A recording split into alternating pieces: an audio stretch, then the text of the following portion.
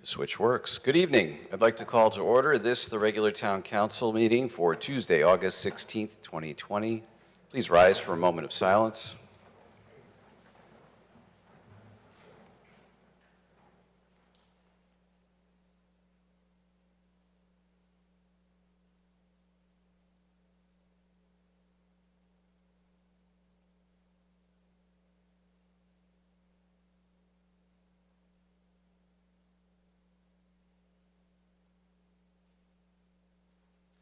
We'll have the Pledge of Allegiance. I pledge allegiance to the flag of the United States of America and to the republic for which it stands, one nation, under God, indivisible, with liberty and justice for all.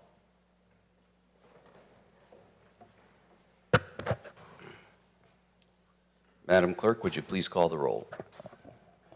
Allenson. Harmony. Here. Fishbein. Here. Laffin. Here. Marone. Here. Tata. Here. Testa. Zandri. Here. Chairman Cervoni.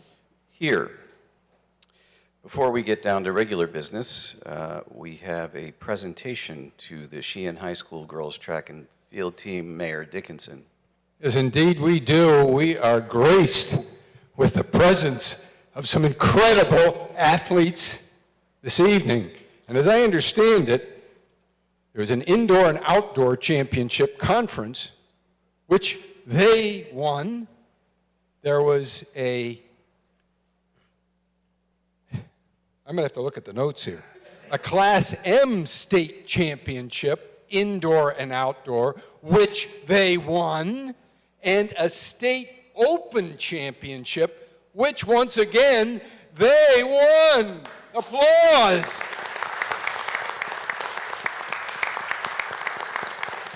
As the esteemed Coach Farley would say, it was a clean sweep. Coach Farley is here with his staff. This is an incredible evening, incredible accomplishments. The ladies' team of Sheehan really has put a mark in history for the school and the town. Coach Farley, would you like to say something? I would, but I'm going to let Coach Nozzle do the indoor stuff first, since he was the indoor coach. All right. Coach? All right, so it was a great season for us. Came in knowing that we had a lot of talent going in.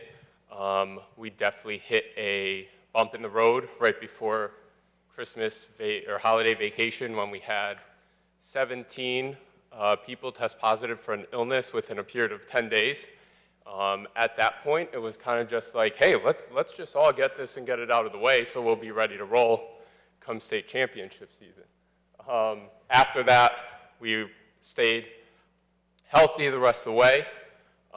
We had something called, that we referred to on the team as a lion mode mentality, where anything we wanted, any goals we have, we were just going to go after them and not wait for good things to happen to us. So we took that into our championship season. We won the SEC East Sectional by a huge amount. Did the same thing at our conference, the Southern Connecticut Conference Championship meet. And then we rolled into states. On paper, I think we were supposed to win by 28 points or something like that. So we were in a different position than we kind of, I guess, wanted to be. I mean, you always want to be the favorite, but we've liked for years just coming after people when we weren't expected to do things. So we showed up. We waited outside for an hour and a half due to some issues that were at the facility, and then we went inside, took care of business, and won our first state title ever for the girls' side during the indoor season. From there, we did well at state opens, and we took some people to nationals. We had Erin Brennan won the emerging elite division of the triple jump, so she's a national champion.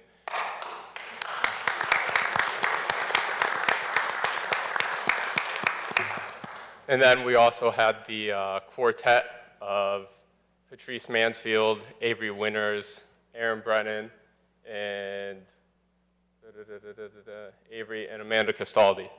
They were fourth in the championship division of the 4x200, so they're all All-Americans.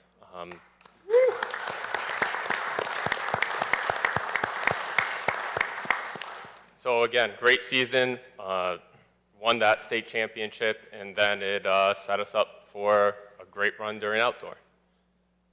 Fantastic. Another year. Oh, just wonderful. Coach Farley. March came around, and we just took the same team, added a few kids, and blew through our dual meets season. Not unexpectedly, considering we had done that also last year. We won our sectional meet last year. We lost in the state championship by 1.5 points, which kind of set us up for this year. And it came down in the state championship to us against the same team we lost to last year. And we had a group of triple jumpers. We were down, I don't know, a couple points, I don't remember. Our triple jumpers led by Aaron Brennan, Savannah, Alman, and Katie Lombino came through, and we won by about 15 or 20 points. We went into the state open. Normally during the state open, we spend so much time working trying to get through Class M that we don't even think about that meet. However, this year we did. We felt that going in, if we scored somewhere in the vicinity of 40 points, we could do that. We scored 43, and we ended up winning the state championship, which is the first time that's ever happened for the town of Wallingford, which we were very pleased to represent both the school and the town in our championship. We'd also had some people go to New England who did very well. Discus throwers, Darla, thank you,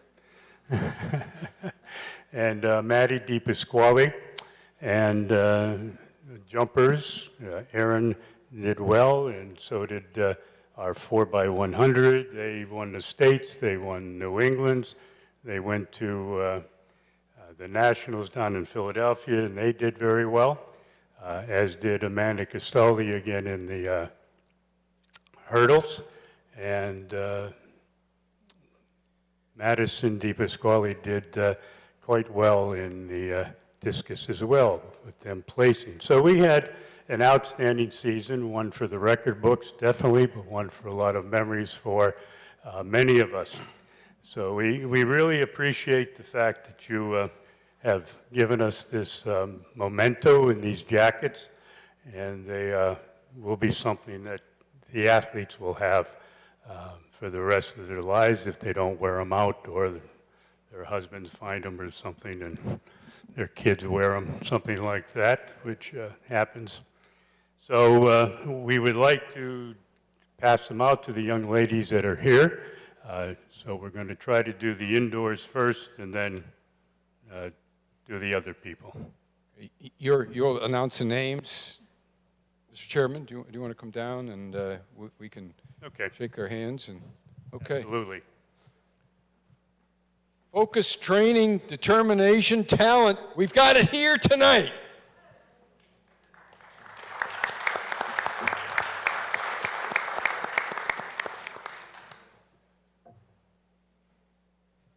After you receive your jacket, if you want to stand up in front here, people can take photos then. So cooperate with that. Share your glory. Aaron Brennan here? Yep.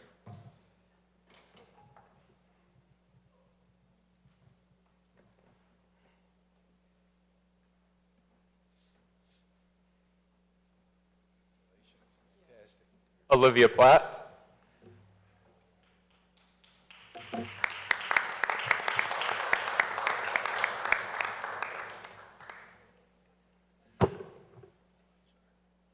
Congratulations, well done. Maya Resin.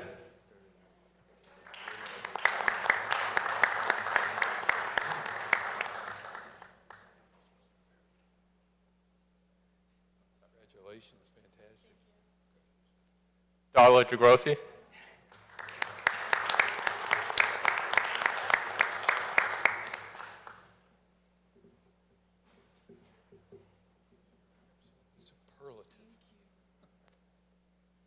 Avery Winters.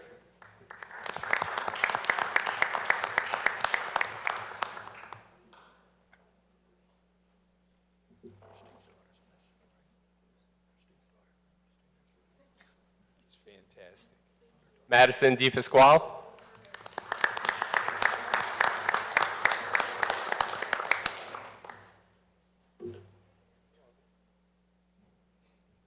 Out of this world. Cameron Jamber.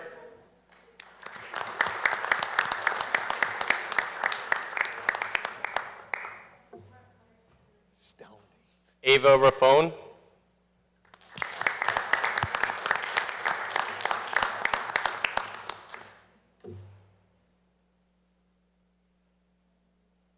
Very proud of you. Maria Fournier.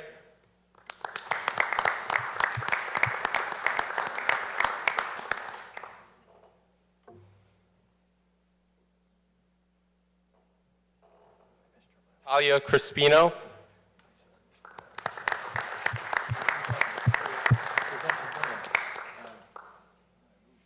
Amanda Castaldi.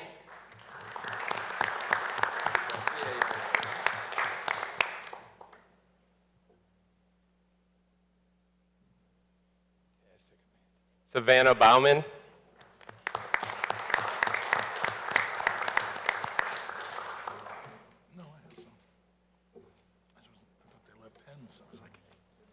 Angelica Catula.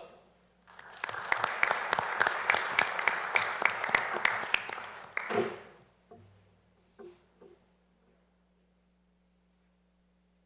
in history.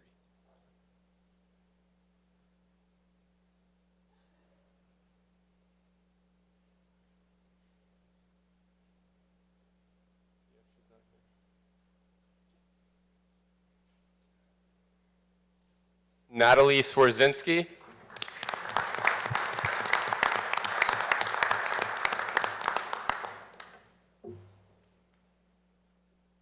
Fantastic.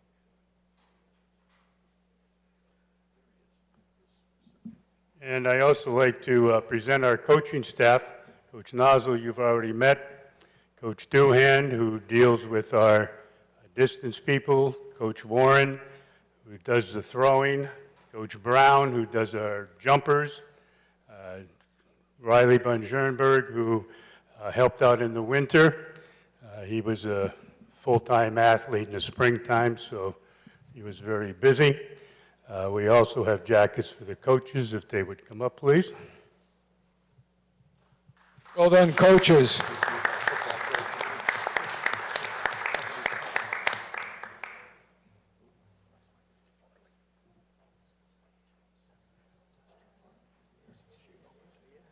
Why don't you come up on the stage and after you get your jacket and well done. Congratulations. Congratulations. Super job. Super job.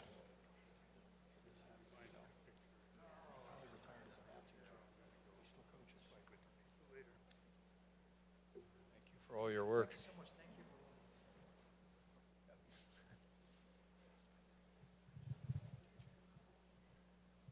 Well done. Fantastic. Here they are. Applause, please. Fantastic.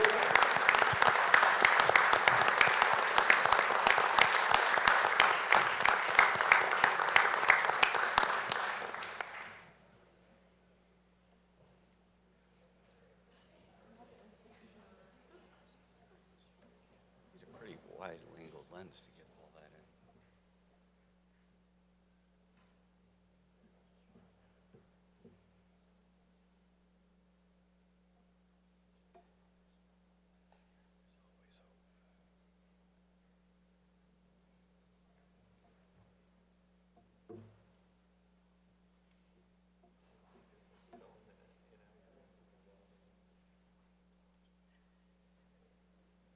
Fantastic. The Sheehan Indoor Outdoor Ready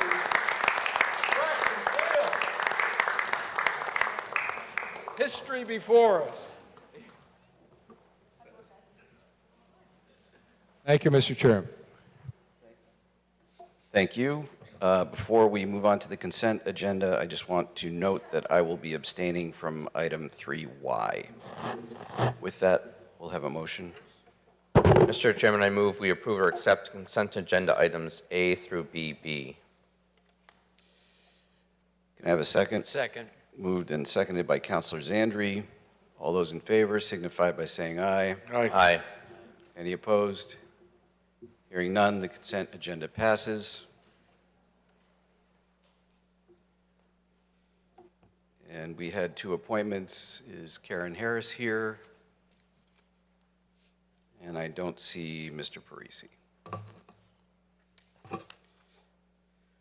All right, item 4, there were no items removed from the consent agenda. On to item 5, the public question and answer period.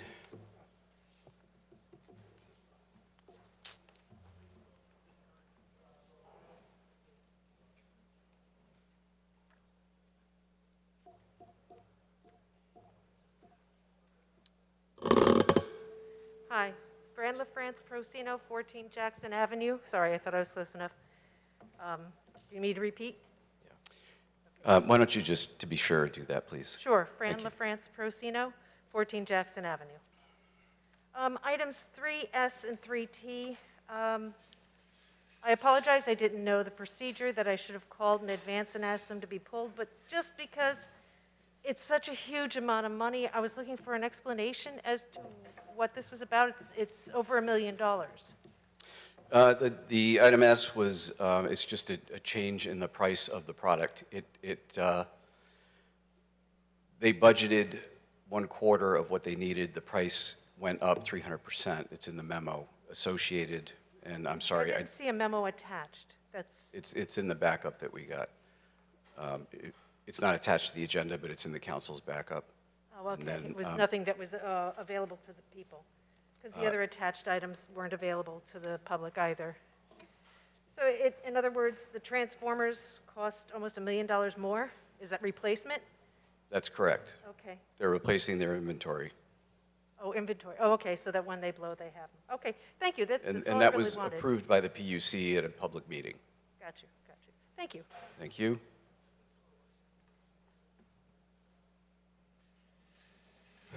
Coming up, is that you, Mr. Stankuna? Your name and address for the record, please. I've got a couple items I'd like to ask a question about and make.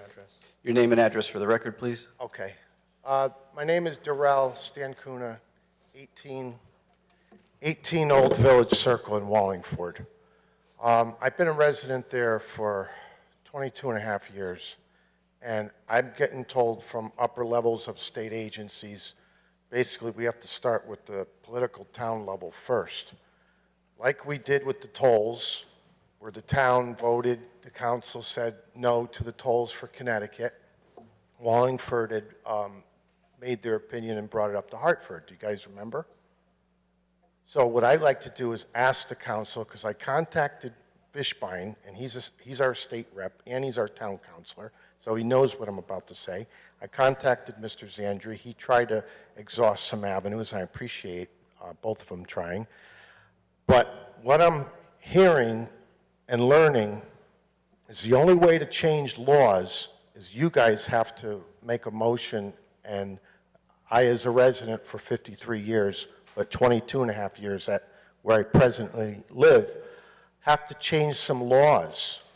For that way homeowners have much better rights. Because what's going on out there is a total disaster, okay? Whether you like somebody or not, if they're obeying the law, just like in town, let's say a cop doesn't like somebody, you can't just, okay, I don't like that person because they exist. I got a guy, a neighbor, because I care, he was getting emailed like fines. He had like $75 worth of fines going on and on. This was on July 4th. Do you know what July 4th is, right? It's a holiday. I told him, listen, you let them know, email them back, which you shouldn't even be on a direct access of control where someone could shoot you an email and fine you. Get off that email thing And number two, tell that person or people, because you don't know who's what, but let them know this is a holiday. This is not another country in there, okay? We need your help from the town. It's not another country. We're tired of, my neighbors, I got people that are scared. We're tired of hearing that you can't do anything, because I'm hearing from the Attorney General's office what I need to do, and it has nothing to do with me hiring an attorney, because I need you guys to make a motion, like the tolls, and change these bylaws where we have much better rights, because this is terrible. It shouldn't be, okay, let this person get provoked, let them keep getting harassed, we don't care, and then, you know, one thing leads to another and whatnot. It's not right. We're still dealing with the post-traumatic, with the pandemic. Nobody should be behaving like that. And I could follow laws. I don't have a criminal record. Okay, I haven't gotten a ticket since 1987 for a traffic violation. So you don't like me, I have nothing that I ever did to you. I don't owe anybody money. So if I don't want to talk to you, I have a right not to talk to you. You shouldn't be, okay, I don't talk to you because I don't want to. And I shouldn't have to explain myself and be badgered and other people I live with. This was 4th of July, and the person was getting emailed fines. He came to my house asking, what do I do? So I got people coming over. I need you guys to make a motion, if you can. So if I'm understanding you correctly, you have an issue with your condo association management?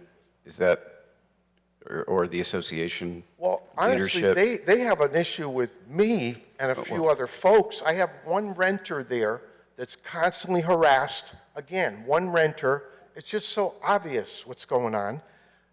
The person has all these fines, and if you look around, you see about 15 people violating these fake, what you're doing violations, okay? I could point out like a lot of infractions of residents that are, you know, not whatever you want to call it. And I'm not doing that. I'm just saying for biased reasons, this person's a renter. They have no rights, and they're being told they have no rights. And that's a way to move people out. And the council has jurisdiction over ordinances. We adopt ordinances, we modify them. To the best of my knowledge, condo associations are not governed by ordinances at all. Our ordinances do not address condominium associations. Connecticut has the Common Interest Community Ownership Act, which is a series of state statutes, and then your regulation occurs at your association level. So, I mean, those are your. We really can't do anything to directly affect your problem, one way or the other. So basically, if a criminal act happens in there, we could tell the police to leave. Well, no, that's. So I don't understand what. No, if there's a criminal act that's occurring, the police have jurisdiction. That's a different issue. And I'm not saying I don't agree. I'm saying a fire truck has to go in there. They can't just say, okay, you can't have a fire truck. There's got to be better laws, is what I'm saying, because this is ridiculous. I've been there 22 and a half years. Yes, there's been bumps in the road, and not bad, but these new bylaws just changed 11 months ago. They fired Lachlan Fitzgerald, which, you know, they were wonderful. And they hired this new guy that just, oh, I heard about you, and you can't do that. Go by facts. You know what I'm saying? It certainly sounds unpleasant. So it's very unpleasant, Mr. Simone. Yeah, and I'm sorry you're going through that. If I could just ask you to pause for a moment. You're well over time, and I just want to see if anybody else wants to speak during the public. Okay, we have at least one other speaker. If I could come back. If you could come back. Yeah, sure. on a different subject. But if you guys could poke around, you guys are very intelligent people and degrees and all that. Please help us somehow, because this is bad out there. I got people coming to my house begging me to please help. Thank you. You, sir, name and address for the record, please.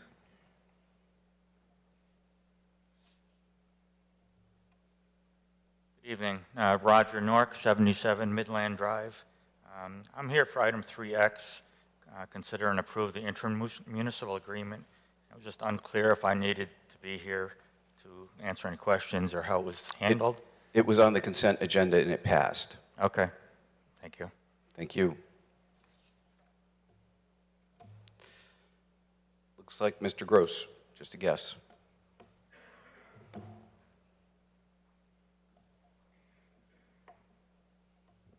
Bob Gross, Long Hill Road. Through the chair to the mayor, a couple council meetings ago, we talked about, or asked about the Connecticut Partnership 2.0, which is health insurance for town employees, to see what the costs were based on what you have for health insurance in the town here. Are you going to look into that at all?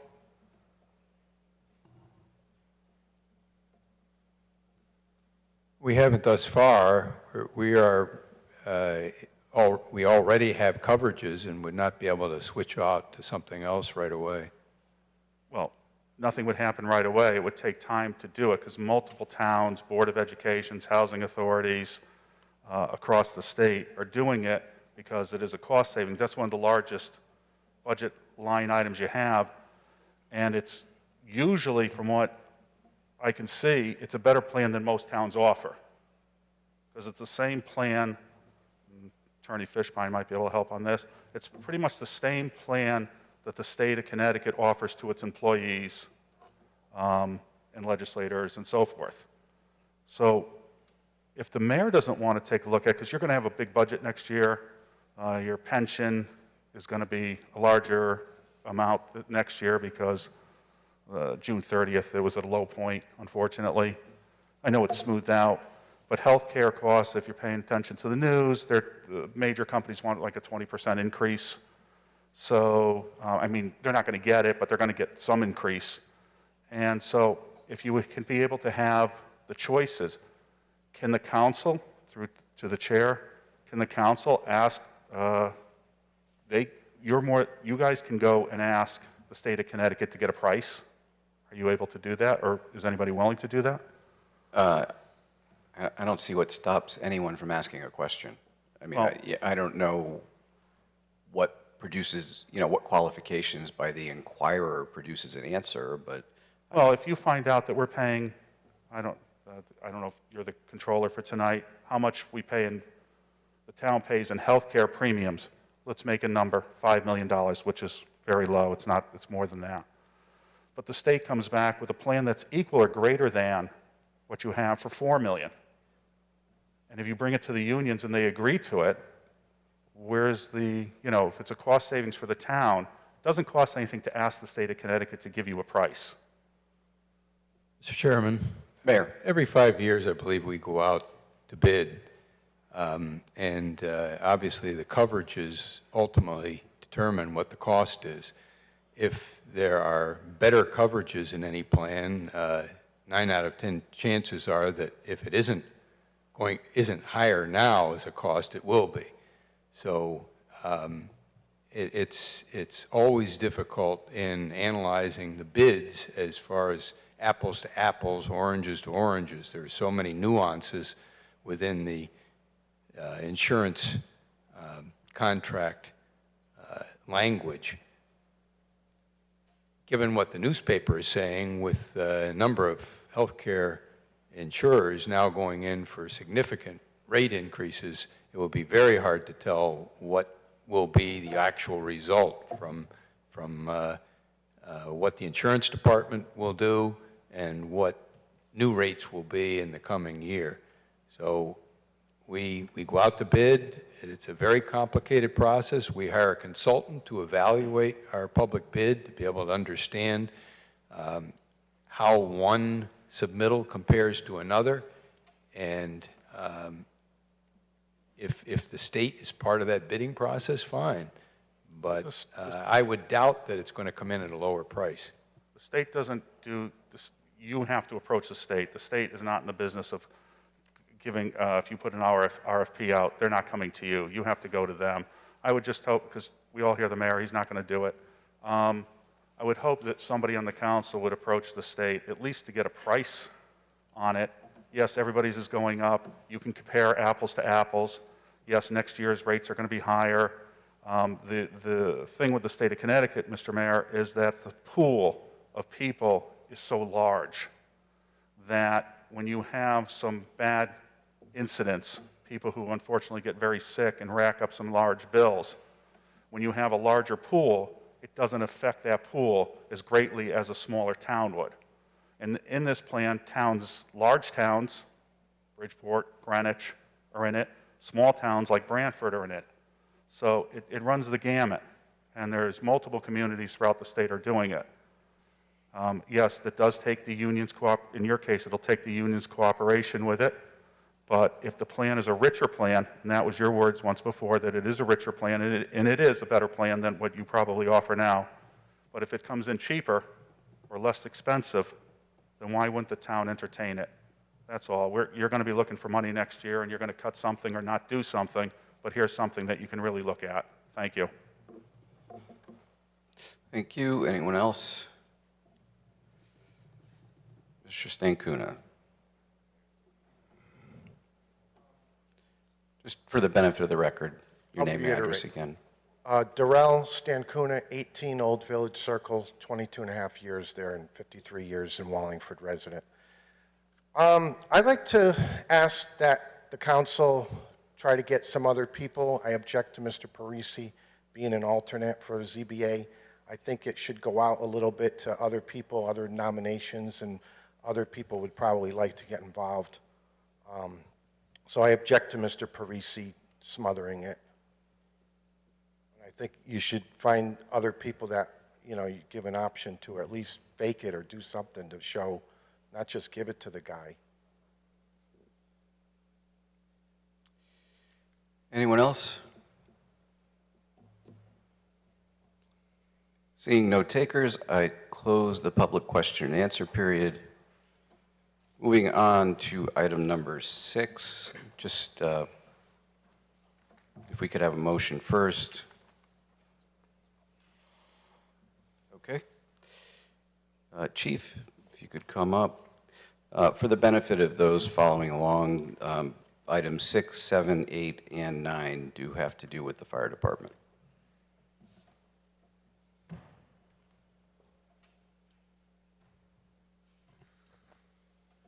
Good evening, Mr. Chairman. Good evening, councilors. Good evening. Good evening.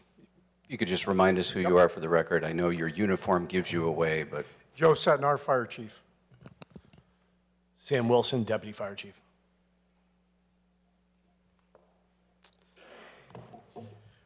Item number 6, we're requesting a transfer for $2,537 from our general operating budget to go into our ambulance billing, which is purchasing of services.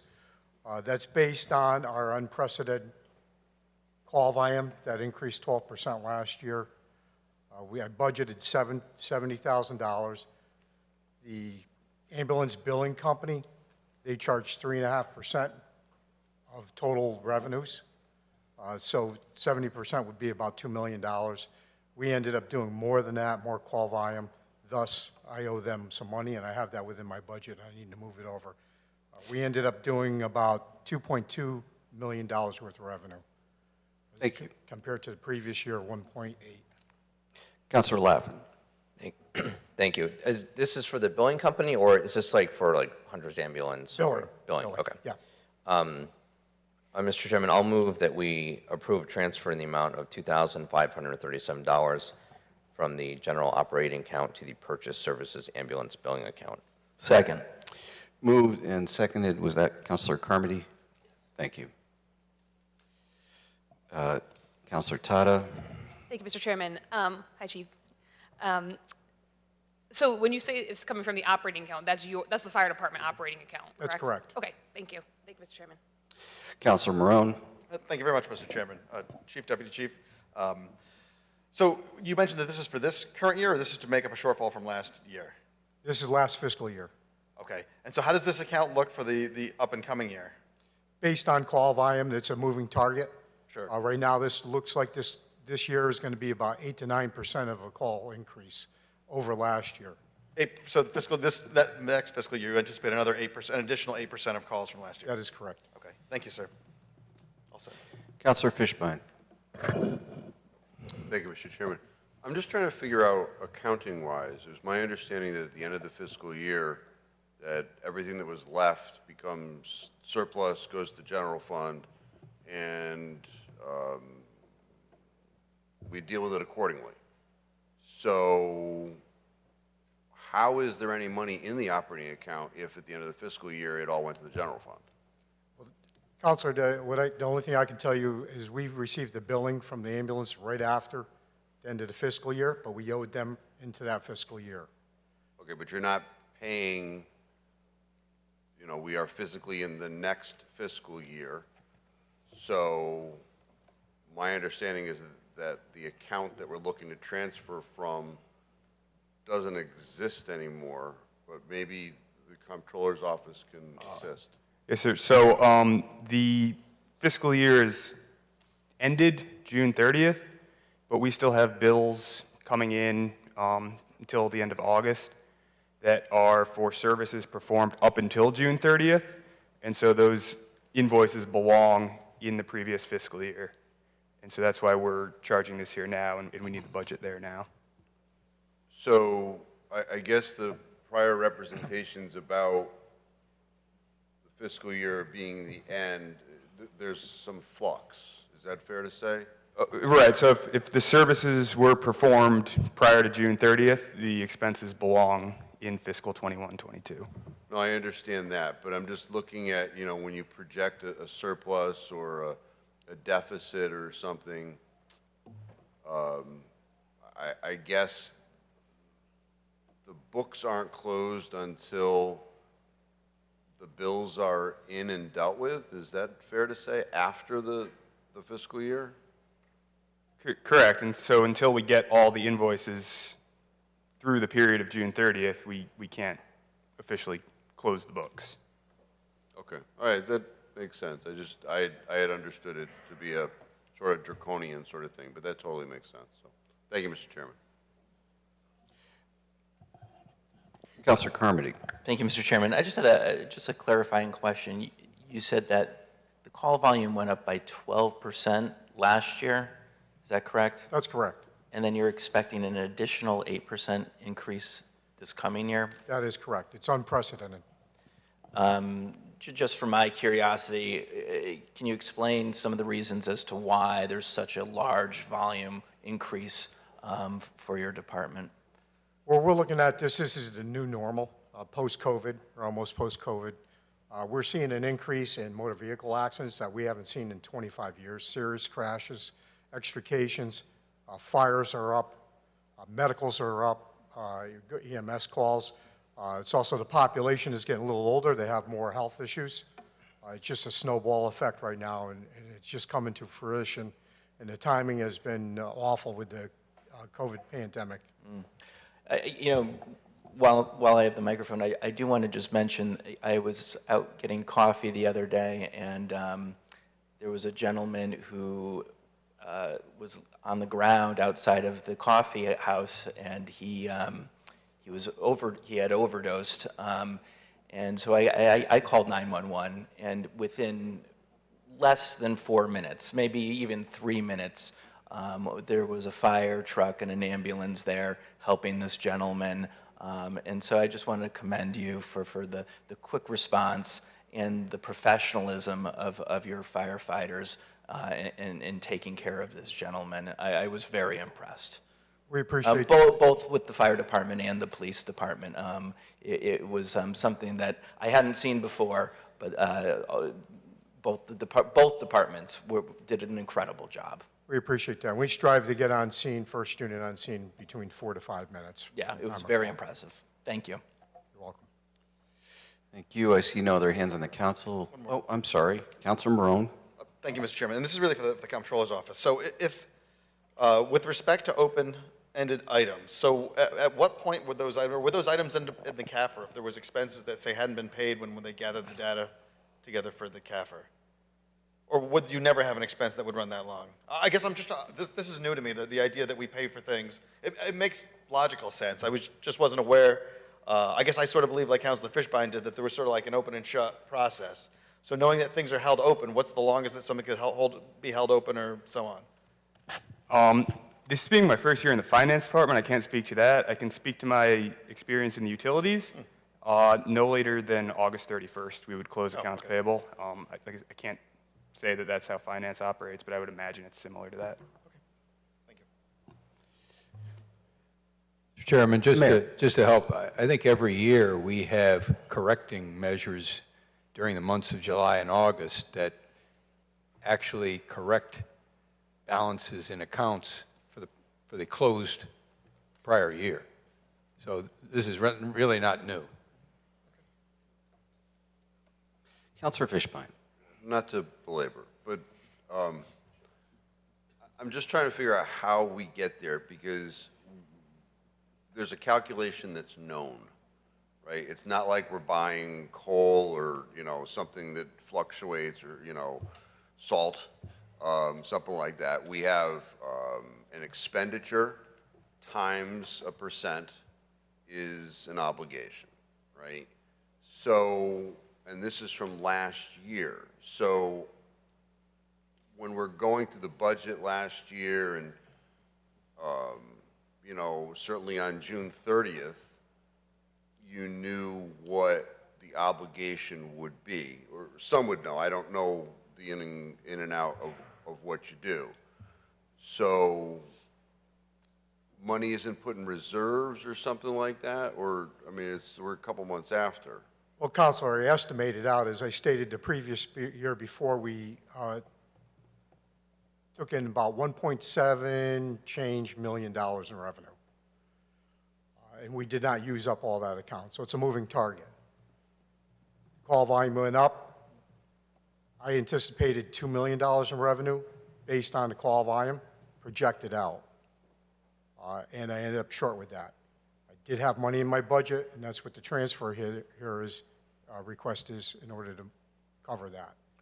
I recognize that, but on June 30th, you knew that the call volume had gone up, Right. and therefore we probably had under budgeted for the year, and I respect that. But we waited for the bill. And that's just what I'm looking And I had this on the agenda for July. Okay. Yeah. Okay, cool. Yeah. Makes perfect sense. Okay, I was ill and was unable to make it, and the chair pulled it off. This was a consent item on the July agenda. It was removed from consent by Counselor Morone, so it was put on as a live item for this agenda. Because they weren't available? Yes. Okay. Makes sense. Okay. Thank you, Mr. Chairman. Any members of the public have questions? There being none, Madam Clerk, would you please call the roll? Carmody? Yes. Fishbein? Yes. Laffin? Yes. Marone? Yes. Tata? Yes. Testa? Yes. Zandri? Yes. Chairman Cervoni. Yes, the motion passes.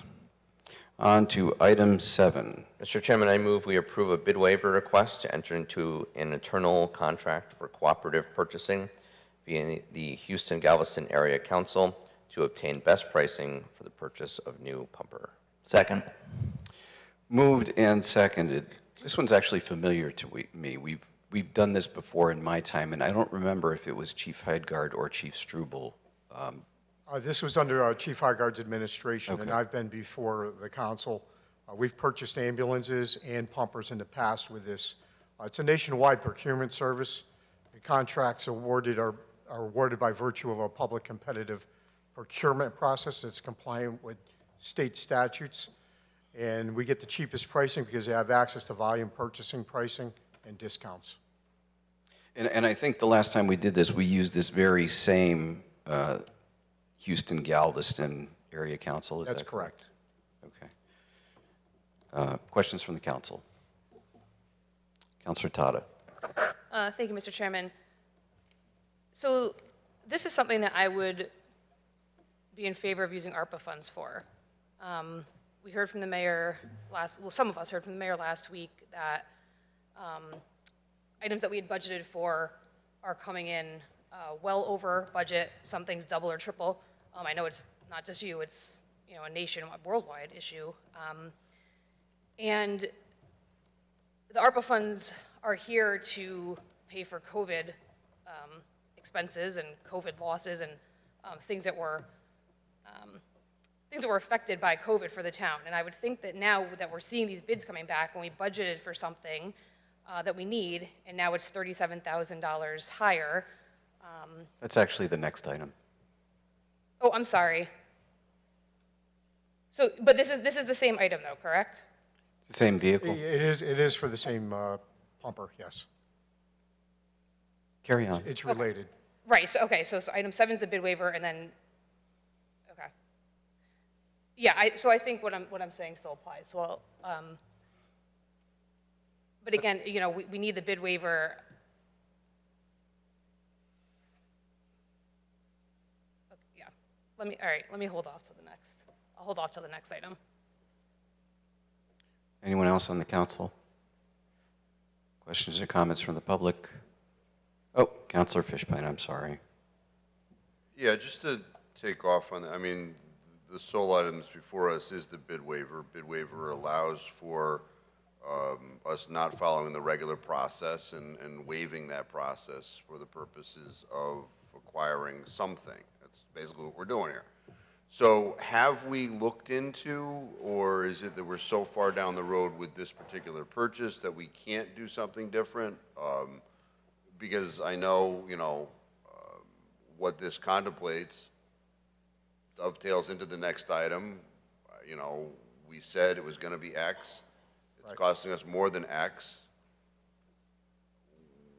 Why is a bid waiver appropriate here? I can give you a little background. I know that they will give the best pricing, but I did 2-year capital funding, and in the last year for pumpers, the increase has been 33%.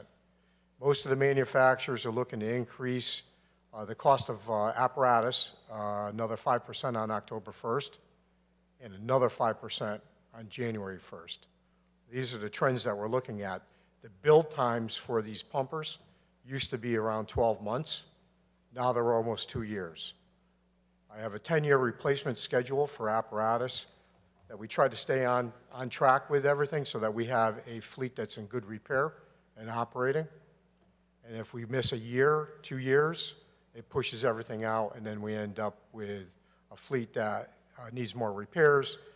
We're dealing with our counterparts. I have a city that's right near us. They have a ladder truck out of service, can't get parts. We get into a situation where our fleet's not able to operate effectively. And like I said, the cost of the pumpers have been increasing exponentially. So I know that, I think it was a couple years ago, I think we got an ambulance through the same process. That's correct. 2021. And what has been our experience with that particular piece of machinery using this process? Very good. Okay. Very good. We've been satisfied with the process and with the apparatus and the vehicles that we've been getting. Okay. All right. Thank you. Thank you, Mr. Chairman. Am I correct to think that you actually did shop this particular pumper and see what was available, other means of buying it? And that is correct. We went around and we got proposals from other manufacturers based on how much money we had, and it had a 2-year funding, capital funding with this.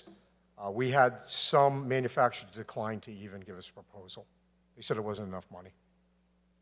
okay. Any questions from the public? There being none, Madam Clerk, please call the roll. Carmody? Yes. Fishbein? Yes. Laffin? Yes. Marone? Yes. Tata? Yes. Testa? Yes. Zandri? Yes. Chairman Cervoni? Yes. Motion passes. On to item 8. Mr. Chairman, I move we approve an appropriation of funds in the amount of $37,457 from surplus CRRA to pumper truck accounts. Second. Moved and seconded. And this is, we've got the price, and despite the fact that we've got 2 years of budgeting for it, you are $37,000 short. That is correct. And if I waited for another year to put into a capital account, that $30,000 or $50,000, $7,000, $457.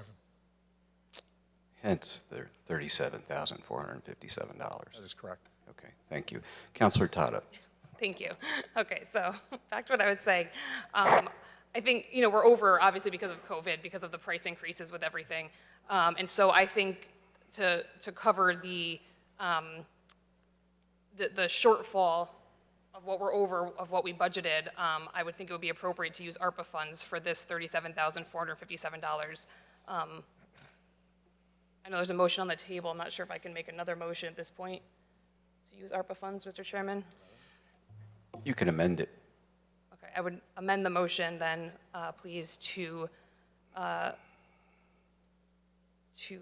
see. So instead of from the appropriate- surplus CRRA funds? Yes, Yeah. so to appropriate funds in the amount of $37,457 from ARPA funds to pumper truck. Second. There is a second on the amendment. Discussion on the amendment. Counselor Fishbein, Counselor Testa. Oh, I'm sorry. I'm out of my order. So Counselor Laffin first. Yep. It makes sense, except we've already allocated in all these buckets. We don't have any money left, because we put money in the pool account. So are we going to take it from the, is that the ARPA account we're going to take it from? There's so much money left. Well, but we've set aside the money for the nonprofits and businesses. So unless we're not going to give it to the nonprofits and businesses, the remaining account that we've talked about is the pool account. So I'm just curious where exactly. So I was going to wait because I was going to ask for balances, but I'm pretty sure there's an allotment that's left over. It's small, but I don't know if it's all used. I guess I would. That was going to be my ask of So that's my question too, is how much is actually not allotted? I know it's we kind of created gray areas when we were throwing numbers around in percentages, but that's all. So yeah, and I'm not sure that you know or you're prepared right now to have that answer, but. Yeah, sorry, I am not prepared to give you an answer on that today. Okay, thanks. Counselor Zandri, are you all set? Well, I was further in the order. I think you had other people in front of me. No, actually, you were next. Okay, I was next, okay. So I had two questions based on the original motion and then this one. So I think one we can't answer, but I would like to get that number because I know that there is, and I'd have to look back at my notes. I might even have it in my notes. I remember the original allocations were 25% to nonprofits, 25% to businesses, and then we had $5 million that we moved over for the pool. So, and then there was already some that was budget-centric, that we got put in from the budget. But with all those numbers, there was a small amount that was left over because the original motion at budget time was to move, I want to say it was $6 million in to the pool, and we couldn't do that because that overran it. So there is some number in there that we've got to look at because we did the same thing when we had gotten to the point of the budget override, for the veto override, because we had increased what the mayor had asked, and then that got put back down because the veto stayed. So that would be one ask, would be to find out what those numbers are. I still think that if we want to make that decision tonight, we could still choose to support the money coming out of the ARPA funds, and if we have to shim, we could shim from the large bucket if there was nothing left from the community pool side, if we needed to. It would be a small margin amount, but based on that, my ask would be, presently, what is the balance of the CRRA funds without considering this transfer? If we started with $137,000 and we were going to use the CRRA $37,000, it would leave $100,000. What would be left right now in CRRA? Yeah, I'll have to get back to you when Mr. Senna returns to the office. I don't have that answer for you tonight. Okay, so then I guess my concern would be, I don't know that I can vote for either one of these without knowing those numbers. I don't want to delay this, and I want to ask too, you had indicated that there is a potential for a 5% increase in the near term and then possibly another one at the beginning of the year on the price of this equipment? That's correct, Counselor. Actually, time is of the essence with this. They'll hold the price for 30 days. Then as of October 1st, there'll be another 5% increase. So we're talking $70,000 and change if we wait. So I don't want us up here, I'm going to ask my colleagues for some consideration. I would rather use the ARPA funding because, again, this is literally textbook impact from supply chain issues due to ARPA. And we could use CRRA down the road for anything. ARPA funding is a little bit more marginalized, but I don't want us up here to combat getting this done. And I'm going to suggest that whichever way we be amenable to get this finished. Just my thoughts on that. I would like those balances maybe for the next meeting. I think it's important that we up here understand those balances as best as possible. Thank you, Mr. Chairman. Councilor Fishbein.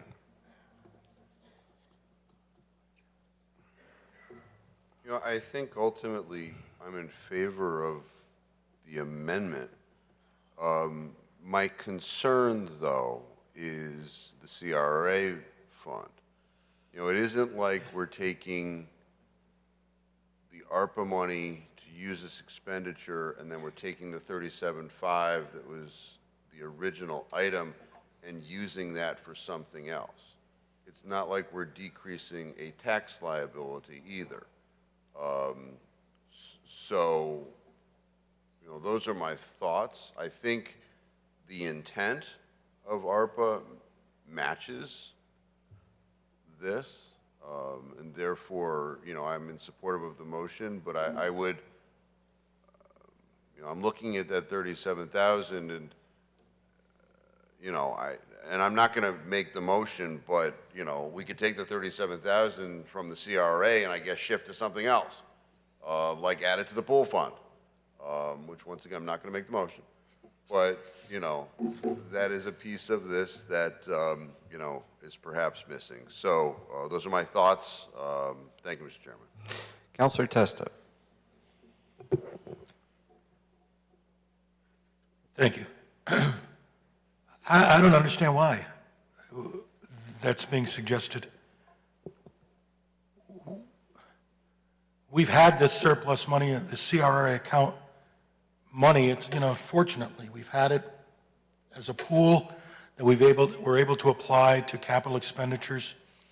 It's there for just this reason.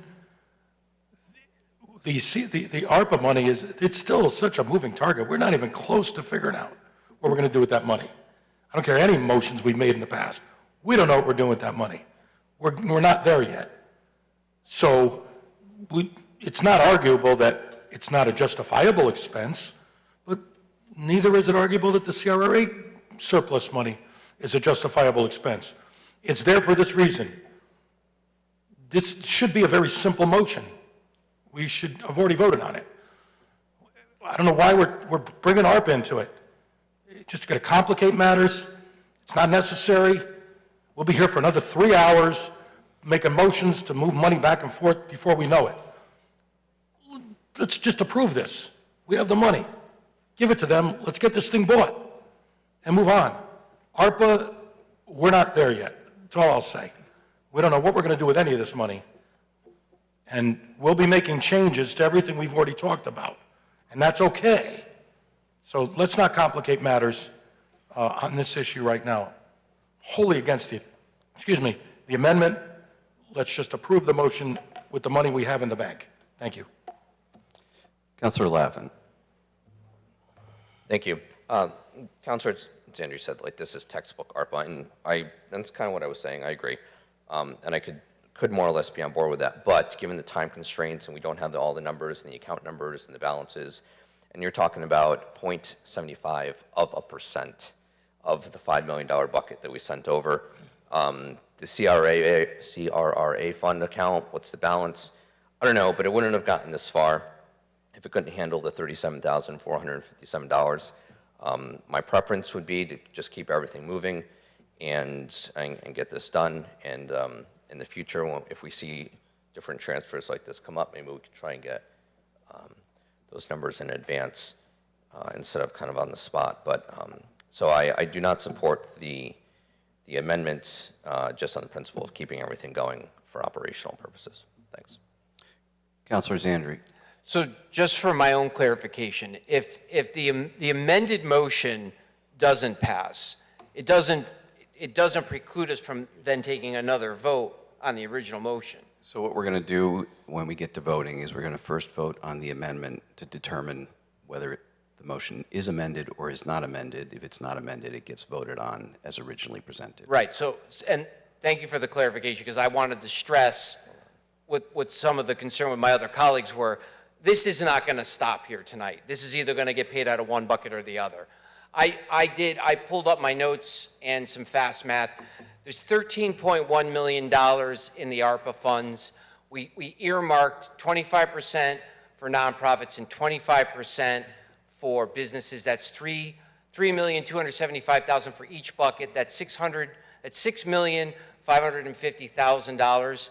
The $5 million for the pool makes that $11,550. The only number I'm fuzzy on right now was what we actually injected into the budget, which I believe was $550,000. I don't remember exactly. That would leave basically $1 million. If I'm wrong, then that $1 million is off. The end amount without the amount that we threw into the budget was $1.5 million, and I believe we put $550, so it would be basically about $1 million. So we can afford to do this either which way. So let's, again, I just want to stress my original statement where, yeah, I would much rather use the ARPA funding for this, only because the CRA funding we can use for anything, but I don't want us up here making a decision so hard and fast one way or the other that it stops this thing. If you can't support one, support the other, but let's get this done tonight. Thank you, Mr. Chairman. Councilor Carmody. I just want to echo much of what was already said here. I do commend Councilor Tata for bringing up the idea of using the ARPA funds. I think that we should be using ARPA funds for community projects and infrastructure in town. But time is of the essence here, and we know that the money is there in the CRRA fund, and so I think we should move forward and use the CRRA fund and pass this as is. Thank you. Councilor Marone. Thank you very much, Mr. Chairman. And Councilor Tad, I agree 100% with the spirit of your motion, because this is clearly an ARPA-eligible expense. I guess my only other concern is that this is something that was budgeted for, planned for prior to the pandemic, because this is obviously part of the 10-year plan. So, I mean, part of it's a COVID expense, but the larger part of it was sort of a normal, town expense. Chief, what would the next major piece of apparatus that you'd be looking to purchase after this be?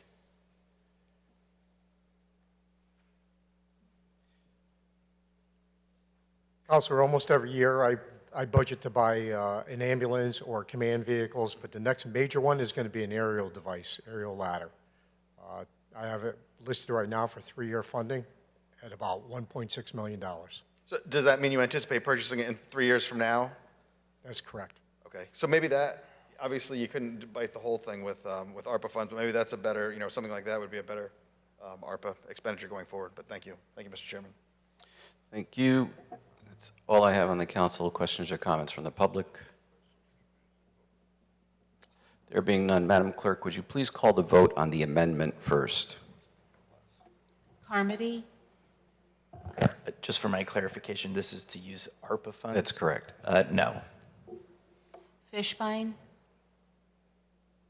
Yes. Laffin, No. Marone, Yes. Tata, Yes. Testa, No. Zandri, Yes. Chairman Cervoni. No, the amendment fails. Madam Clerk, please call the roll on the motion. Carmody, Yes. Fishbein, Yes. Laffin, Yes. Marone, Yes. Tata, Yes. Testa, Yes. Zandri, Yes. Chairman Cervoni. Yes, the motion passes. Please buy your truck. Thank you for your consideration and your time. Thank you. On to item 9. Councilor Marone, your item. Thank you very much, Mr. Chairman. So this had come on the agenda once before, and I believe I pulled it off. So I sat down with the mayor to discuss some of what my, as you know, there was a shortfall in the fire department budget, I believe was it a 19 or 20, in the salary line. They made some changes to the department, as a result of some changes in the department.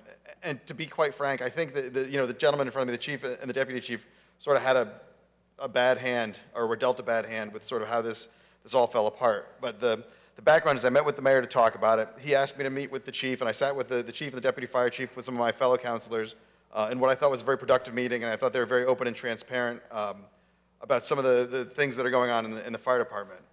I still have some of the concerns that I had at the beginning with regard to some of the staffing concerns and sort of the budgetary concerns going forward. We know that, I know that these are data-driven guys. So I'm looking for anything that gives me more data into how the fire department's being operated and sort of planning for the future. We know with COVID the cost trends are escalating. We know we don't really have a handle on what the call volume is. I don't want to get into all the items I have concerns about, but I have concerns about a number of items that I don't believe as a part-time legislator I'm the best person equipped to sort of make determinations as to what I think should or shouldn't take place in their department.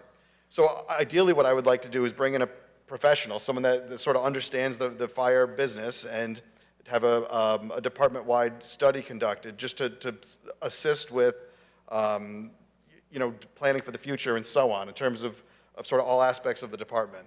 I very much appreciate the time you spent to explain things to me behind closed doors. If you've worked with me for a while up here, you know I'm not a big fan of closed doors. To me, my job as a legislator is sort of to keep it in the open. You know how the mayor and the chief run the department is, part of the executive branch and their purview, right? We got a letter not that long ago about some conversations that may have taken place between some council people and some members of the fire department, which I think is unfortunate, but I sort of agree with the tone of the letter in that, I can bring my concerns to the mayor or the chief to a lesser extent, but I can't really delve into sort of what any issues are, in the department, because it's really none of my business as a part-time legislator. So what I'd like to do is have, a professional take a look at it, look at the department and sort of help us to plan for the future. So I'd like to make a motion that we create an RFP to hire an outside consultant to do a review of the fire service. Second. Moved and seconded. I guess my question is, presuming the motion passes, where do we go from here? Who do we sit down with to draft the RFP? What's next? Yeah, so that's a good question. I guess my thought was perhaps the subcommittee of the council work with the chief and the. Don't make faces at me, Vinny. I'm smiling. Perhaps sit down with the chief of the mayor's office, perhaps to put that together. Or we hire someone to assist us with the RFP. Okay. Councilor Testa?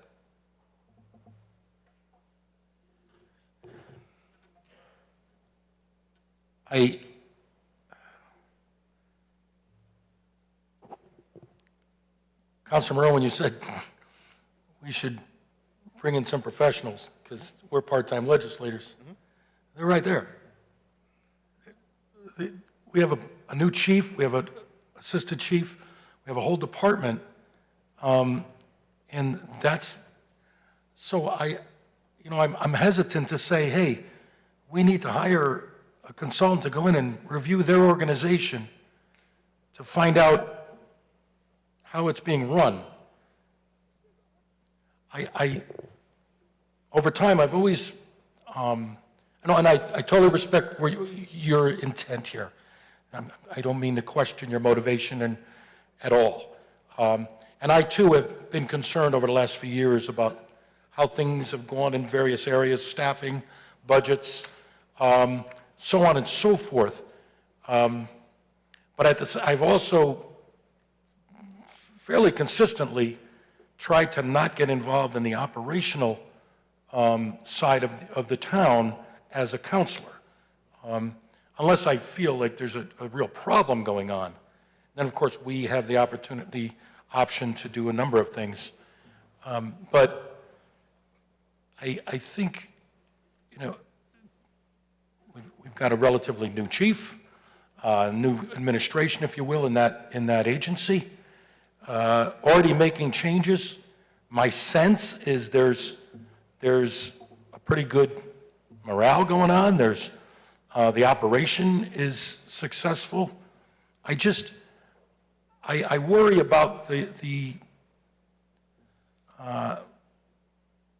message it sends to the operation as a whole and the people we have our trust in to run it when we say we want to send in someone to, make sure you're doing all right.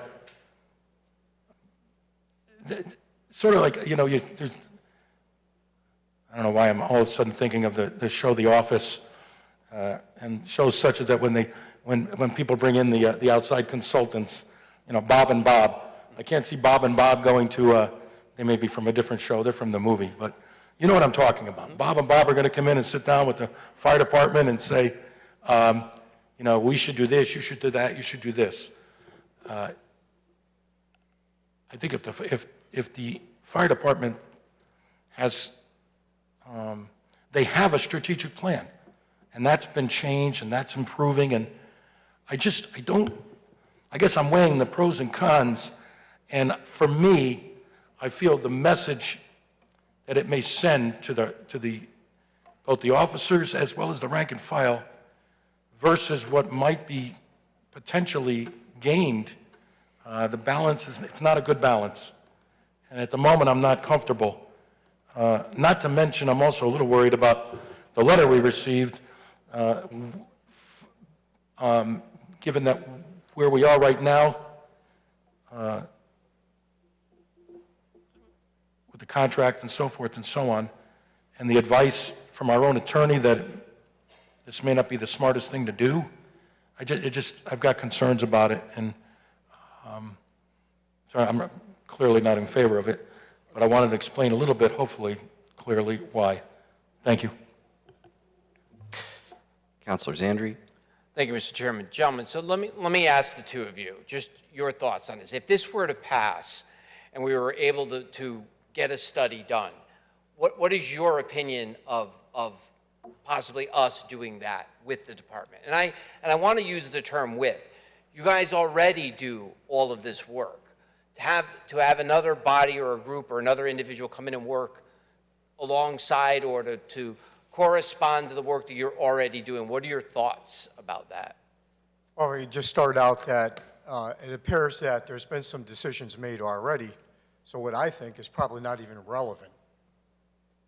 Because nothing's been shared with me of what the issues are at hand. Councilor Morone has stated that there was a shortfall 2 years ago, 2019, it's 2022.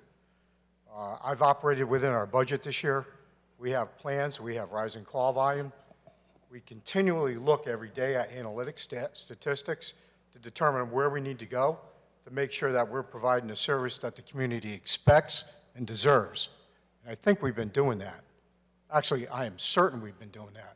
We have not had any complaints about service delivery. The only thing I hear about is 2019, there was a projected budget shortfall with a new staffing model that was implemented with no historical data. So the previous administration went ahead and did that, and to their credit, and at the end of the day, I believe that we were $159,000 short that we had to borrow from the town. So the perception's out there, and then the moving target. So we are your fire administrators. We have sat with you. We have shared information.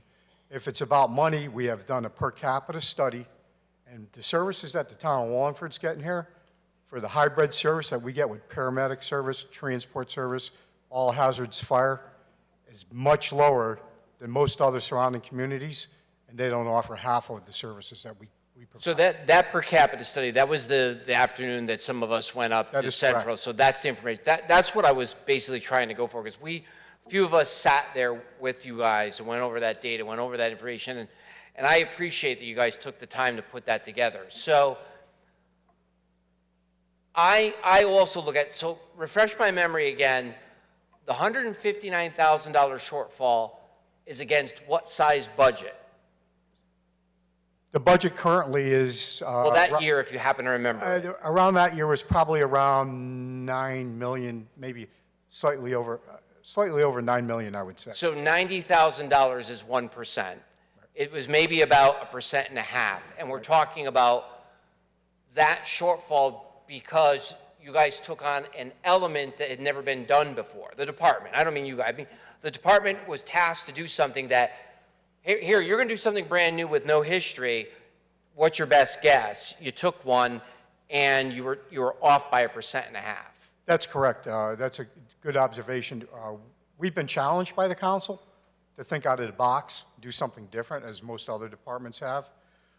Chief Highgard at that time accepted that challenge, and it was a big change in the way we did our response model and staffing model.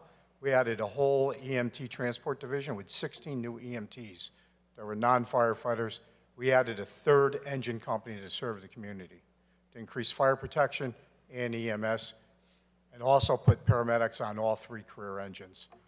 So you're correct, with that shortfall, it was projected possibly to be a little bit higher, but it actually ended up being $159,000 that we had to borrow from the town. So if I was gonna do an elevator ask of this, if we did this, would it be a plus or a minus, in your opinion, an RFP to do this? A minus. A minus. Do you concur? Yes. Okay. Thank you for your thoughts. I appreciate it. Thank you, Mr. Chairman. Sure. Councilor Tata? Thank you, Mr. Chairman. Just for clarification, Councilor Marone, when your motion, are you referring to Chapter 3, Section 10 of the Charter under investigation? Because I'm only asking because that would change the vote to 3 members as opposed to 5 affirmative.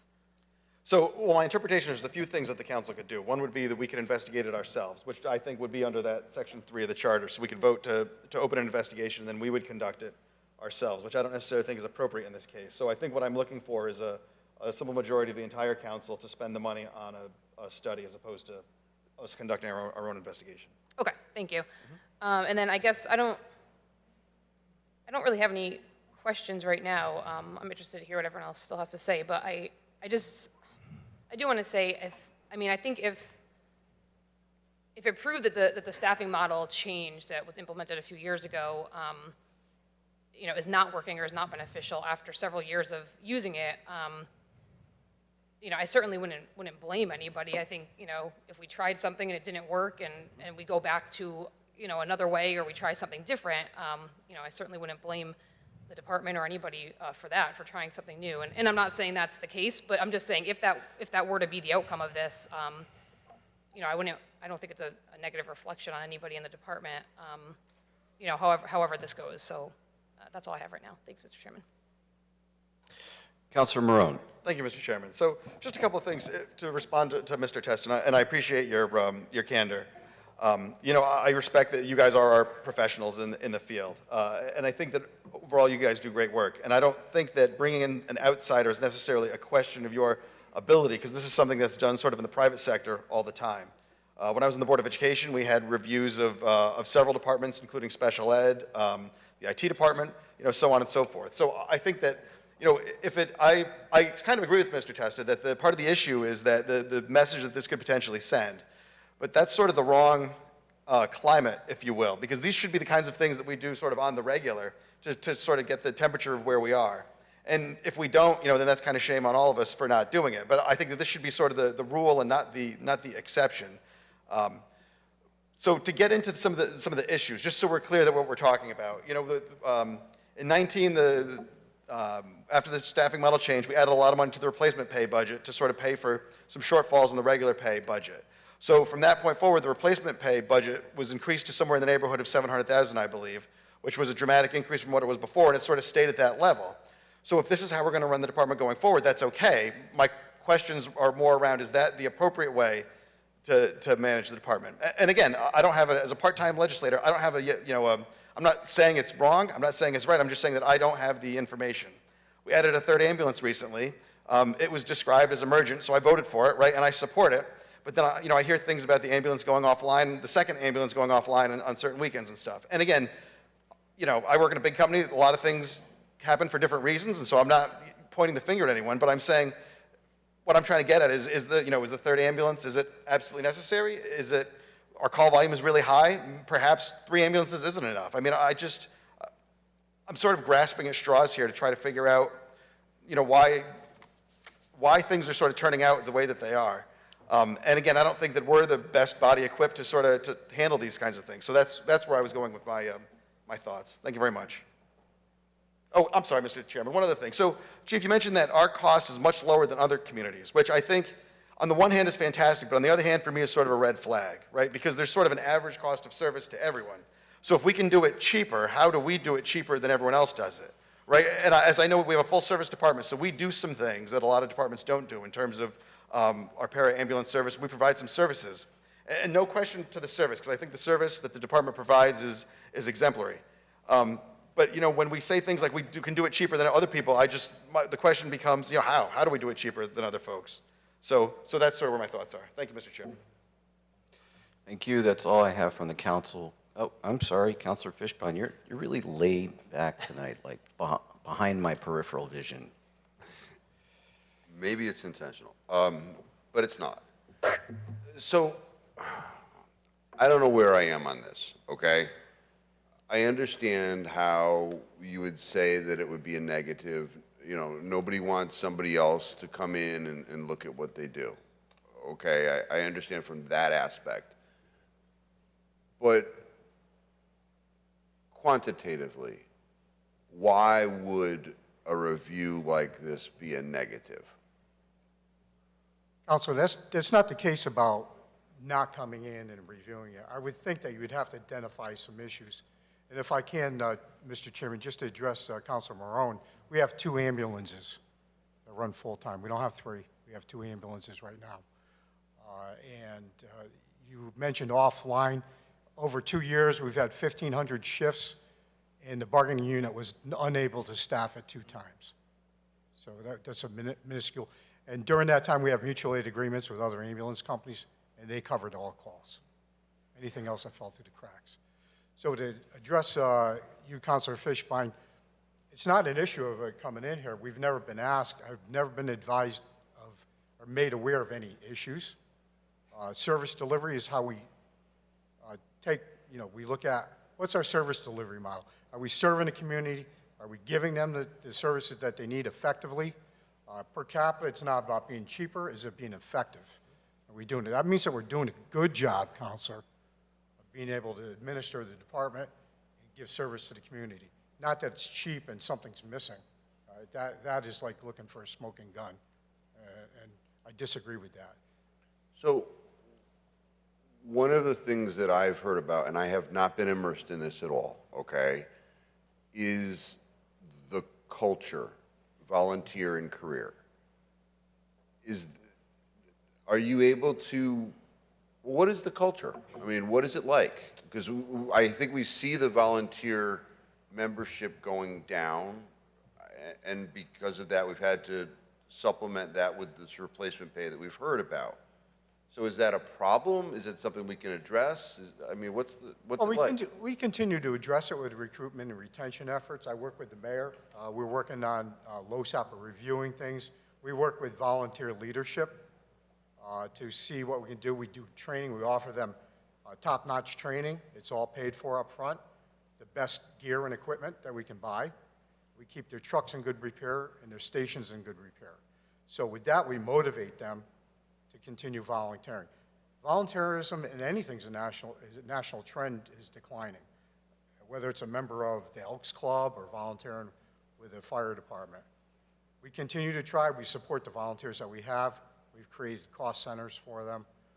We buy them new PPE when it's warranted. So I think we have a good relationship. We're doing what we can to support them, and they are effective, especially today. We had a fire today. We went 5 calls deep. They were able to staff up and respond to some medicals. Are we requiring them to get certification before being a volunteer, or how does that work? 'Cause that's one of the things I've heard about. Yes, I mean, in order to respond to emergencies, you have to have a certification. Otherwise, you'd be operating negligent. You know, if you want to go to medical calls, you'd have to have a medical certification. So are we, you know, if I want to be a volunteer firefighter, do I have to go get my training, pay for the training, then come to you, here's my certificate, sign me up? Is that how it works? No, we pay for it. Actually, I'll let Chief Wilson speak to that. That's his wheelhouse. Sure. So we recently changed that. The mayor provided a cost center for recruitment, retention, and training of all new volunteers. Now a volunteer applies, we do the background check, the physical, and then as soon as they're done with that, they're free to start volunteering. We cut them loose to the leadership of the volunteer departments, and then the volunteer officers find them a class, a pathway, if you will, of what they would like to do, and then we paid for that up front. So Fire 1, our EMR typically, or maybe even an EMT. But we paid for that right up front to kind of get them in the door to incentivize them to start volunteering, keep volunteering. You say that recently changed. Probably the last, it started last fiscal, and now it's carrying into this fiscal. Okay. All right, thank you. Thank you, gentlemen. Councilor Carmody. Thank you, Mr. Chairman. As you both know, I had the opportunity to join some of my counselors to meet with you not long ago. And during that meeting, you provided us with real in-depth analytics and data showing that our fire department not only is on par, but outperforms similar-sized towns in many different facets, response time, cost, and a variety of other criteria. And so I was very impressed by that.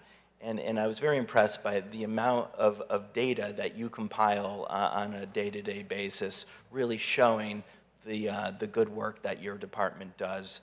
I did want to just ask about the issue back in 2019.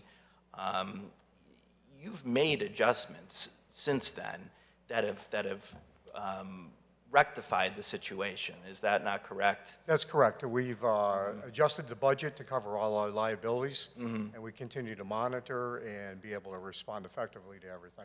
We've operated within our budget. Okay.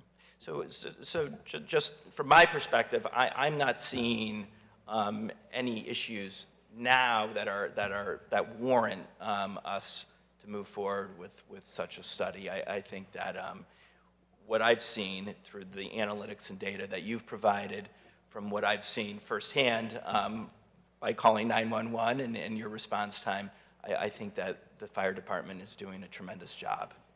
I appreciate it. And I could speak to a strategic plan. I said a 5-year strategic plan last year. That is a blueprint for the next 5 years. It gives insight into what changes and adaptations that we have to make in order to address any call volumes or service issues that we have going on, and plans for the future. It's built. It continually evolves. If call volume dropped suddenly for some odd reason by 10%, then we'd have to reassess. But that's why we pour over daily. We are looking at analytics and statistics to determine what do we need to deliver the service to the community that they expect. Thank you. Councilor Tata. Thank you, Mr. Chairman. I guess I just want to say after the discussion now, I'm still not really sure how I feel about this. I mean, I came into this thinking I was all for it because I think it can't hurt to have, somebody come in and say, yeah, they're doing a great job, or, here's some areas maybe we can improve. But I also, I don't want to come across as not having trust in the department, or, I think I've told both of you, about a year or so ago, when a family member had a medical emergency, and your department was phenomenal. It's the first time we've ever, had to call, luckily. And so I certainly don't want to do anything that would affect the service, and I think we all agree that the service is good. And so then I wonder, well, is that the barometer then? If the service is good, then maybe everything's okay. But there are other issues that have been brought to some of our attention, and I think based on the memo we received last week, I don't think I should be discussing that now. But I know some other counselors said they didn't know of any issues, and I think some of us have some concerns about other issues. Again, I'm not sure how to address them without doing this, and maybe they're not true, and maybe they are, but yeah, I just wanted to express that's kind of the predicament I'm in right now, so I'm not really sure how I'm going to vote on this, but that's just kind of where I stand right now. Thank you. Questions or comments from the public? Mr. Mira. Joe Mira, 21 Pequot Road, Wallingford, Connecticut. Beautiful town, filled with beautiful people. I really don't know how your department runs. I was a volunteer for maybe 3 weeks, went to one fire, and it was beyond me, and I said, God bless you. You have to do it without me. But I do want to speak to two topics that were mentioned, coming from the business world and some taste of volunteer that I do occasionally. Volunteers today are really hard to come by. I don't care what field you're in. And that's basically two reasons. I think for you, the main reason is generational. The younger people, for some reason, aren't as familiar with volunteering as others. And I would think in your field, with the demographics of our population, for where the people are coming from. Most of the people moving into town are from the city. Again, I'm familiar with that. We're not used to volunteer firemen. So, I mean, that could be a problem. As for the lowest bidder, well, when the town puts out a bid to contractors, we look for the lowest bidder.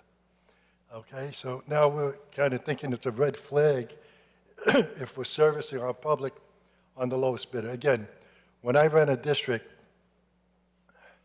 in the business world, if you had a team of professionals supervised by competent professional administrators, you're going to bring in quality service at the lowest price.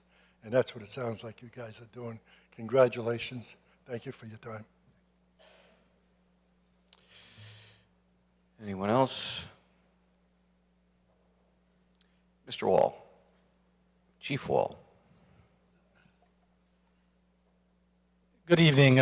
Tim Wall, Volunteer Fire Chief, North Farms, 864 North Farms Road.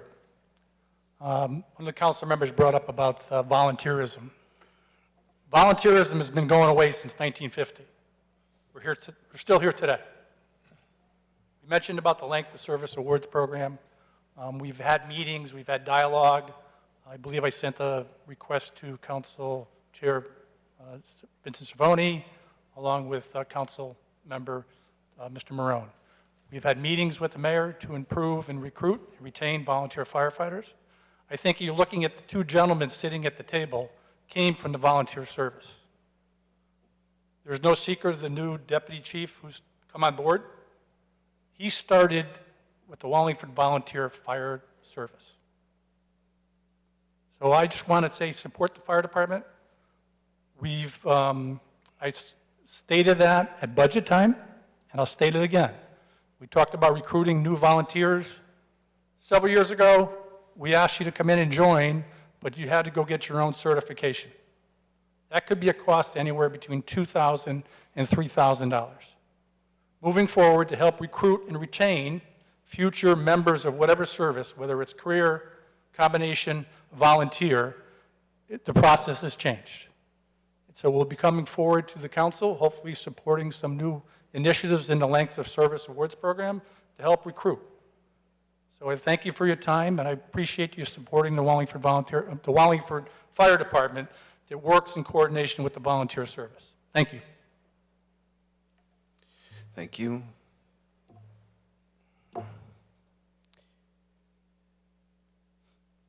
Mr. Garlick, your name and address for the record, please. Edward Garlick, 8 from Baca Drive. Dry mouth, sorry. I think there was a study performed similar to what is on the table right now, right around the 2011 time period. Maybe Chief Sentnar can, something along those lines. So this is not an unusual occurrence. These things happen. Councilor Marone, to his credit, is saying he just doesn't know what he doesn't know. And there are obviously things in the background that the fire chiefs operating daily, and they're just overwhelmed with work. There are going to be things that they don't know happening in the background. So the benefit of a study of someone coming in from the outside, I think, would be, there's no negative to that. Councilor Zandri brought up I think it was a 1 or 2% change in the operating budget, which is not a big deal. I mean, it's not a huge number. But that 1 or 2% change, I think, was entirely encompassed within the replacement pay line, which has increased dramatically since 2019, since the new staffing plan went into place. Prior to the staffing plan going into place, the replacement pay line increased yearly between like 2 and 5%. Since the change, it's gone up 35%, 30%, and then this year I think it fell short around 50,000. I think there was a budget transfer for about 50 grand, I think, Chief? That's incorrect. It is? Okay. What was there a budget transfer request for replacement pay? I can't remember what the... There was. That was planning for the parade. Okay. So it was about $34,330? Yeah, we put a budget transfer that we had wholly within our budget. Okay. We placed it into replacement pay, anticipation of the 350 plus 2. Okay. So that was a 2.5% increase, I think, over what was budgeted prior to that. So I think a lot of the issues are occurring within that replacement pay line, and maybe that might be a good place to look if an audit was to take place. There were some holes created by the new staffing plan. Some personnel had to be shifted around. A ladder truck was understaffed. Now, personnel have been shifted around moving forward to restaff that ladder truck because it was a safety issue. Prior to the replacement, prior to this new plan going in, I think the staffing on this ladder truck was a minimum of 3 for safety reasons by department SOP. That was changed to a minimum of 2 to staff up the new engine 3, which is that Quint up at North Farm Station. That was put up to 4 people, 4 personnel, but now that's been changed back down to 3, and someone moved over to the ladder truck. So, I mean, there are holes that are appearing as we go, as time moves on.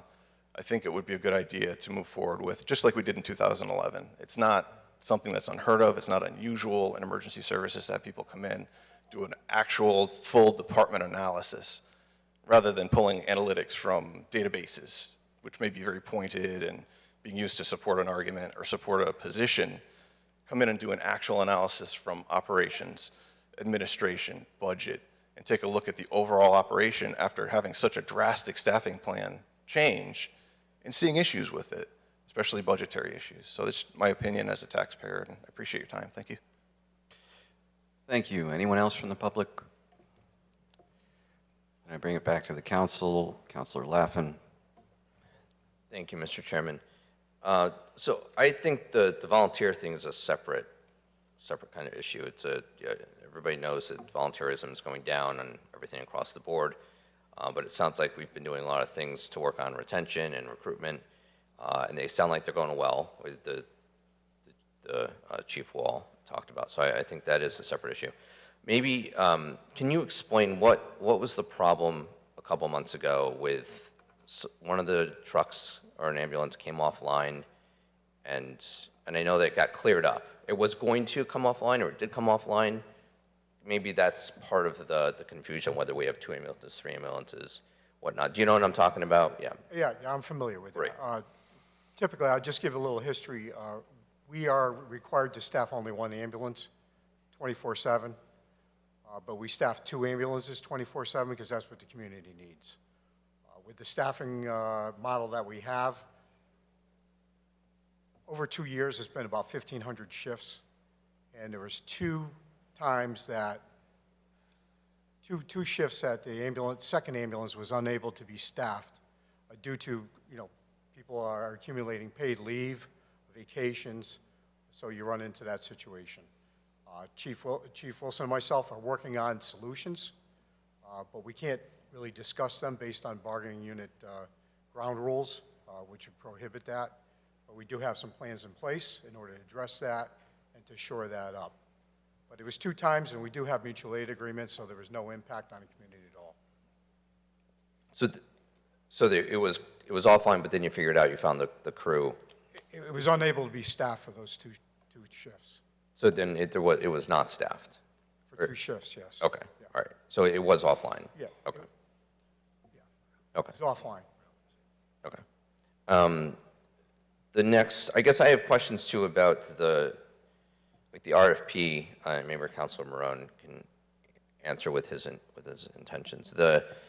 Is this to establish the little group that will talk about what that would look like and how to put it out, or is this no, there's an RFP to do a full-blown audit? I don't know if we need to if there's some sort of details need to be established if we were doing that, or a focus. I don't know how that looks or how it looked in 2011. The last time this happened, just over 10 years ago. If I may, Mr. Chairman, I think the 2011 study was done within the department, correct? 2011, I was not part of administration at that time, but I believe it was done through UNH, the chief at that time. I had a group of graduate students, and they did a modified study to some degree and made recommendations. Most of that was based on volunteerism and trying to shore up the volunteer division. Okay, so I guess, and to answer your question, Mr. Laffin, all right, so I was mistaken then. I thought the 2011 study was sort of the whole department. So I guess my intent was the RFP is to hire an auditor essentially to look at the whole department from top to bottom.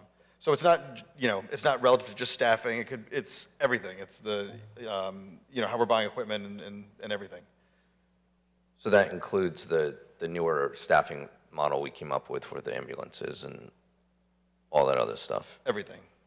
Okay. I think I'm okay for now then. Thanks. Counselor Tata. Thank you, Mr. Chairman. Would it be better, in your opinion, to do something more along the lines of what happened in 2011, where you have an internal study and then maybe the results are shared with the council? Does that make a difference to you? Counselor, I'm still miffed at what are the goals, what are they looking for? There's a lot of perception. Nobody's contacted me regarding any of these perceived issues. And I'm hearing about them now, but so apparently what I think is not relevant, whether you're going to have it or not. 2011 was an internal study that was commissioned. Chief Struble at the time, he was adjunct instructor at UNH. He had some grad students, and he did an internal study, several pages long. It wasn't in-depth. I talked to my counterpart in Southington. They just did a study, $100,000. It took almost 2 years to do the study. And I asked them a couple months ago, have you implemented, because now it's a public document. Mm-hmm. They have not yet implemented any of the recommendations. Why is that? Did they disagree with them, or? It's a public document, and whether the commission or the council at that time decided they liked those recommendations or didn't like those recommendations. Okay. Would you prefer, if before this happened, would you be opposed to maybe meeting with or getting, I mean, I don't like the fact that you're saying that you haven't heard any of these complaints before. I don't know if it's fair to you to do this if you haven't had a chance to address them. That is correct. We've never been advised of any issues.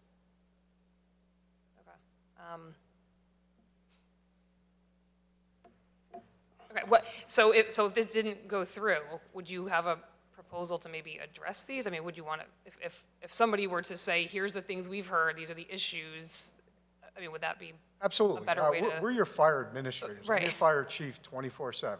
Yeah. I give out my cell phone number to counselors, anybody that wants it, contact us. I would expect if a counselor had a question, they would call me. I can't think there would be anybody else that they'd want to call about a fire department or EMS related than the chief or my deputy chiefs. We would have the information. If we didn't have it, we would get it for you. But it would be prudent to make us aware if something was brought to you that was a perceived issue. So we sat with a couple of counselors. They asked. We sat with them. We walked away. We haven't heard anything since.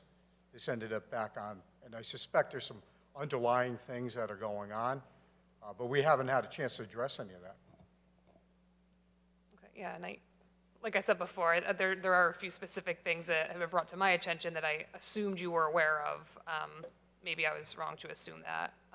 But again, nothing I can speak about publicly at this point. So, Right. Okay, that's all I have for now. Thank you. Counselor Marone. Thank you, Mr. Chairman. Respectfully, Chief, we sat down privately. I came with a list of questions, and we discussed all the questions. So to say you haven't heard of any of the issues, I find a little bit disturbing, because you and I spent quite a bit of time discussing what some of my concerns were with the department. I don't think it's respectful for me now to come in front of the public and say that I hear this rumor, I hear this rumor, I hear this rumor, right? Because this is not the format for that. So I'm not entirely buying that you don't know anything that's, any of our concerns, right? Because we spoke about it, and I thought you were very open and honest in terms of the communication we had at that point. So I just want to leave it at that. I think you understand some of our concerns as well, and I can appreciate, this is not something, in Wallingford, this is not something that's done frequently or often, right? The idea of bringing in a third party, at least not on the general government side, but maybe it should be. Because I think that no matter what you do, the look of an outsider can always be of assistance. So, thank you, Mr. Chairman. Anything else on the council? Councilor Fishbein.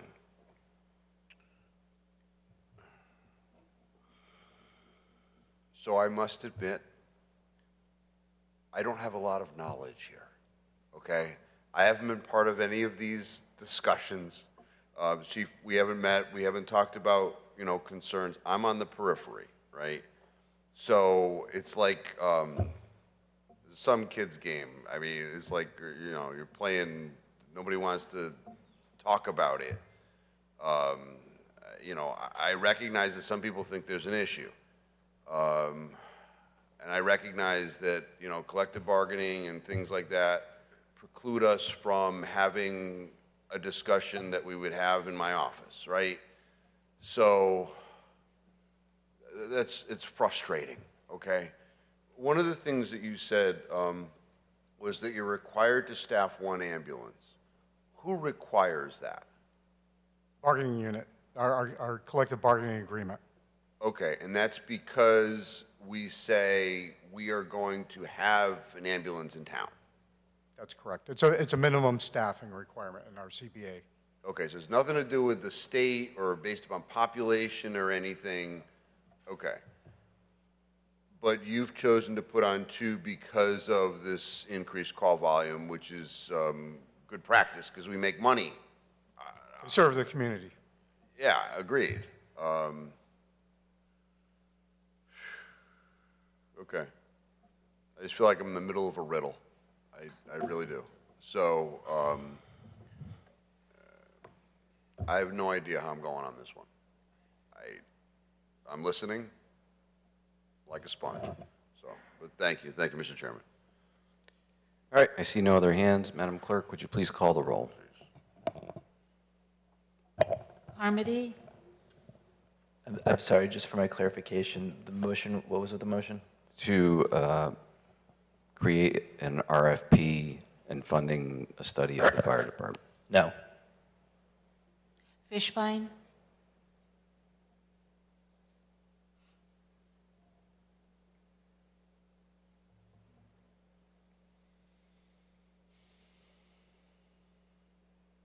Yes. Laffin, Yes. Marone, Yes. Tata, No. Testa, No. Zandri, No. Chairman Cervoni. No, the motion fails. Chief, Deputy Chief, thank you for your time. This is all the business we have for you on our agenda. Thank you. Have a good night. Thank you. Have a good night. On to item 10, which is to conduct a public hearing pursuant to Connecticut General Statute Section 7163E regarding the sale of a portion of 43 Wallace Avenue. Well, that's it. I'm not sure why the and is on the agenda. Oh, I'm sorry. There is, part 11 is tied to it, which is approval of an agreement to sell a portion of 43 Wallace Avenue to Wallace Realty Incorporated. So I am going to open the public, well, before I open the public hearing, if we could get some background for the benefit of the public in attendance, Attorney Farrell, that would be helpful. Thank you. Oh, yes, thank you, Chairman Cervoni. My memory is that this came before the council not to sell it, but it was discovered that a portion of church property was on, well, not church property, but their fire escape and their oil tank were located on town property. Led to a discussion of how to solve that, and eventually got down to that the property, it's a fairly small piece, was going to be offered to an abutting owner, Wallace Realty, and it's the agreement calls for a sale of $18,000, which was on the high end of the appraisal. The contract requires Wallace Realty to turn around and to transfer to the church the portion of property that the church is encroaching on. So the church will solve its problem, and you know, it's landlocked property, so it's being sold to an abutter. We've researched it. It does not have to go out to public bid. Thank you. And for the benefit and clarification of some assistance, this is adjacent, the rear of the Center Street Brewing Company? Is Yes, that correct? that's exactly where it is, and it's a very, very small piece of land. Okay. So with that, I will open up the public hearing for questions or comments from the public.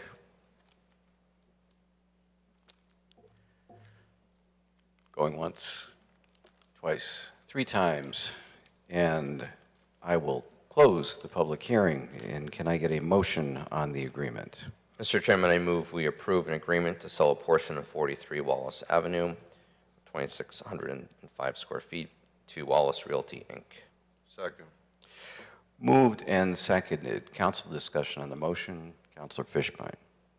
I just want to briefly say, I think when we initially talked about this, we recognized the problem, and we inserted ourselves into solving this problem between the neighbors, and I'm glad that we were able to do that, because certainly we could have conveyed this property and said, go fight it out amongst yourselves, but we were able to say, you know, we are interested, but we want to resolve this issue, so I think everybody benefits from this, so I'm fully in support. So thank you, Mr. Chairman. Anything else from the council? Madam Clerk, would you please call the roll? Carmody. Yes. Fishbein. Yes. Laffin. Yes. Marone. Yes. Tata. Yes. Testa. Yes. Zandri. Yes. Chairman Cervoni. Yes, the motion passes. Thank you very much. On to item 12. We did receive the opinion of Richard Roberts. It was distributed, I think, yesterday to the council.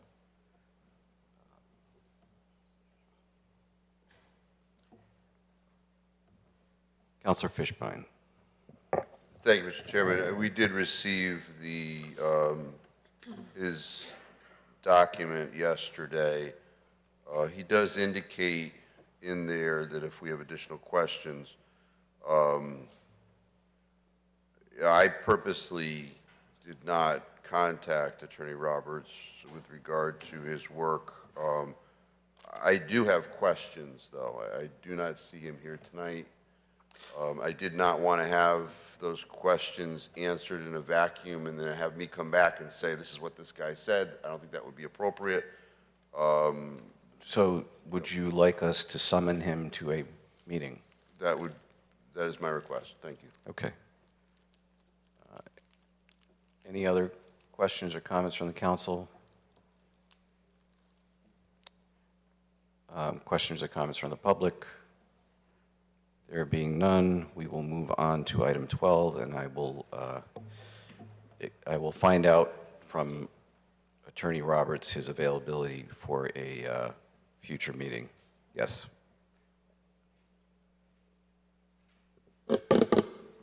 Fran LaFrance Procino, 14 Jackson Avenue. Is there a chance the public can see the letter? We'll make it available. Sounds good. Thank you. Certainly. So on to item 13. Mr. Chairman, thank you. So item 13, for everybody in attendance's benefit, includes discussion and possible action for approvals of various documents related to the ARPA programs and applications. It includes approval of an ARPA Grant Review Committee charge, a grant application process, a business application, a nonprofit application, business and nonprofit grant evaluation forms, and a nonprofit program proposal evaluation form, all of which were included in the documents in the packets. I think the best way is to break those out, just go in the order that they're listed, so that we can discuss them as is. That being said, I would like to start it off by motioning that we approve an ARPA Grant Review Committee charge. Second. Moved and seconded. Thank you. The charge was included. It's page 150 something of your packet, but it starts with the Town of Wallingford American Rescue Plan Grant Review Committee, and on that second page after that, it says Grant Review Committee charge. These were documents that we were compiled based on the conversations and discussions in the previous town committee, town council meetings, and assembled together with Attorney Small, myself, and in consultation with the consultant. Is that UHY? Yes. And am I correct to think would you mind coming to the table and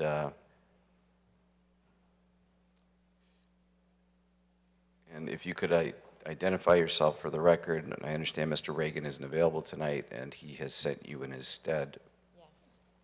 Good evening. My name is Claire Collins. I'm a consulting manager with UHY. Thank you for being here. I wish you luck.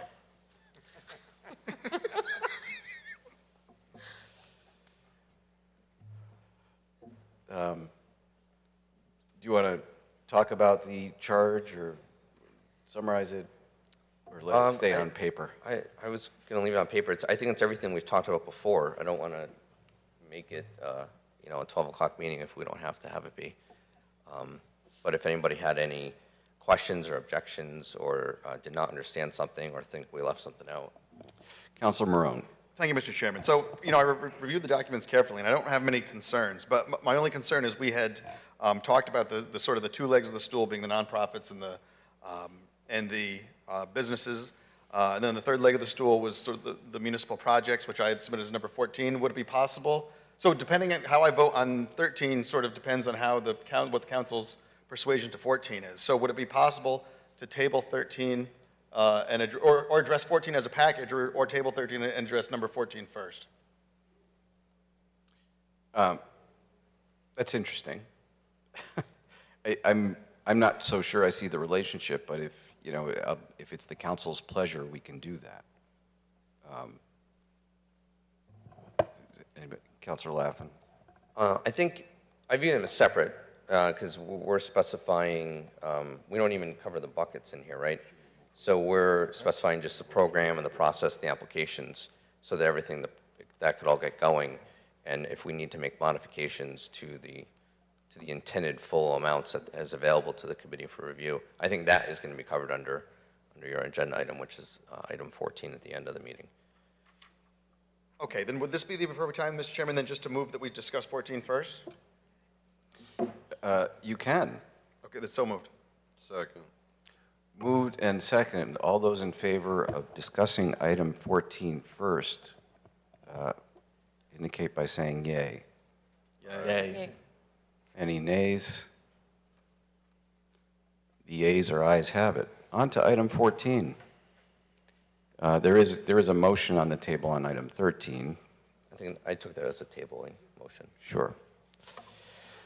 So, how does item 14 affect 13, Councilor Marone? Yeah, so, when the consultant was here before, we had talked about the three legs of the stool, right, being municipal, municipal business and not-for-profit. So if they're three legs of the same stool, then I think we should be talking about the three of them in conjunction. That's the connection, is I think that they're all sort of linked together. So I had submitted some, sort of proposed language for what the municipal portion could be. Obviously, we talked about collaboration with the executive branch, so this would have to be something that was sort of driven by the executive branch, or ought to be. So I submitted some documentation here, and just in terms of some ideas that I had for what a municipal project would be. For example, sort of long-term, an improvement intended to assist the people of Wallingford as a whole, maybe special attention to public safety, something that needs to be completed within the ARPA time period. And it can't be related to something like open space or road repair salary, things that are sort of routine in our budget. So I move that we approve that language for the public portion of the ARPA funding. Second. By public, you mean the municipal projects? Correct. Okay. But we're not changing any of the financial allocations we previously made, right? Correct. Okay. So that being said, so if I may, Mr. Chairman. Please. So that being said, I mean, realistically, I would love to see the pool as a project completed with ARPA money, but I don't know that there's enough money there, number one, to do it, and number two, I don't know that I think that our priorities as a council and the executive branch's priorities are in different directions on this. I also think that there's other needs in town that could perhaps be better addressed with the ARPA funds that are more related to ARPA concerns than perhaps the pool. So I would certainly be willing to put the pool money aside if there was, appropriate projects to fund with the ARPA money that we thought were sort of more in line with the direction of the executive branch. Okay, It's not a motion, it's just my thoughts on where my head is on this. understood. Councilor Zandri.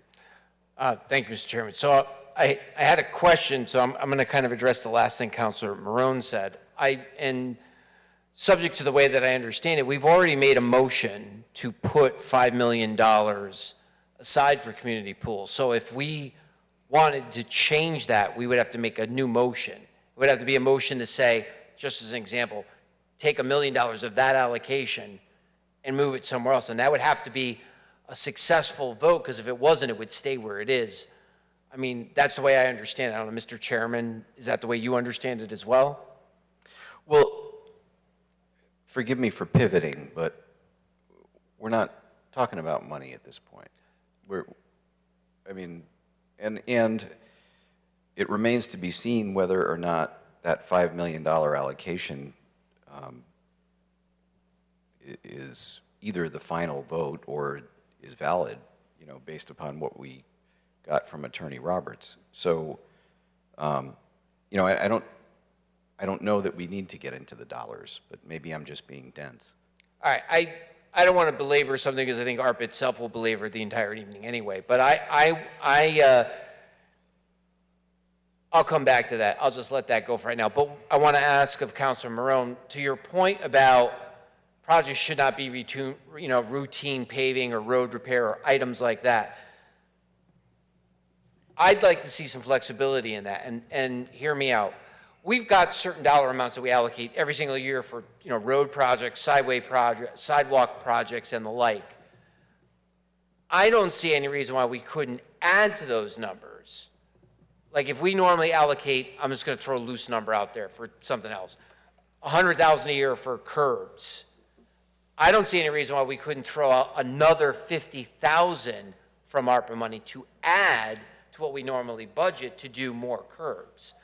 What I don't want to see, and I believe that's the spirit of what you're looking at here, is we don't put into the regular budget normal money, and we just slip in ARPA money. That I don't want to do, and I believe you don't either. But I mean, dependent upon what public type of projects or municipal projects might come up, I'd like some considerations for certain things, because, we had the discussion, I believe it was the last meeting, about the sidewalks. It kind of came up as an aside, but since that conversation, I've paid closer attention to a lot of the sidewalks that I walk uptown here in downtown. And there's a lot more of them with that asphalt covering and patching than I had originally thought I remembered.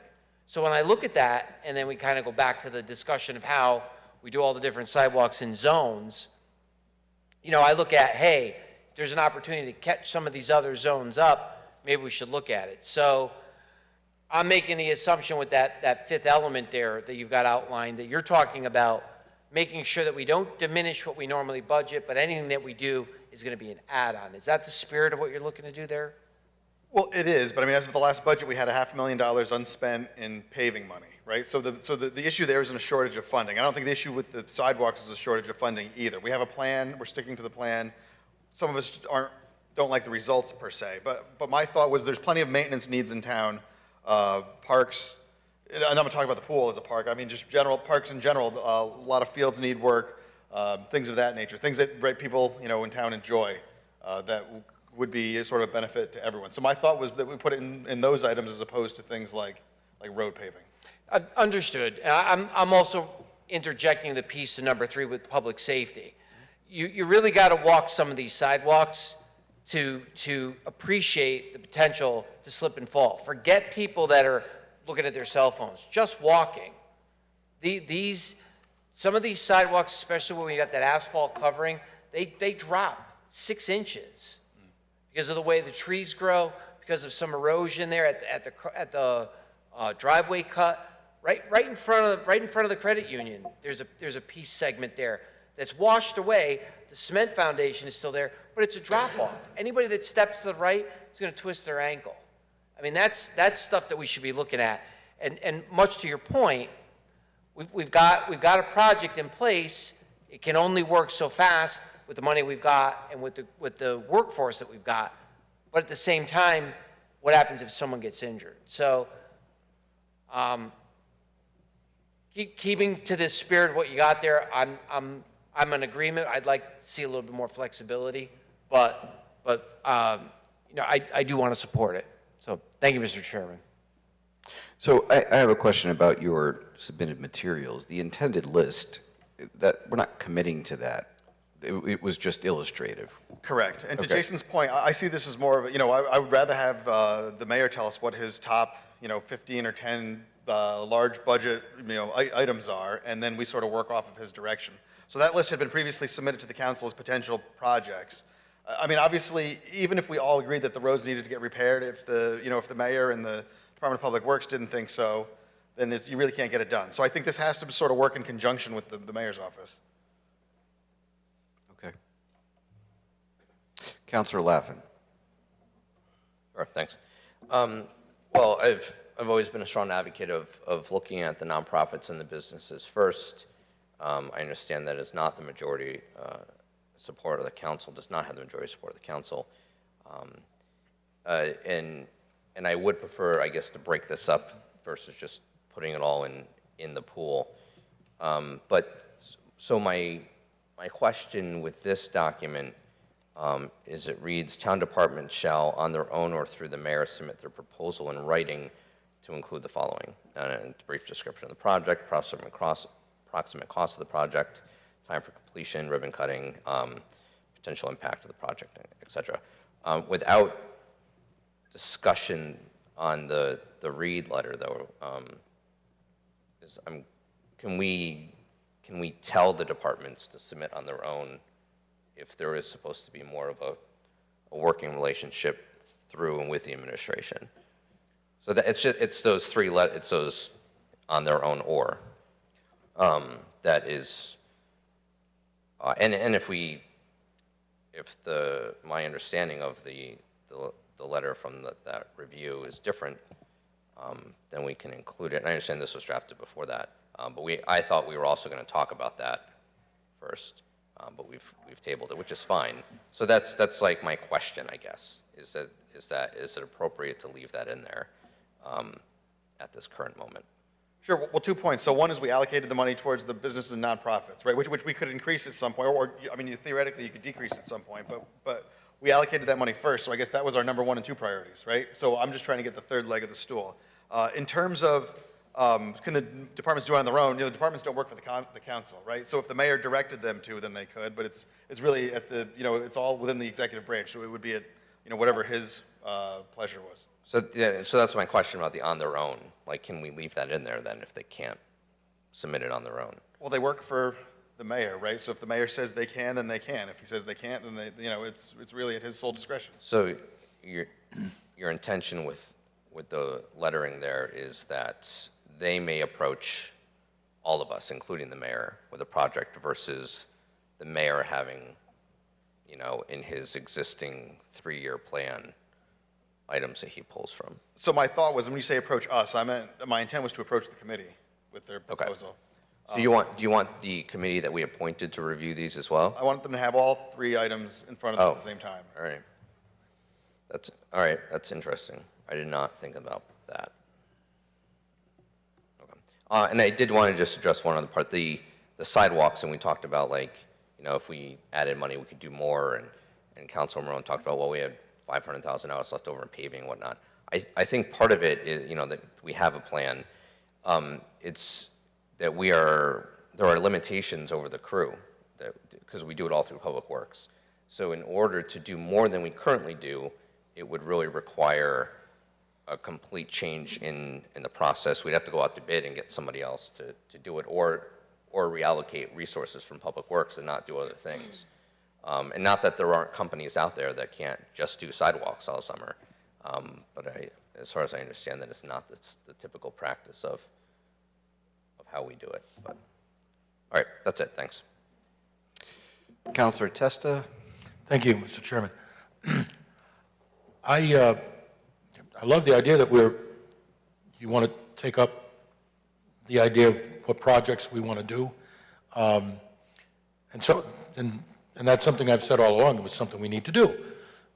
At some point, we probably need to have special meetings where we just talk about projects that we as a council feel are appropriate and that we want to allocate a certain amount of money to.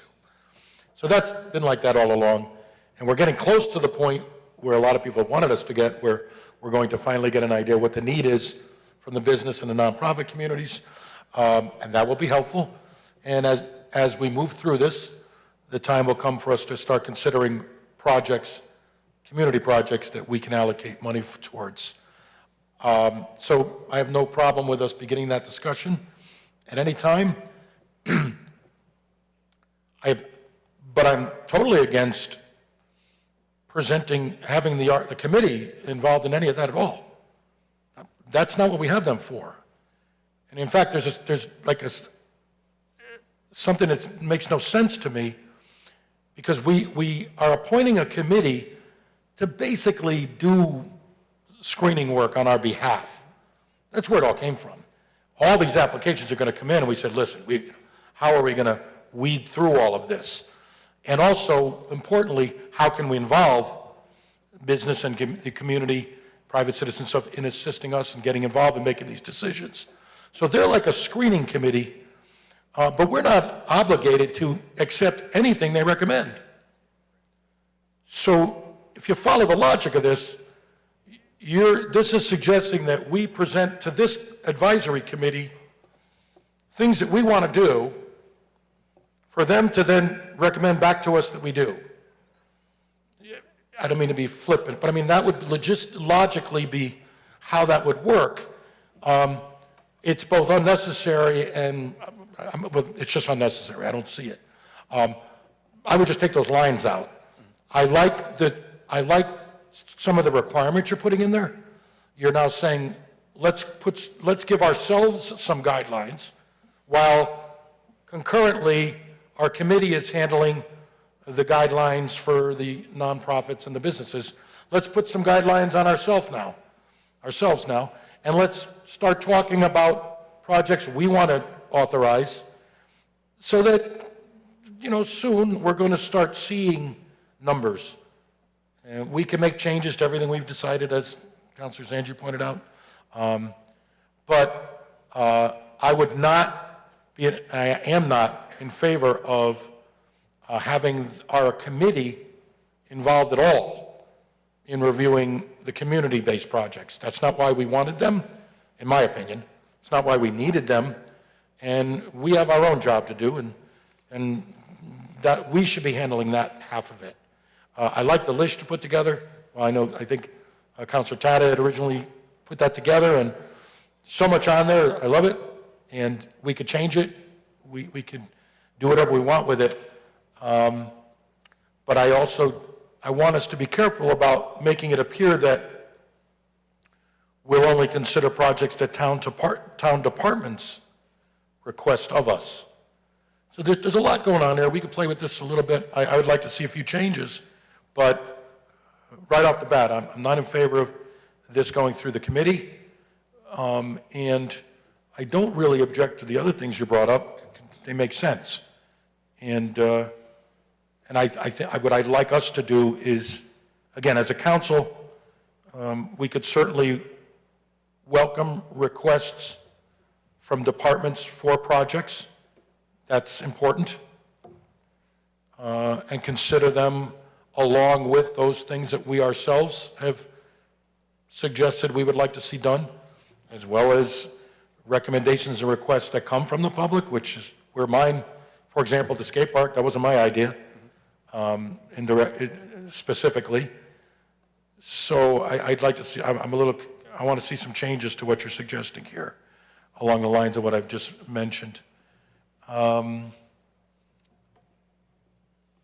else?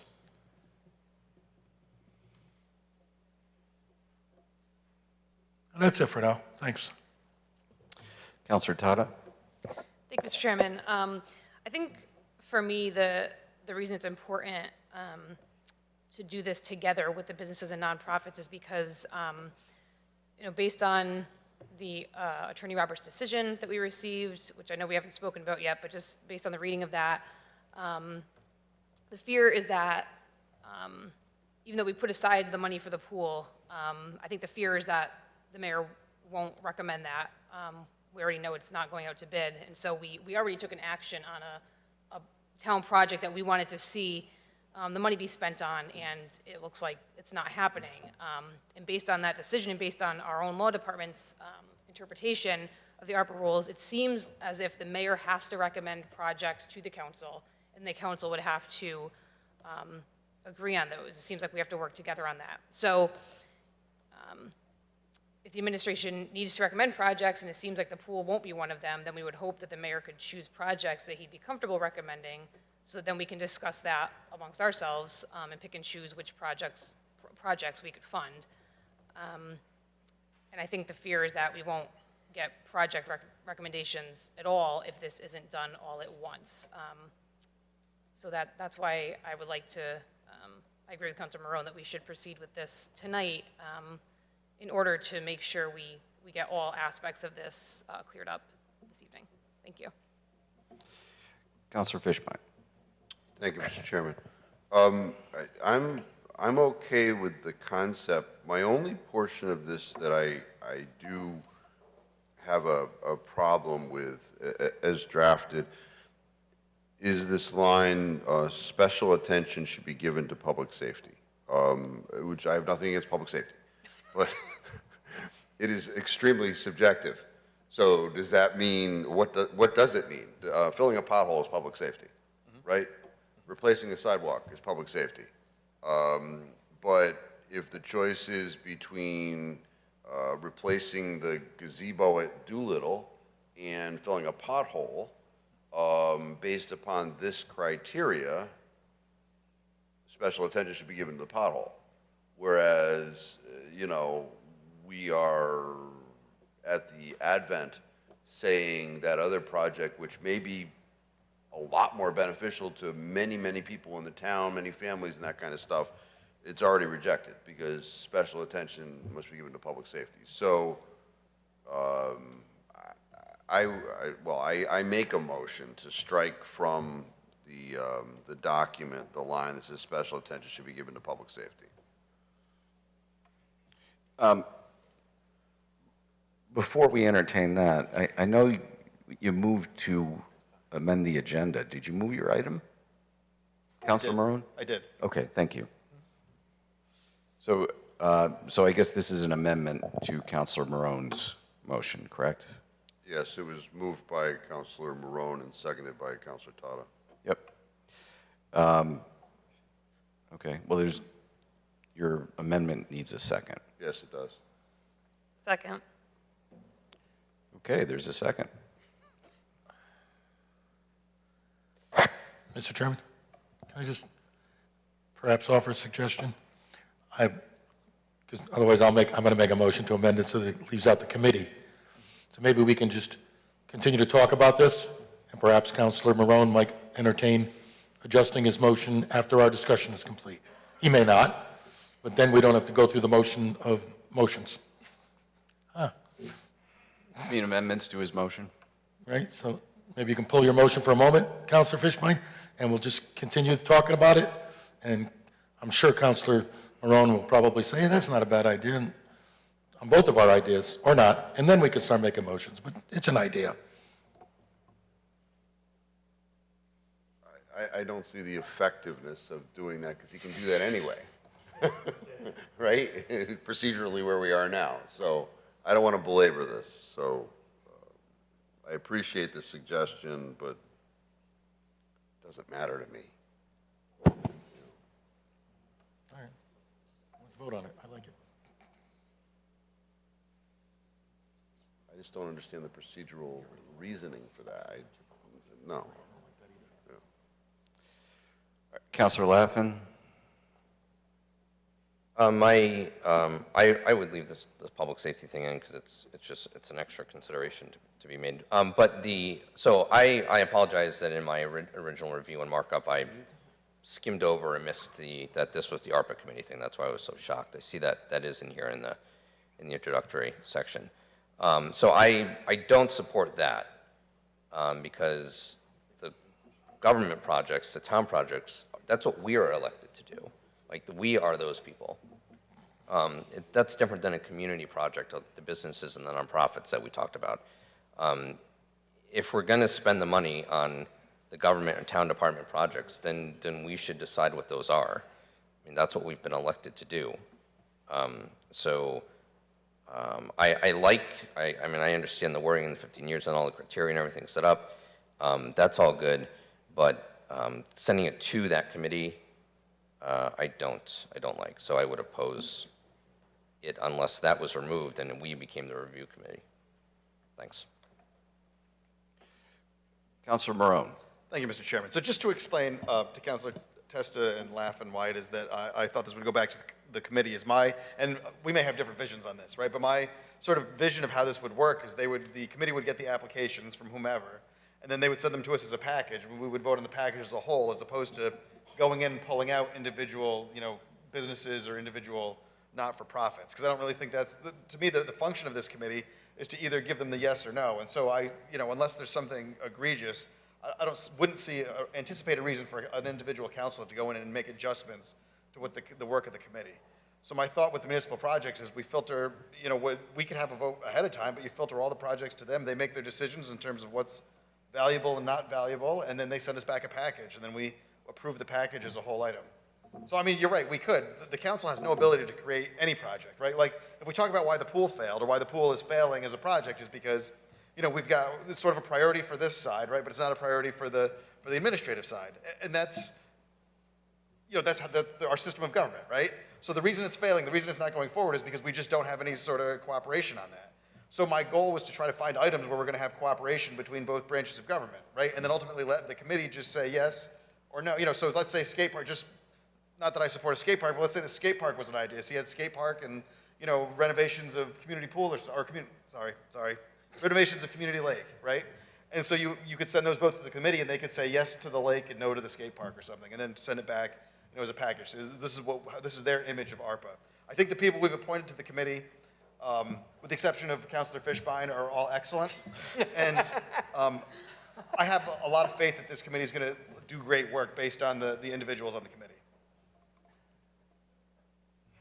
So, and then to Councilor Fishbein's point, I'm not wedded to any of the language, in this, but my idea of, special attention is not really a legal term, right? It just means give it an extra look, and should be given means you don't have to. So to me, if you break it down by what it means, it's not a requirement. It's just saying, take a look at public safety. I mean, would a pothole be public safety? It would, but it wouldn't be long-term, right? Repairing a pothole would be short-term, so then it wouldn't, that's a sort of a requirement, right? Because the first one says shall be considered long-term, so that's a requirement. So that's kind of where my thoughts were with it.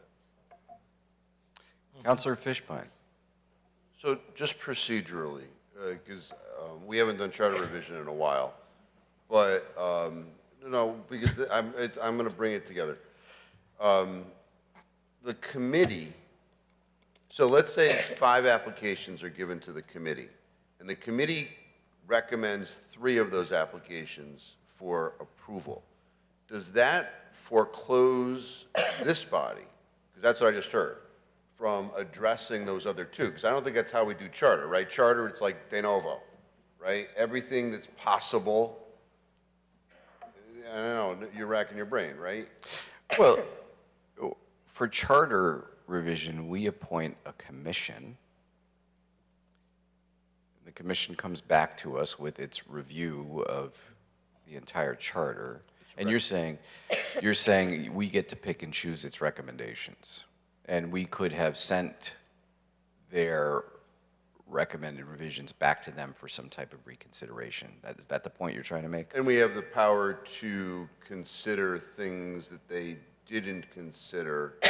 And I'm just trying to, try to use the same philosophy. So if we come back to where I was, 5 applications go to the committee, 3 come back to us as part of their recommendation. does that foreclose us from approving those other two that the committee rejected? Because that's what I just heard. Well, And I don't think that is. well, I heard what Councilor Marone said, and I hear what you're saying.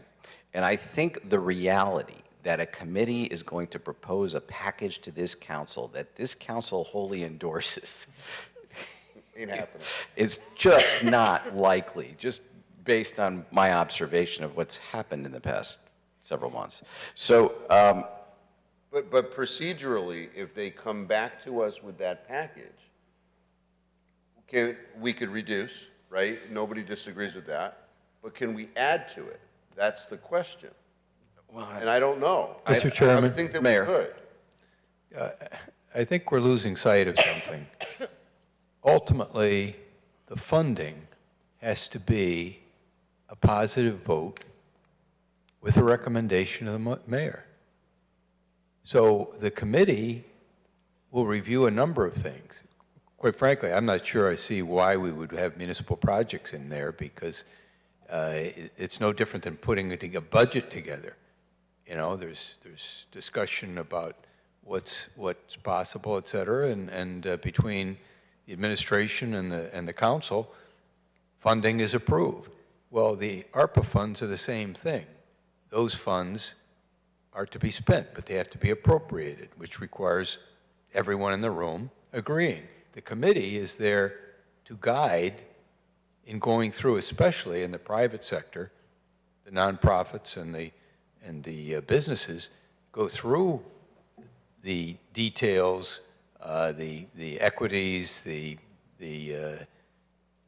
story associated with each applicant, and they will make a recommendation on that. That doesn't appropriate any money. The money has to be appropriated, and part of that appropriation is a recommendation. But the money has to be appropriated. It rests on your shoulders to appropriate the money. So can we just... So it doesn't matter, you know, what the committee does is very important because it deals with all of that analysis that would be very time-consuming and maybe impossible for the structure of a public meeting like this. But you can accept, you can reject. It's all in the decision-making ultimately brought to you. But using that progression, Mayor, as you would have it, the committee makes a recommendation, let's just, we'll stay with the 5 and the 3, right?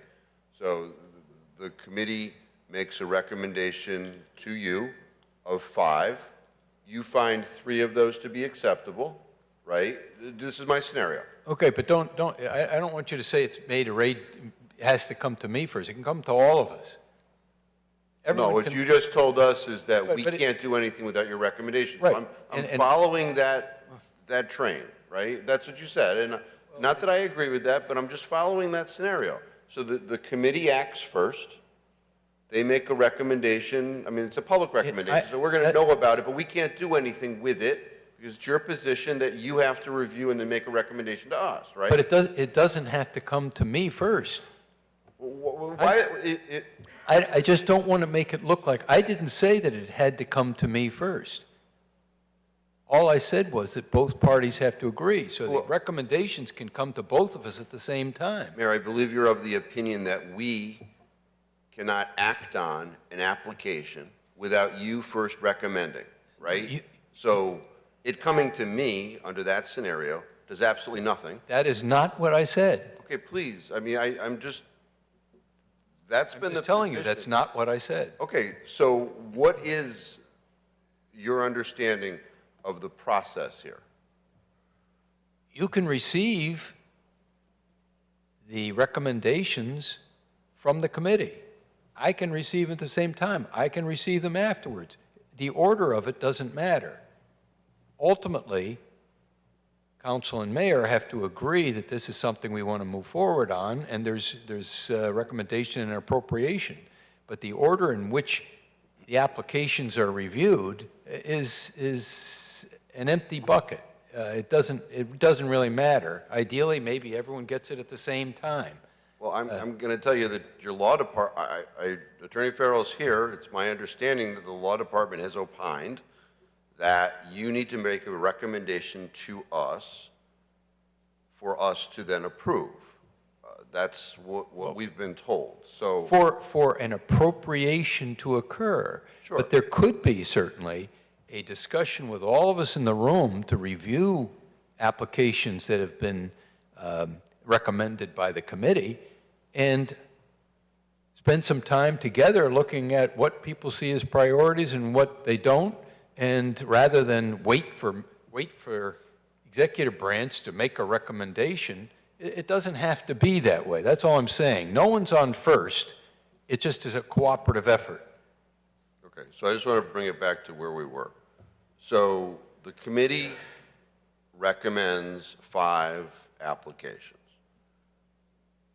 They disseminate. Perhaps, I mean, we're going to know, the administration's going to know, and Mayor, you find 3 of those to be acceptable. You make a recommendation to us to accept those 3. My question is, my question is, do we have to approve all 3, or can we reject 1 and approve 2? Can we add to them, therefore invoking the possible veto power? That's what I'm trying to figure out here, procedurally. Well, procedurally, there has to be a recommendation. So you could appropriate on 2 of them, not on the 3rd, but you're not able to appropriate without the executive branch. You can say, we like this application, and ask, what about recommending this one? And that's fine, but there must be a recommendation.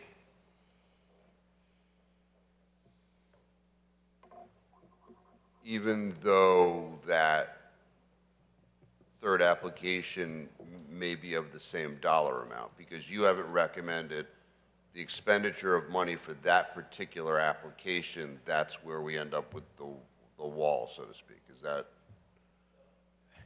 I think what we need to find out is what number of applications there are. We could end up with such a stack of them that, you know, a serious amount of money is appropriated to cover these applications. We'll have to get into and our consultant here could probably point to some real examples here. I was gonna just, if I may interject briefly, is that you're establishing a process for the business and nonprofit. A process also needs to be established for in municipal applications so that it doesn't have an appearance of you're doing either of the 3 over the other from an equity standpoint, because ARPA is about equity, and the process should be equitable and show that it's equitable. And one of the things I was going to share with you, until you know exactly how many business and nonprofit applications you receive, you may find that in the ranking of those, because they are scored, the committee will be ranking them through scores that are equitable, which even a municipal project should also be ranked in that way so that it's equitable. You may find that you have many more applications than you have the funds, ARPA funds for, just through the business and nonprofit, even though you may have allocated a certain percentage, 25%. And then you're going to, and that the needs out in the community are even greater than you anticipated. I just share that with you to be prepared. Also on the municipal side, the needs may be greater than anticipated. But the number one thing about ARPA is what has the most positive impact to the overall community that actually strengthens your community. So I'm just bringing that up so that everybody has that same idea in mind. And the idea of the collaboration to work that out through actual equity and scoring is very important. I'm just going to give an example of one client we have that I was on a 2-hour meeting today with them, and it was all on their actual internal public applications. But they have a defined process, and that defined process included scoring. They received 80 applications, had to answer the same types of questions, And of the 80, only 30 rose to what they consider the top scores to even consider to look at for funding. And they're still having discussions with questions with those municipal applicants. They'd already done their business and nonprofits. So they'd already done those first before they did the municipal.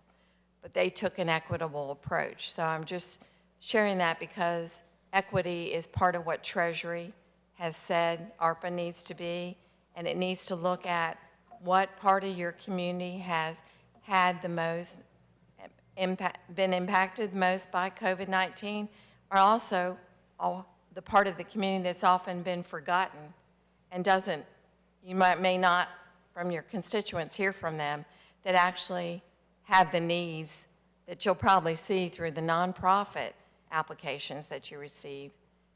And it'll be a learning process for everybody involved, including the committee. So it's something that I wanted to share with you so that you would understand that it's not an easy process. It takes that committee, it takes a lot of effort to read all these applications, score them and rank them, and do it from an equitable standpoint so that they feel good about after the fact that they've served, that the community is impacted the most by it. It's not, it's like, what is it that is the most innovative, creative projects that can happen in Wallingford that will make a positive difference for the majority of the community that's post-COVID? Not now, but post-COVID, and that actually shows that there's a recovery for the community. I walked around today, I saw some closed businesses and thought, they were impacted. They have signs closed for business.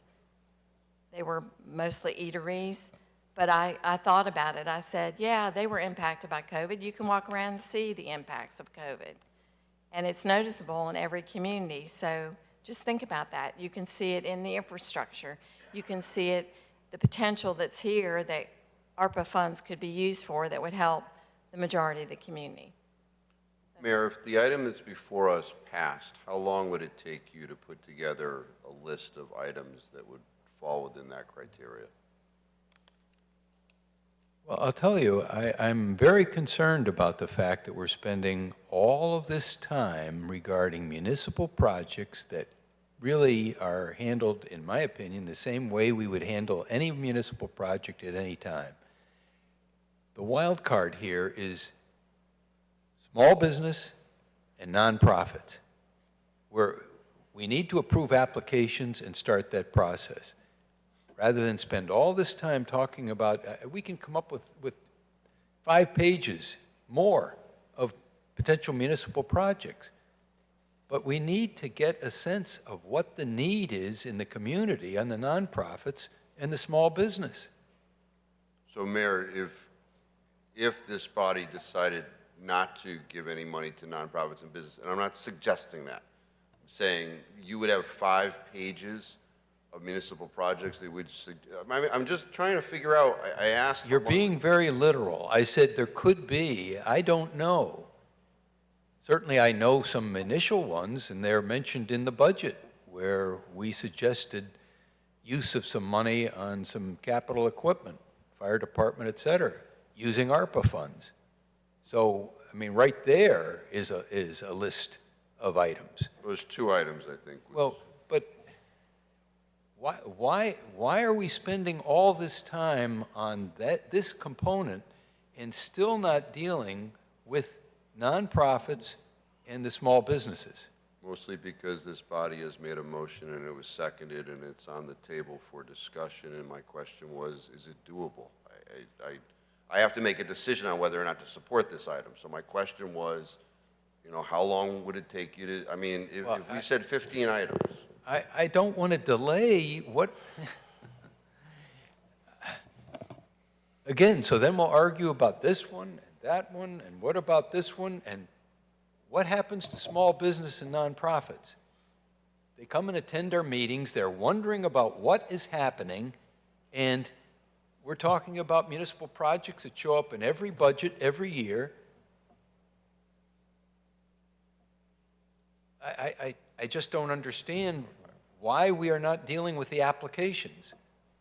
The applications that were in 13. We're dealing with the ARPA funds that were given to us and the three legs of the stool that our consultant has told us that most towns are dealing with, and we're trying to do the responsible thing. And you talked about working together, trying to work together, so I just asked Right, how long it would take. I think we do need to work together, but there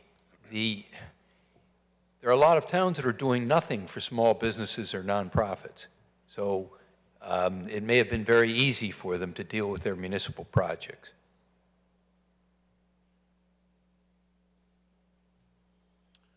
Thank you, Mr. Chairman. Councilor Zandri. Thank you, Mr. Chairman. So I have a question. You had spoken about that equity level, across the different, I don't want to call them divisions, but, three legs of the stool. And I want to go back to the mayor's point that he just made. There are quite a few municipalities in Connecticut that did nothing for businesses and they did nothing for nonprofits. They did everything on the municipal side. Those, and I've only talked to two. I was only able to get in touch with two first selectmen and mayors to ask them their thought process around it. The two that I did speak to felt comfortable making those decisions. You've indicated that there should be a level of equity. So I'm curious what your opinions are of other municipalities that took that direction. They probably did it because the level of their ARPA funding couldn't actually allow them to probably address the business and nonprofit community in an equitable fashion, because they probably would have needed more money, more funding than what they could actually apply to that. And they already had projects that the community had probably vetted in advance with their constituents to know that we need to do this type of project. And there are towns in Connecticut that are doing the three buckets. And they did the business and nonprofit first, and then they followed with the municipal after to actually see what was going to come in, that they could use ARPA for the community first before they did the municipal. But some of these towns, they had infrastructure projects like water and sewer that they knew they needed to get done. And that if they didn't use the ARPA money for it, they would never get those projects done. So a couple of elements there. So one of the towns that I spoke with had $8 million allotted to them. So I would argue, and they're smaller than we are, but it's proportional. So I would argue they're somewhat similar to us because less of a population, smaller business district, less funding, but I don't know what the per capita would be, but it would be closer to a town. I mean, obviously, there were towns that got many, many millions of more than we did. I would argue that with $13 million available to this town, that businesses got, for PPP money, as an example, $155 million. That $13 million is a drop in a bucket against that. Not that it can't do good, but it's a drop in a bucket compared to other programs that were out there and others that are still coming. To your point of like some of these towns that had municipal water and sewer things that had to get done, some of those things are not optional. If you got a water main, or if you've got sanitary system that has to be changed or upgrades must be made, you're getting it done, whether you've got ARPA money or you tax the people. So I would argue there's some flexibility in that viewpoint, but that's a piece of what I want to make sure that we communicate to each other and to the administrative side and even to the committee that's going to come together. Your scoring element is something that's got to be taken to paramount. It's got to be high scoring at every single leg. We can't take a real good project for the municipal side that doesn't score well. If it's not going to help a lot of people, or it's not going to repair something that is used by a lot of people, it's not good. Right. On a business side, it has to be the same thing.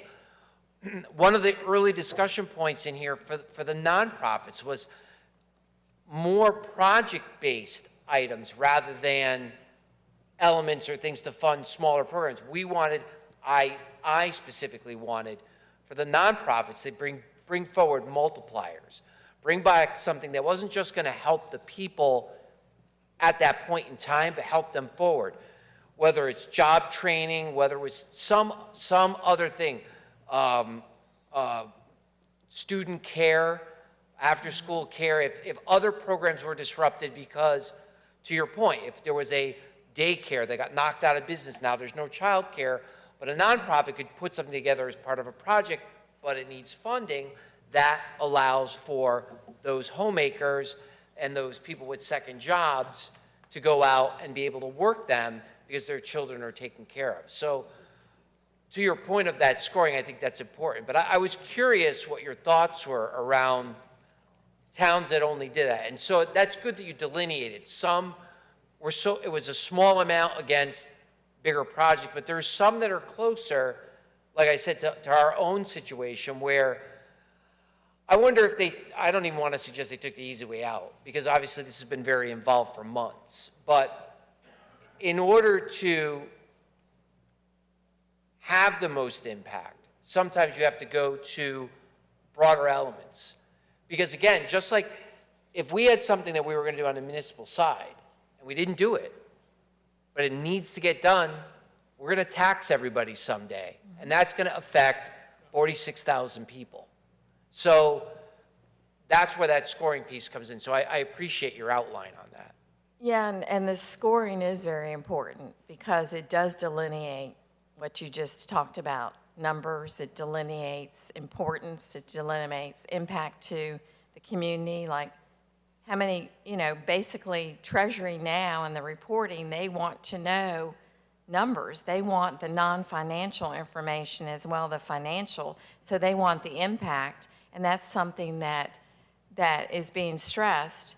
To tell your story, okay, this project is going to impact, like you mentioned, childcare. It's going to impact 100 families that are going to be able to, both parents or the single parent, be able to work that job and have that care for their child. So those are the types of things, and so you can actually tell the story along with what the funding is being used for. Now, there are some instances in those towns that may be 8 million, and I'm going to give an example of one. A creek was contaminated. It was being written up by the state that something needed to be addressed so that it wouldn't have impact on the town water system. So they had to spend funds with all their ARPA funds to address that situation. That even included remediation of adjoining properties that were impacted, toxically impacted from that situation. So they had to do that because if they didn't do that, they're going to have a bigger issue in the future with the public health of their community. It's a great example. Thank you. Thank you for your input on that. Thank you, Mr. Chairman. Councilor Carmody. Thank you, Mr. Chairman. Good evening, Ms. Collins. Thank you for being here with us. I just wanted to piggyback on something that Councilor Zandri had spoken about with regard to equity, and to understand a little bit better something that you had previously said. You had talked about nonprofit businesses and community project applications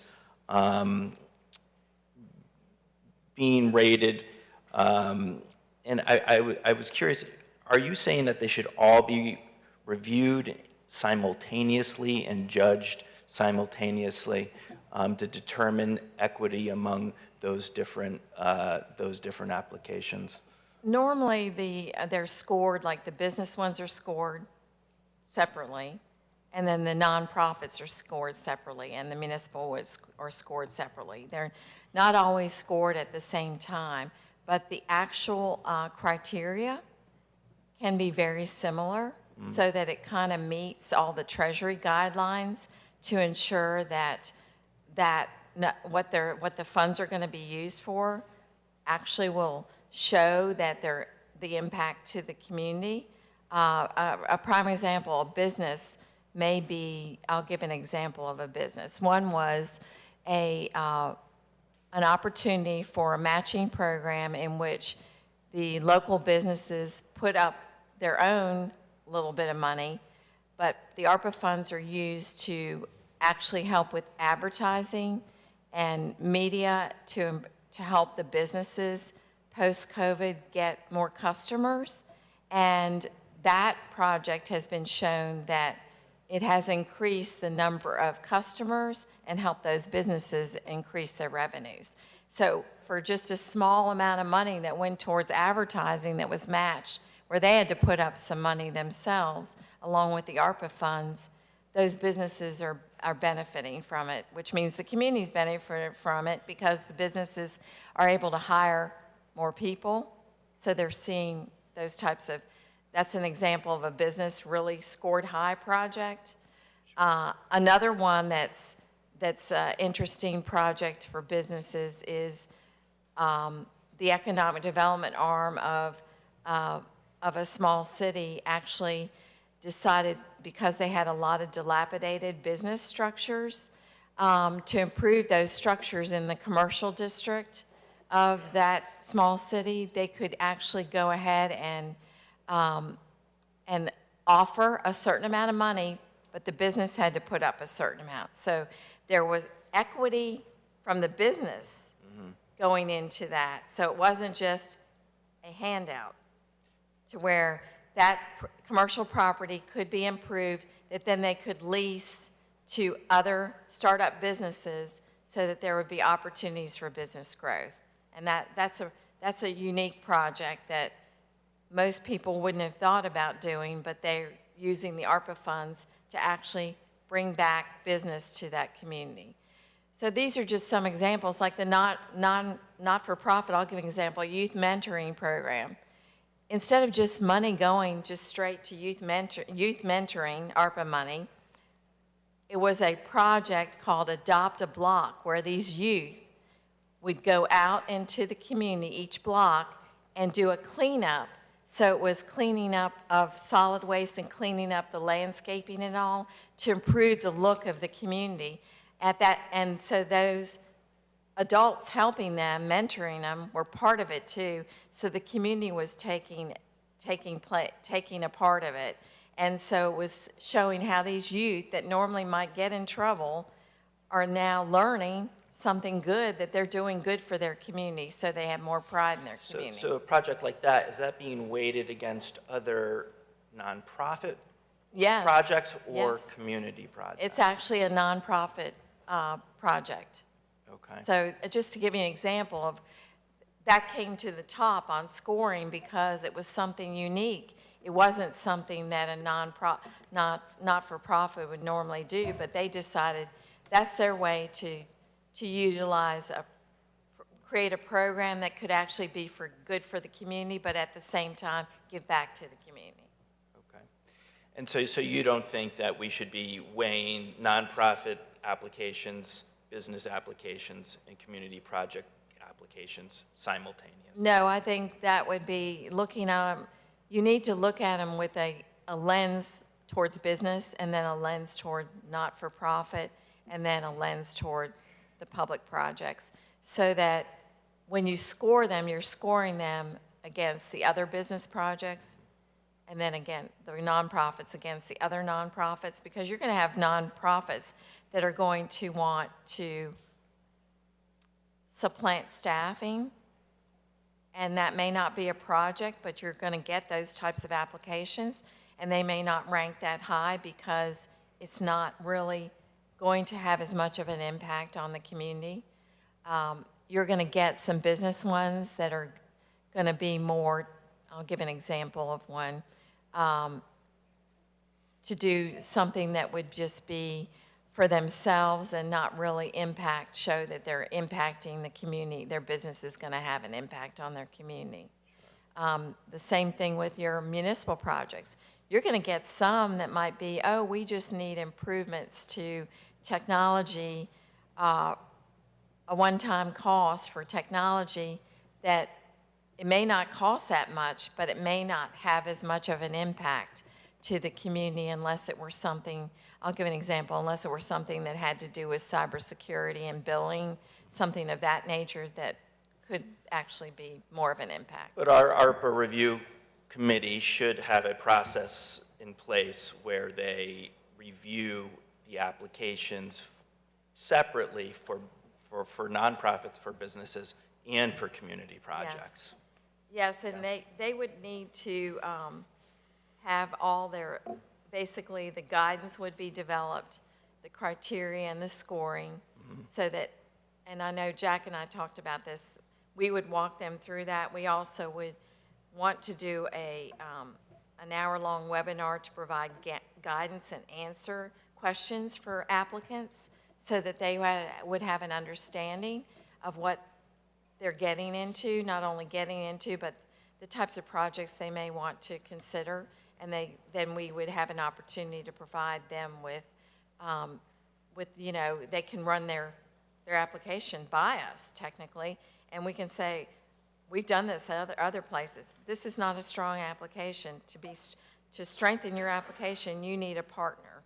And then they find a partner and they come back with a revised application, and then it then goes to the committee. That way it's not having all these applications that go that basically might not even meet what the ARPA requirements are or the guidance that is provided in the criteria that the town has. Okay, thank you. But our committee should be set up in a way where there are 3 buckets so that we can judge the applications for those 3 different categories. Yeah, it's the scoring. Basically, the recommendation is coming from out of the criteria and the scoring, and those that are good usually rise to the top in scoring.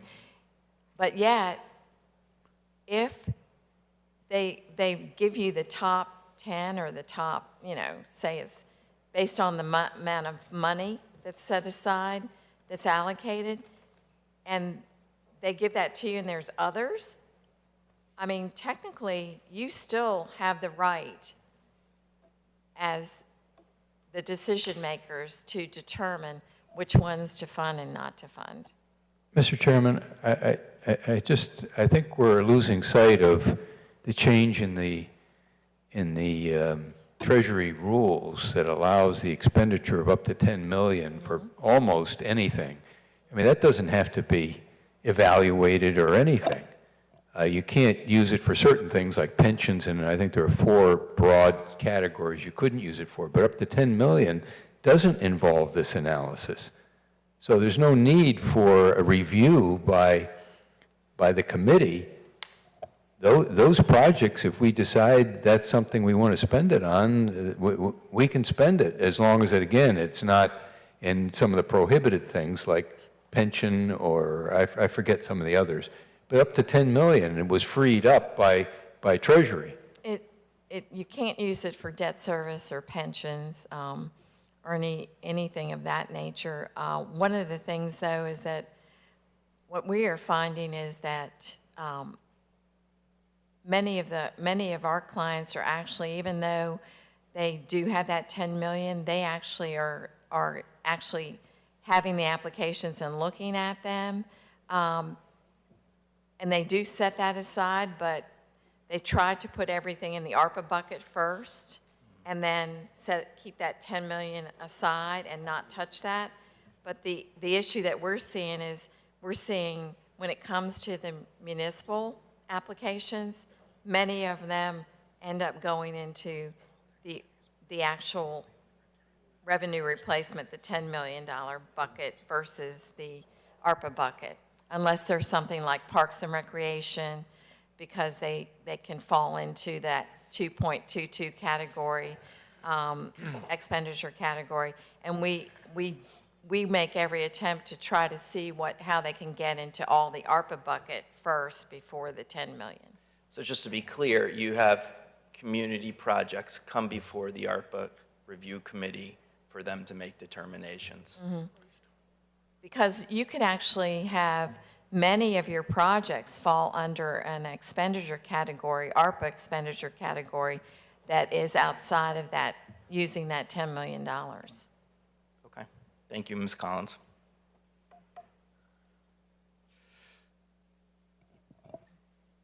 Counselor Tata. Thank you, Mr. Chairman.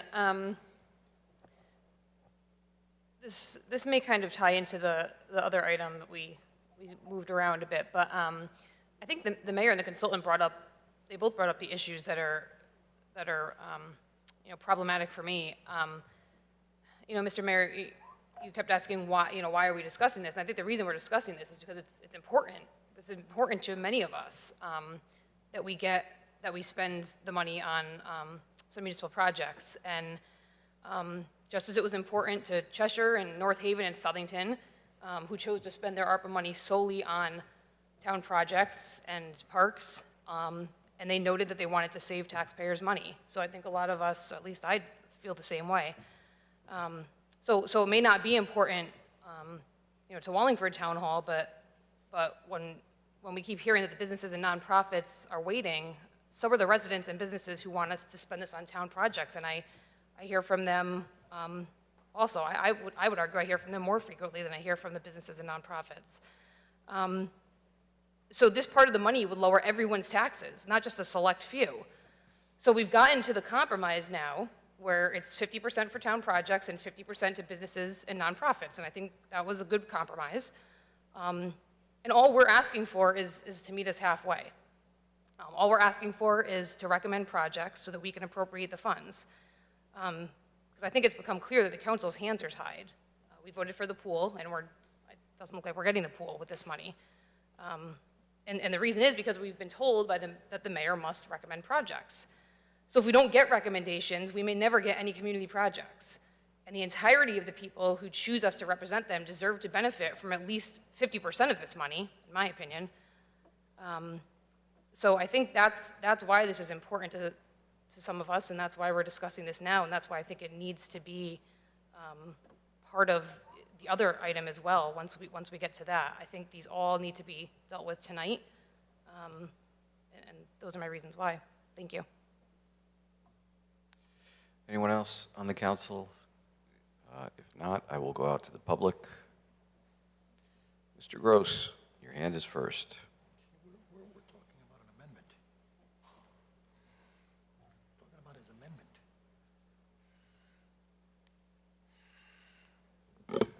Bob Gross, Long Hill Road. Do you have any idea how long this is going to take for the applications to even get out? And then to the consultant, when they come back in, how long before do you think the first one would be acted on? The normal application period, and that would have to be set by the town to determine, is anywhere between 30 to 90 days. And technically, it's better to do it between 30 and 60 days, like 30 being, like you get the applications out, and you make sure that everybody is aware of it, you make sure it's on your website. There'd be a portal created, so there would be an application portal so that it could be applied online. Even the municipal ones can be done that way. And then paper versions can be available, and that way those applications can be scanned back. And then after that, within that 30 days after the applications are received, that's when all the review and scoring process, and the committee would then give that information back over to the town to make a determination based on that scoring. Here's the top, whatever number that is, and this is the dollar value. And of course, everybody would see everything of all the applications and the scoring, but at least that whole review process would be done within that 30-day window, and that's a lot of work within 30 days. So then after that, what happens is it would come for official action, because there need to be, make sure there's appropriation action, and an agreement would have to be signed for those that are not the municipal ones, but a nonprofit, and because they're considered subawardees, and the businesses, they have to sign an official agreement for use of to get the funds, so that it's all meets all the Treasury guidance, and then the projects Basically, that agreement, once signed, is like the notice to proceed to go move forward with the project. The reason I ask is because, as you know, Wallingford hasn't spent a penny yet. And there are some excellent programs out there right now that everybody's going to lose their line. There's Career Connect, it's called Career Connect CT. There's Good Jobs Challenge. These are programs that are happening right now. So I don't see why the town, I guess it's up to the mayor from what everybody's saying, to expend some money to make people aware of these programs, because some of these programs are job training. Not only are they job training, they provide housing, they provide money, they provide transportation, they provide childcare and training free. But there's a time limit on it. You're aware, I'm sure you're probably aware of some of these programs. And these are happening now, and I don't think, and one of these programs hits a certain market. They're looking for the immigrant population, and they're looking for refugee population in Connecticut, which we have in Wallingford. And that's a population that's tough to reach. It's not the easiest population to reach. But if we don't start reaching out to them now, these are programs that can get them ahead. These are the people that really need to be helped, I would think. So to the mayor, is this something, I mean, it's a small amount of money for an outreach program. You have an idea of who lives in town and where people are. To outreach to these people, to let them know of these programs, because some of them aren't English speaking, and some of them don't have internet connections. I mean, to the council, this is the people that you want to help the most. And I don't see, it's all coming up on 2 years, or it's well over a year plus, and Wallingford's done nothing to anybody for anything. So if the council said tonight, well, let's appropriate $50,000 as an outreach program, it really falls back to the mayor? Is that how it works? I see some nods, yes, but yes, okay, that's what I'm asking. Well, I didn't know that. I don't see the letter you have. That's just the way we work with everything. So then through the chair to the mayor, would you be willing to help this segment of the population with at least some small stipend of money to do an outreach through SCOW, through one of the not-for-profits in town that has inns with some of the population that these programs are guided for? This is something you can't sit another 1 month, 2 months, 3 months. For one, these programs are going to be over by then, because they're going to be filled. Mr. Mayor? I mean, would this be something? I mean, this is a small amount of money, but this helps a tremendous portion of the population. We would need an organization to come forward with what the program would be and what the cost is. But once again, we're ignoring the issue that is before us tonight. The issue before us tonight is approving application and moving forward on ARPA. This doesn't get us any further. We can advertise to people what programs there are at the state of Connecticut, but that is off the subject of tonight. Tonight is about ARPA. This is ARPA. These are ARPA programs. These are to help a segment of the population. And there's programs here also that are helping people. I don't know how much. I think there's $70 million. Don't hold me to the number. To help retrain people who've lost their jobs during COVID, who want to retrain to get jobs that are better than what the jobs they had before. And everything's relative based on what your job is and what you want. But those are programs that are happening right now, Mr. Mayor, that are filling up, that this is, again, a portion of the population that people cast aside that really could be helped for minimal amount of money, of ARPA money. You could make a call tomorrow to SCOW or to United Way, and I'm not picking any, or I'm just using some of the larger ones. They're smaller organizations. You can pick an organization from out of town, too. You can pick, ISIS or something like that to help. God, but really? They could do. Did you just say ISIS? Iris. Thank you. Iris. Sorry about that, Cyrus. You know, they're in the news all the time. Iris isn't. Iris is a refugee program. Well, right now, the item in front of us is whether or not the committee's going to handle the municipal projects. So, I understand that, but you haven't spent a penny. It's going to be months before anything is spent. You have. well, actually, at this rate, it's going to be hours before anything happens. I So- understand that, and it's not because of me. It's because of you guys. Well, at the moment, kind It's of only, is. it's cumulative, I understand that, but it's only a few minutes. But the program, you know, it's a shame that it's only the mayor that can do this with the programs. I just don't see how the mayor doesn't help. Want to help out a segment of the population that is really hurting, that he could help for virtually no money, get the word out, and get them the training they need to get jobs, which would really help the community overall. Thank you. Mr. Chairman, just, we have in programs, Hubcap is one, pipeline for training, and the gentleman in charge of that is Dan. Mayor, that's not helping, that's not getting the training that these programs are giving right now. Mr. Gross, your time is up.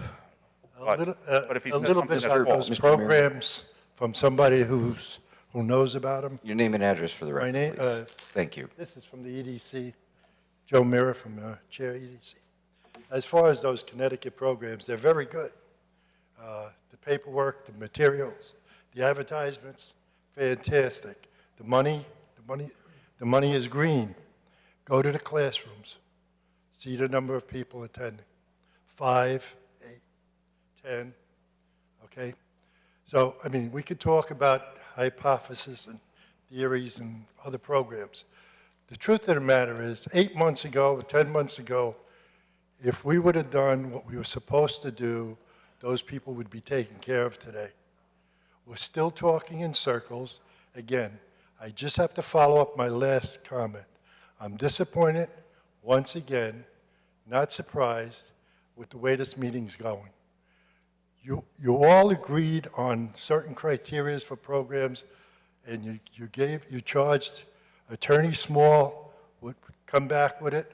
She gave you the programs 8 days ago. You had time to review it. And what do?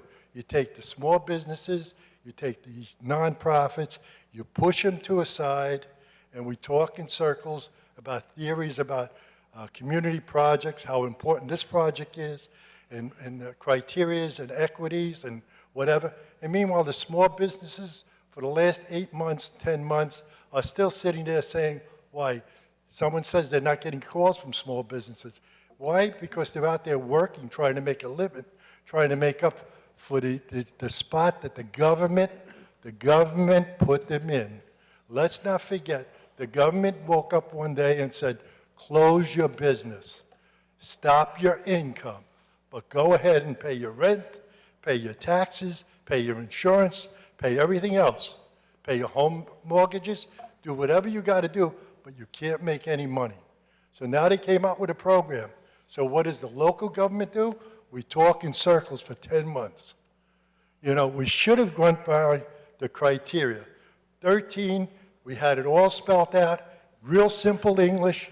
Anyone could understand it. I'm curious to see how long it takes us to pull that apart.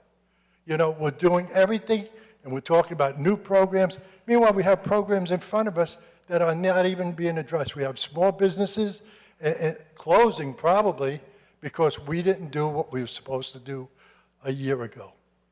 So all I'm saying is, let's take a breath. You know, we talk about criteria. I'm just curious, if we put a cap on the small businesses of $25,000, does that mean we have to put a cap on the community projects of $25,000? I mean, is that the way it works? I don't know. Somebody's going to have to clear that up. The town takes more precedence than the small business? I don't know. All I know is that we should have went in line with the way the agenda was. This would have been a very productive meeting. You people are intelligent enough to make this happen. I don't know what your agenda is, but the small businesses and the community is really, really being hurt by this stagnation. Thank you for your time.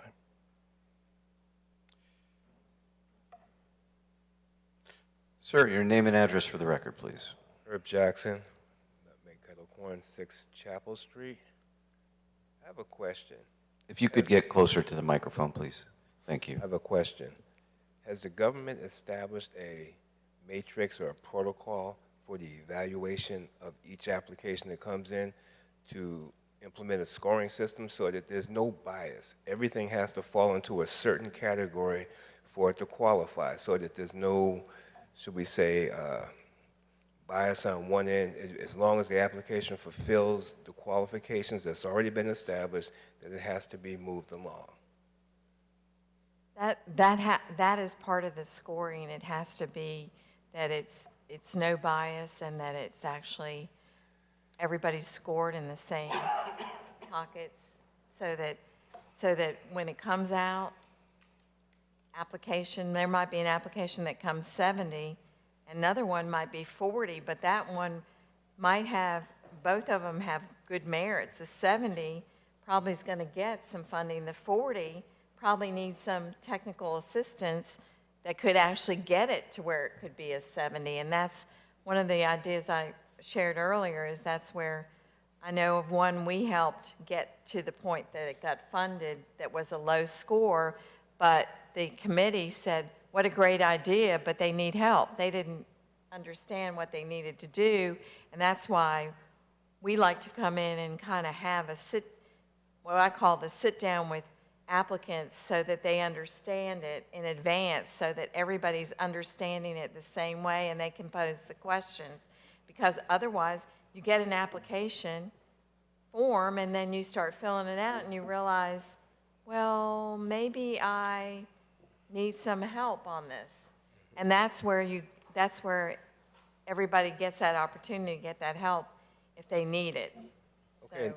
So is there some type of training that the committee has to take so that they understand what this criteria is? Yeah, the committee has to actually go through, the committee would need to go through a meeting, to have an organizational meeting and an overview and discussion before they would even begin their process.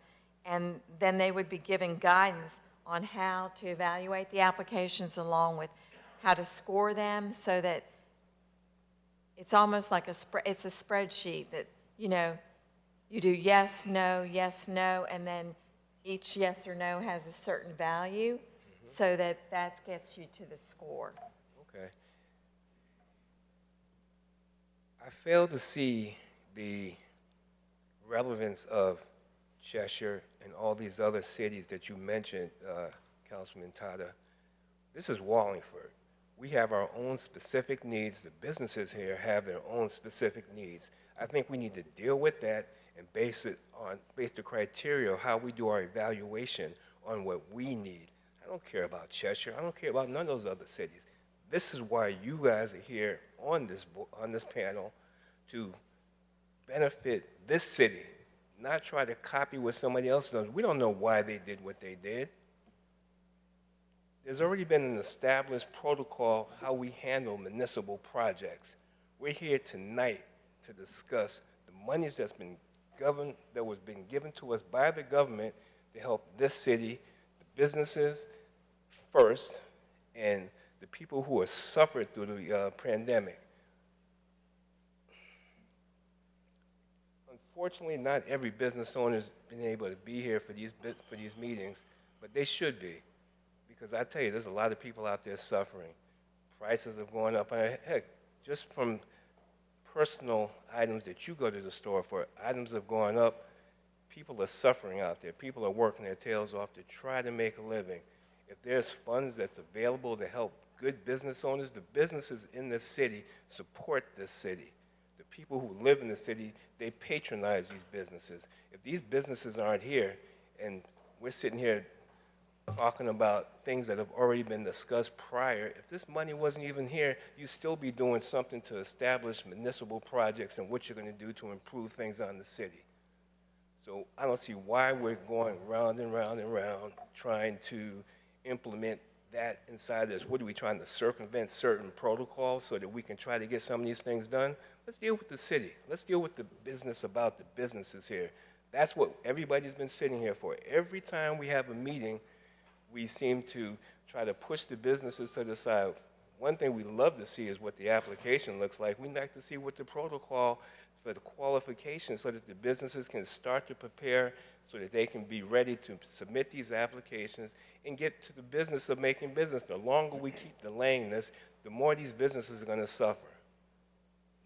Come on, let's get it together. I mean, we keep going back and forth on things that, I mean, municipal stuff, yeah, there's things in the city that need to be done, but there's already been an established protocol for that. Let's establish the protocol so how the businesses can get this money that the government is giving us so that we're not going to keep delaying and going over other things. Every time we have this, we go into 10, 11, 12 o'clock. What, are you waiting for everybody to just get tired and go home? They got to go to work in the morning? Let's get something done. Thank you. Mr. Glidden.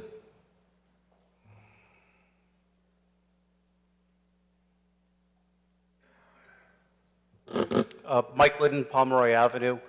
I can't agree more with the consultant about the approach of including the public projects in with applications. It's the only equitable option you have. It'll be similar to what the HUD community block grant program operates, because if you think of it, it's a formal application process that's scored, so then you're going to have rankings, et cetera. You won't have an appearance of winners and losers. If you take what the mayor was suggesting and basically say, all the public projects, we're going to handle them our own, it has the appearance that the town of Wallingford is the winner, and that the businesses and not-for-profits are the losers in the sense that the town projects have been streamlined through. Now, if I'm a business owner, I apply for a grant, and let's just say that for some reason we don't meet the criteria or that we don't score to a level where we're going to be awarded our grant.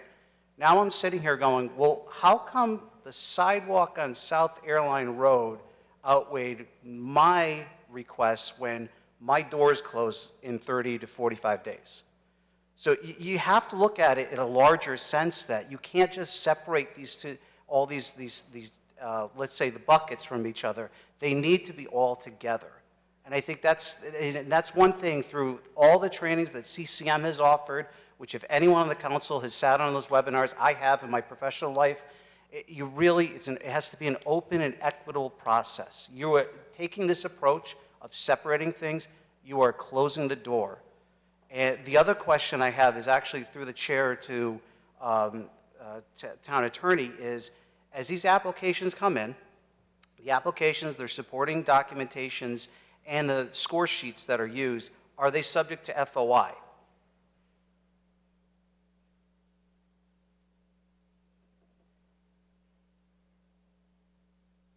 After the application is acted, not obviously when it's pending. My understanding is that they will be subject to FOI, but that there are certain parts that are going to not be required, so the privacy will be protected. But still, so then, as an individual that's been appointed to the commission or committee, if you're telling me that we're going to be sitting reviewing applications and have to defend our actions, and meaning if we have someone that their business closes and they're going to, like I said, they're going to see a public project waltz right in without crossing our desk. And I understand the council makes the ultimate decision, but minimum, it's not scored, there's no paperwork. You put us in a really bad spot by doing that. So I hope you consider that. Thank you. That's all we have for public comment in terms of time. And I bring it back. So, Councilor Fishbein, is your amendment to delete item 3 still on the table? Yes, sir. Okay. Madam Clerk, could you please call the roll on the amendment? Carmody.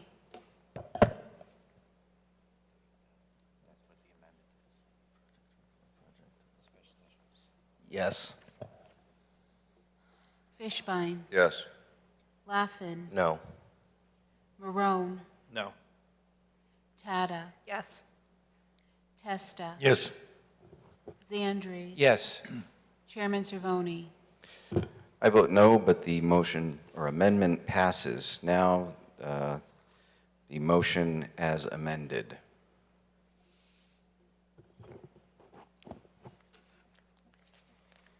I'd like to make another motion, please. would you like to make an amendment to this motion? That's what I meant. Make a motion to amend this motion. Okay. That would be that the opening paragraph be altered so that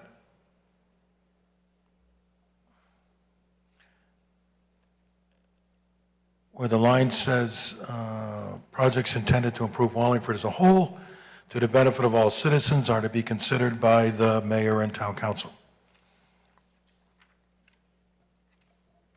So you're basically striking from the words from Yes. the ARPA committee? Yes. As I said Based on- earlier, I don't, at this point, we need to get these applications out to these business owners. We need to get them out to the nonprofits. And the committee we appointed needs to get to work screening those. And at this point, I've said before, I wanted us to put off talking at length about municipal projects. We can take that. I have no objection to the fact that this is on the agenda tonight. And then overall, I think this is a nice document. Gives us a starting point to start talking about what projects we might want to think about. But I do not want them going to the ARPA committee. So that's it. I just want that changed. Second. Moved and seconded. Discussion on the amendment. I'm just going to go in order. Tada. Thank you, Mr. Chairman. I think if we leave it, I don't see why it delays any of the other applications. It just says these are also going to be considered by the committee. So I think, based on what Mr. Glidden said and some other reasons too, I think we leave it. And again, I don't think this would delay anything. Thank you. Marone? Thank you, Mr. Chairman. So, yeah, based on what the consultant said, I just think that it should go through the same scoring process as everything else. I think Mr. Glidden made an excellent point about the committee being able to look at all the pieces and score everything to make the most equitable decision. So that was my sort of intent when I put the idea of having it go before the committee like everything else. Keep everything fair, keep everything in front of the same group of people. I also don't think it delays anything because you could still send the applications out, and the town departments could come up with or the mayor could come up with their proposals, when the time that the applications are out, and then they could all come back at the same time for review by the committee. So thank you, Mr. Chairman. Councilor Fishbein? A few years ago, we had a counselor up here who said he didn't want the public to talk about any item. Some of us will remember that. We've been accused of talking in circles for months, and I take offense at that. I will admit that when this notion originally came up, I was opposed to the applications going to the committee, but I've been convinced by the public that it makes sense because for that same exact reason. If we reject an application or someone rejects an application, but then approves a town project, then it looks like it's unfair. We are all part of the community. So, the municipal projects are a third leg. I don't see a harm in it going through the committee also in those municipal projects. They get scored for whatever reason. They get debated. They come back to us, and we talk about this as a whole holistic project. So I thank the public for actually being here tonight and expressing your concerns and your thoughts. So thank you, Mr. Chairman. Councilor Zandri? I'm all set, Mr. Chairman. My comments have been made. All right, then we'll call the vote on Councilor Testa's amendment. Carmody? No. Fishbein? No. Laughlin? Yes. Marone? No. Tata? No. Testa? Yes. Zandri? No. Chairman Cervoni? I vote yes, but the amendment fails. Any last calls before I call the vote on the motion as amended? Yes, may I ask a question? So what happens next? So are we going to establish a whole set of criteria for our own job? Our job of selecting projects that are agreeable, important for the community? Are we going to who's going to set the standards, the scoring that we talk about to give to the committee that we picked? We're telling the committee what job to do, and now we're telling them to do our job. Where do we go from here? People are, again, I'm sorry, sir, I forgot your name, I apologize. The gentleman that came up here, he and his wife, they've been here every week, every time we've had a meeting. Here we are, 3 hours into the meeting, we go off in so many different directions, right? When this is something we could handle down the road as we go, as we've been trying to do. Now we have just decided to add a level of complications to this whole process that is just going to drag more things out longer and longer. I just don't understand. So what do we do next? This is a great, Joe, I love this document. It was giving ourselves the guidance we need to do our part of this job, and that's decide what community projects to fund. We're the town council. From day one, we talked about that was going to be our job, and we agreed it would be helpful to have a committee from the public assist us in deciding how to screen business and nonprofit applications for equity. Now all of a sudden, we're going in a different direction. And frankly, most of the rationale I've heard has been because of concerns about how the mayor wants to handle this, which I'm not in favor of either. But that's why. That's the argument I've been hearing, because the mayor's got to approve everything and this, that, and the other thing. And then we come up with, now all of a sudden we're hearing that we need to score community projects so that we can be fair to a business owner. That doesn't make sense. It just doesn't make sense. They're two different things. The only way we could be totally fair to the business community is to give them all the money. We've decided we're not going to do that because we want to divvy it up. We want to follow the ARPA guidelines and the spirit of that law and say, you know what, we want to use some of this money, half of this money at this point, to come up with community projects that will benefit as many people as possible while still meeting the needs of our individual businesses and the nonprofits. And we've been doing okay all getting to that point. And then tonight we were supposed to approve those applications, and hopefully, praise God, we will. But this is just going to put just such a complication into the process that I can't understand. I'm really frustrated, clearly, by this. I just don't get it. Thank you. Councilor Zandri. Thank you, Mr. Chairman.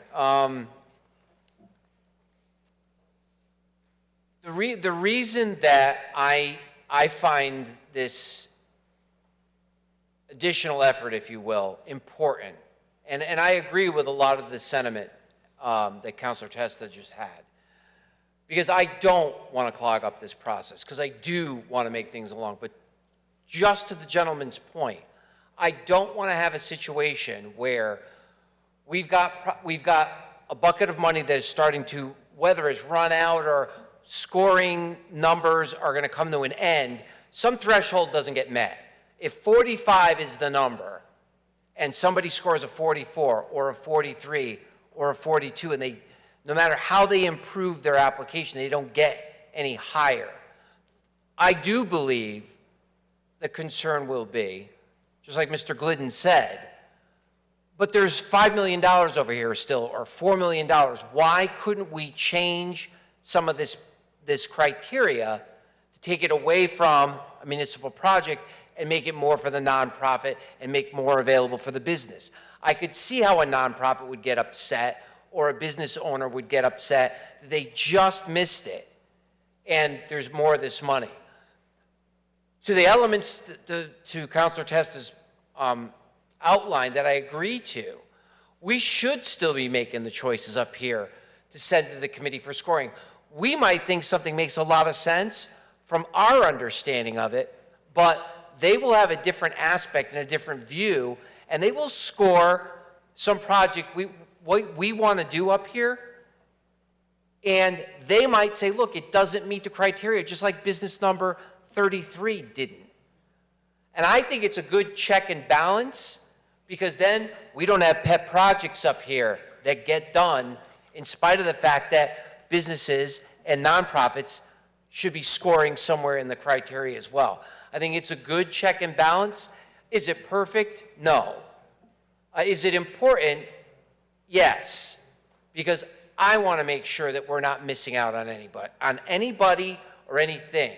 So I don't care if it takes me to 1 o'clock in the morning. I have to get up for work too. I'll stay here because I want to get it done and I want to get it done right. And if we make a mistake, I want us to reconvene and try and fix it. I'm very hopeful that once we start the execution of this, that we are able to not be hung up by our standard operating procedure in this town with it takes 30 days to get the website up to date and it takes 15 days to do this. I want to see it done faster than that. So I'm going to promise everybody, that there's a bunch of us up here that are actively on social media regularly. That will punctuate anything the town does. Town's going to do it through the formal procedure. The minute it hits, we'll push it. There's plenty of business groups that I'm involved in on Facebook. They'll get the message. News information groups, they'll get the message. We'll make sure we get that information out. I don't want anybody to feel like they wouldn't know. I'm sure between the website, social media, the newspaper, and the recording of this meeting, that about as many people that can get the information to them will be aware. I'm sure the EDC will as well. They're very connected. They're very passionate. I'm sure they're going to let people know. I want people to understand that we're trying to be thorough. We're trying to be as transparent as possible and be as equitable as we can be. So I appreciate everybody's passion, everybody's concern, and there's hard work on our side too, and I just want to make sure that that gets explained as well. Thank you, Mr. Chairman. Councilor Fishbein. I mean, those that denigrate what we've been doing up here should be happy with this, because what we've done through this, should this pass, which I think it would pass, we've set criteria for the municipal projects. Walking in the door today, there was, through the application process, constraints to be placed on nonprofits and businesses. There were no constraints on the municipality, which in my opinion, and I think it's shared by some councilors up here, I believe that to be unfair. There should be constraints across the board. It doesn't bog down the system at all, because this is a totally different process. Although it ends up at the same place, it ends up at the committee, it is an application process for government projects to be graded on some sort of scoring process that perhaps we'll deal with at our next meeting. It doesn't stop the nonprofits and businesses from doing what they want to do. It doesn't bog down the process, but it brings everybody together in the same sort of review with some sort of recommendations made to government from the applications. This is a good thing. Takes a long time to get there, but it is a good thing, in my opinion. So, thank you, Mr. Chairman. Councilor Tata.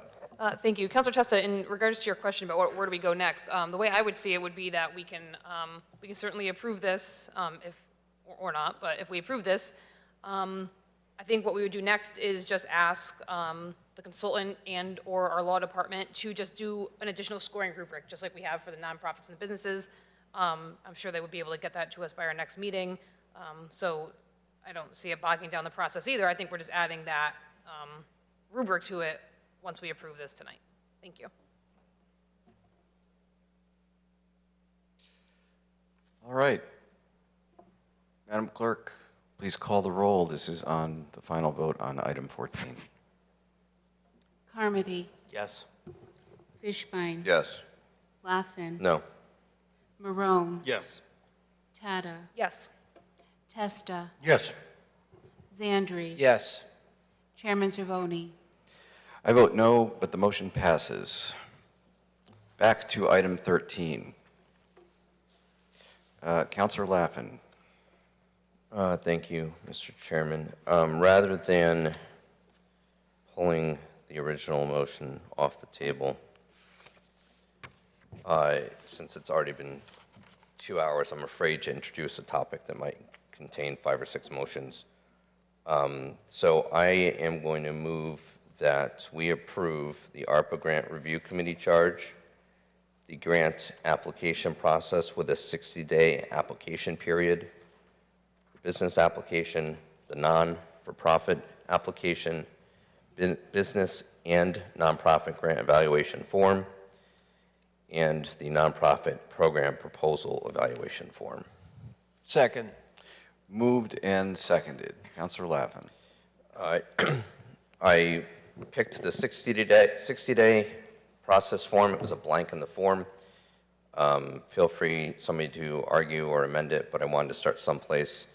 I felt that was better than 90 and gave people a little more extra time than the 30. And I do want to bring attention to the, let me get my notes here.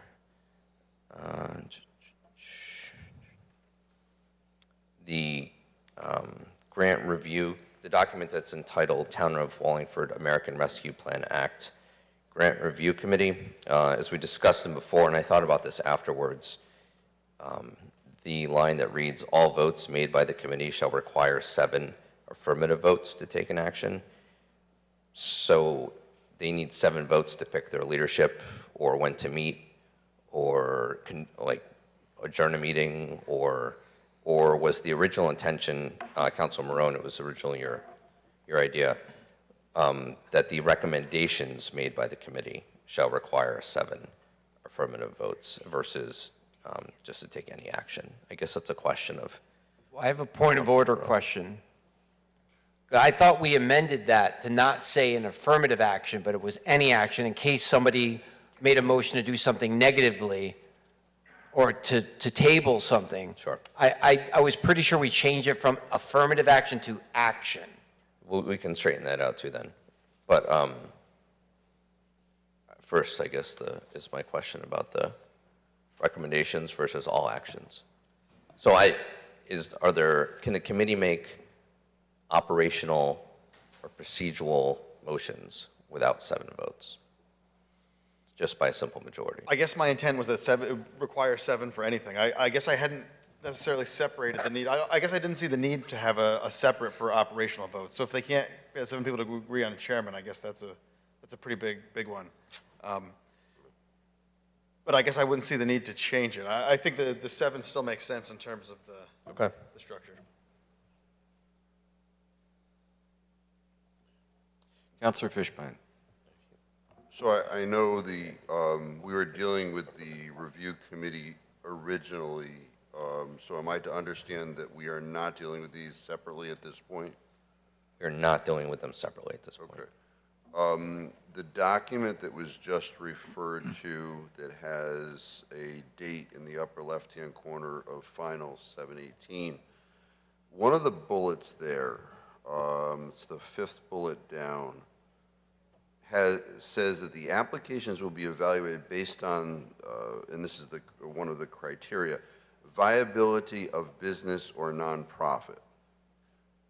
How does the application ascertain that? I didn't see where there was any part of the application that addressed that bullet that is part of the criteria.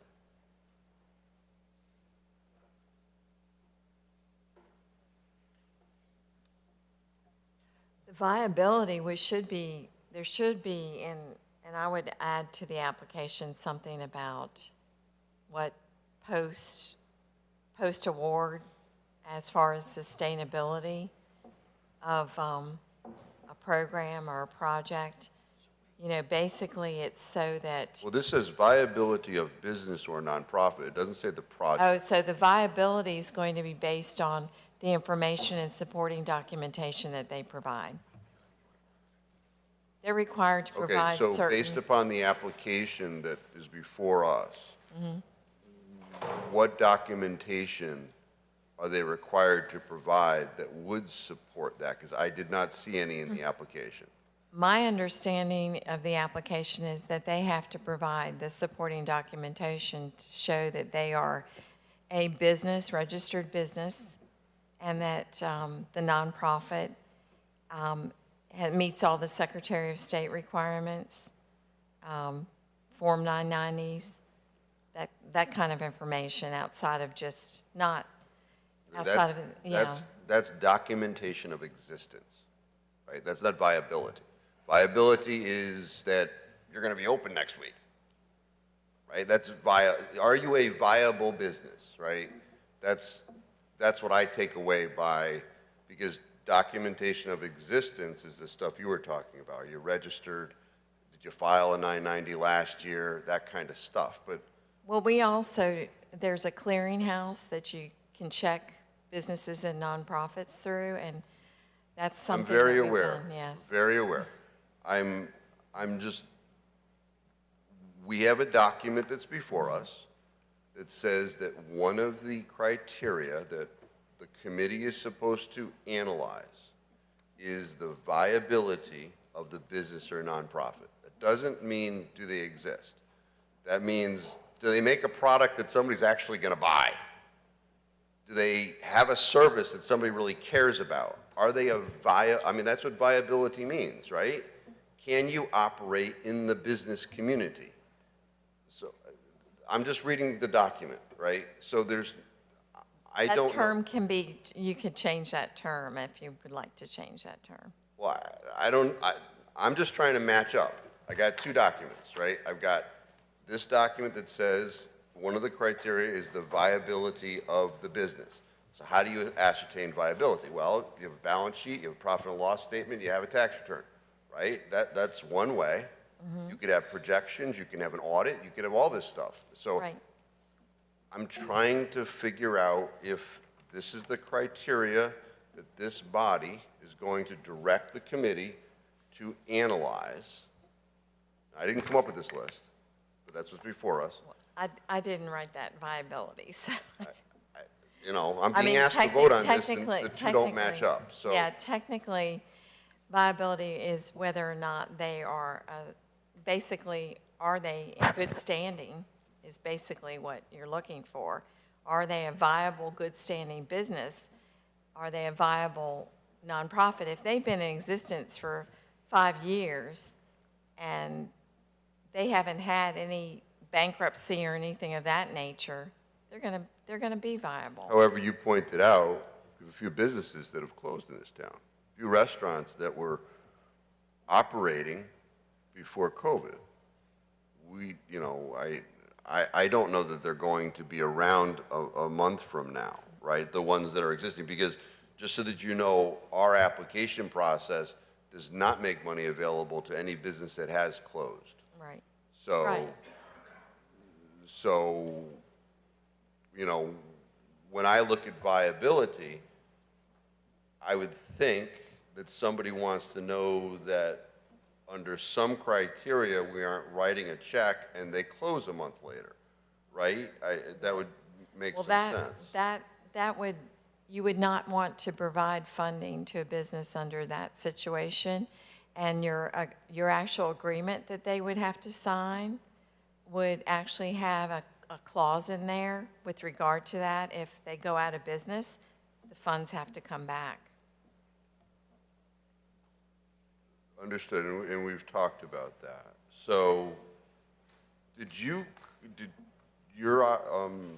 guys come up with this criteria for the committee? Some of our team was involved in that, but there was also discussions internally, I understand. So some of that. What does that mean, internally? That- With your group, or? No. Because I haven't been part of any discussion. Well, I think that there were some with the town that actually were involved in discussions. I'm not sure who. There were various groups where Janice went through all the meetings, the notes of all the meetings. She met, the administration met with different people from your Different people, from your yes. organization multiple times. Yes. I came in once at the end of the last phase and once at the end this time, just as a review, did I think anything was missing? It's all based on the notes and discussions and other documents that have been before this committee before, what was rejected before, why was it rejected. I mean, I'm trying to be as not frustrated as possible. I mean, the viability on some level, there, you know, as a business person, you read through, it would be included on the contract. Like, I mean, I don't think it's exactly as black and white.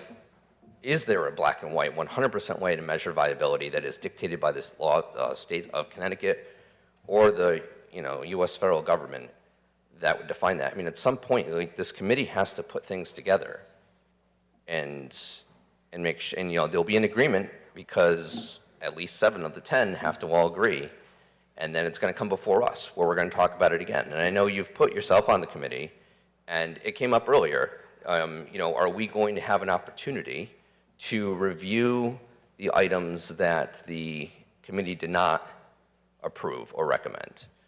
So here we are putting a limitation, a restriction on the committee that they can't recommend anything unless 7 people vote for it. But there's a side deal where, well, I want to see everything that was kicked off in case we want to do it anyway. I mean, like, and I have no doubt, based on how all of these other meetings have gone, that that will happen, and this council will end up reviewing every committee, every application. I mean, where is the line, finally? Like, at some point, what does viability mean? I mean, it sounds like you understand it.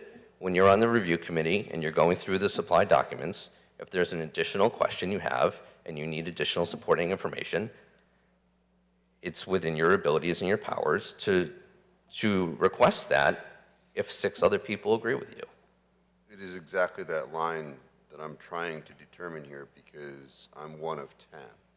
So if this body directs the committee that viability is good standing, then that qualification is made. The committee should not be debating what this body intended. That is not the role of the committee. So that's what we're trying to figure out. Now, I see the application asks for things like, are you in good standing? But I can tell you that we had a lengthy discussion about tax returns and redacting personal information from tax returns. I don't see that as part of the application. So somebody made the determination to reject that suggestion. Am I incorrect there, or? No, that was something that was, I understood from talking to Ms. Small that was taken out. Was there a majority vote of the council? There was no vote, but there was certainly a discussion. So Just on the, based on the discussion. what's before us now? Well, that is certainly, you can make an amendment to add that. That's what we're doing right now. Agreed, and that's why we're trying to set up the lines. So, I mean, it's a. So what else? So viability line you might want to remove.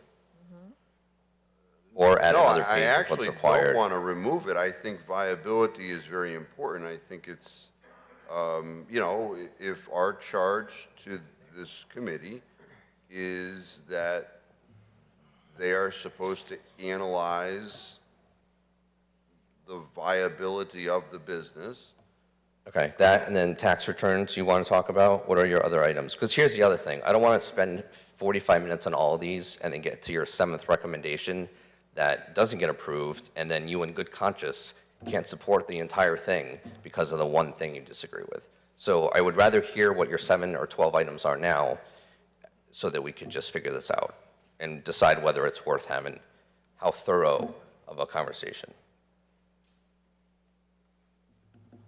And as a committee member, I am curious as to what holes you are finding in the lack of guidance from these documents. What does that mean? That since you're going to be making these analysis and this judgment as a committee member, if you feel that the recommendations and the applications are not adequate, I think it would be good to discuss those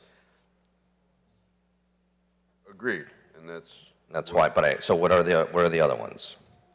Viability line, tax returns. what, I mean, before we go on from viability. Sure. What is I guess you're the main drafter here, so. I think we all are at this point. It's been so many meetings, Well, I've and never that's been the received, difficult I mean, part if I had for this. received this in Word at some point, I would have modified it. Well, but- that would, Yeah. all right. So. What are your topics, is what I'm asking you. What was your intent with regard to viability? I did not draft the word or the line viability. But what I'm trying to narrow down the focus of our conversation first is what are your bulleted issues with all the documents? We included everything all in one motion. Let's get them all out, and then boom, boom, boom. Otherwise, we're going to spend 45 minutes talking about the word viability. And people in the audience are nodding their heads. Well, I'm just going to share with you real quick Certainly prerogative. that viability, a business is viable where either it is returning a profit that is sufficient to provide a return to the business owner, which means that's that profit and loss, while also meeting its commitments to business creditors. Agreed.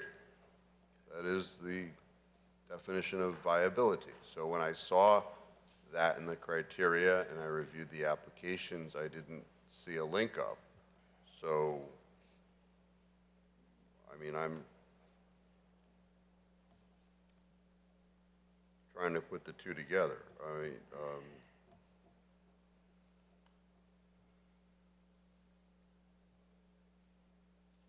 What are the other things? I mean, if the other 6 of your things are all, okay, that makes perfect sense, I'll not die on the viability hill, but I just want to keep this thing moving. understood, and as do I.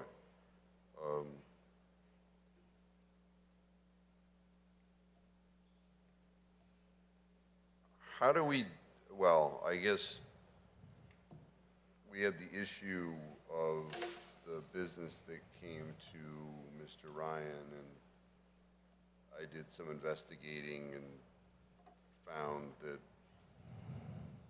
they had a recent debt that was as a result of some very bad activity in their workplace. How is it through this application, how are we supposed to ferret that stuff out? I mean, I didn't see a thing that says, do you have any pending lawsuits?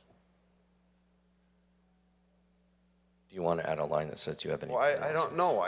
I'm just saying that situation where the business owner was making racial and anti-women statements in the course of running a business, and then is submitting something to our town saying, I want ARPA money. Yeah, but I'm concerned. I would be concerned that a decision like that may be made on a case that has not yet been settled. It's been not only settled, but it that, went to in that judgment. instance, but Yeah. that wasn't your question. It was like, do you have any lawsuits? Well, And then do all old lawsuits that they won, are they all factors and considerations? In addition to the homework that you may do as a committee member? No, of course not. Okay. I mean, why would, they won a lawsuit, it's irrelevant. But certainly if somebody is being accused of discriminatory practices based upon race and gender in the context of their business, I got to tell you, even a complaint, I'm going to have an issue if we're giving money ostensibly to pay for the judgment against that business. And you think it's easier to determine that by asking the person filing for the application to volunteer that information? Versus, so we're going to have to background check all companies to make sure they don't have any pending lawsuits. Well, that's a whole other question. Is the committee is it the vision that the committee interviews these individuals, or we just take the paper and score it based upon that. And I guess that's a question for the consultant. What do other towns do? They use the application process as the basis for the scoring. If something is questionable in the response, application response, especially if it comes to them providing a financial statement and it gets reviewed and there's more questions, go back individually to that specific business and pose the questions and usually ask for some more information that may include pretty much, financial information as far as not only tax returns but other information to clarify the situation. Okay, which, potentially delves into the bias issue because one company has the ability to do that, another company just has the application. So I'm trying to keep everything equal here, but I understand. Counselor Fishbein, apparently you're far away from your microphone. Okay, thank you. I want to point out, too, on page 3 of the business application, it asks about outstanding liens and judgments, and then the question underneath that, it says, is your business compliant with Connecticut Department of Labor Office of Unemployment Assistance and all applicable state and federal employment laws, and so on and so forth? Yeah, no, I saw all of that. So if they were discriminating against people based on race, gender, or sexual preference or sexuality, then that would be covered. No, I wouldn't, but as far as how they're going to fill out the form it is, so it would require an additional, I don't know what proof then you're looking for beyond that. Yeah, when they sign the application, they certify that it's true and correct. That way, if it's found out that if it's found out it's not true and correct, then that's creating fraud. I understand the process, but in the particular lawsuit, the business owner denied the allegations. So somebody who's filling out an application like this is not going to say, yes, I'm in violation, I'm discriminatory in my employment. I mean, they're not going to say it on an application, right? Correct. So, will it ferret it out? No. Outstanding liens or judgments, I understand, gets there, but I think asking about pending lawsuits would be appropriate. Also, with regard to the The pending lawsuits goes back to a judgment that's not been determined. But we shouldn't. Guilty know about until that. proven, or innocent until proven guilty. That's the criminal standard. So you're talking about just a civil case, where somebody could have Can't sue an in a criminal unjustified civil case? Yeah, 'Cause you said I would criminal. want to know if there is an outstanding lawsuit, yes, to ferret out that kind of stuff. I don't see why that's inappropriate. I don't know that it's inappropriate, I'm just saying I don't know if Point of order, Mr. Chairman. it's a whole thing. Yes. Is there a better way we could be doing this? That's why I wanted to know what all the topics were, if we could just Mr. Chair, hear them all. it might be helpful to look at the application itself. I think it deals with some of these issues that would be We are. related to viability or even lawsuits. That's what we've been doing. He disagrees that it contains enough information. That's the discussion. Yep. And the other thing was with regard to the nonprofits, the main thing, I didn't see where it asked about government assistance during COVID. I think we asked about that in the business applications, but I guess I ask, why is that not addressed in the nonprofit applications? Is that from the consultant or? Nonprofits did not get the assistance that businesses got during COVID. That was one thing that was left out, were the nonprofits. Understood. Now, nonprofits often, what they do is they actually apply for grant funding, federal grant funding, and they receive federal grant funding for their specific programs, not for their operations. And Didn't that so- could, that could be something that they would expand on that. Basically, some of them get CDBG money, some of them get different types of, if they're doing like if they're affordable housing or housing support, they may get some home money from the federal level. Those are programs that existed before the Yes, pandemic. existed. So predominantly everything that they get was pre-COVID. They did not get any special They didn't get assistance. PPP money. On page 4 of the nonprofit application, has your organization applied and/or received ARPA or any Yes. other federal COVID relief funding? They could have gotten Not CARES satisfy Act your money, question? yeah. Mhm. Or I'm just, the 4th page, I think the page number yeah, is the cut off in pages, that case. they aren't numbered, so. It's page, digitally it's 168. Yeah, I've got the hard copy. Which section?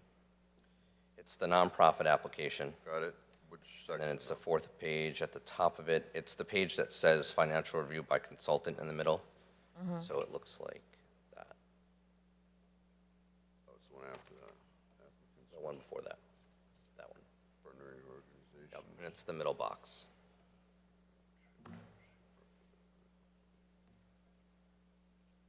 Do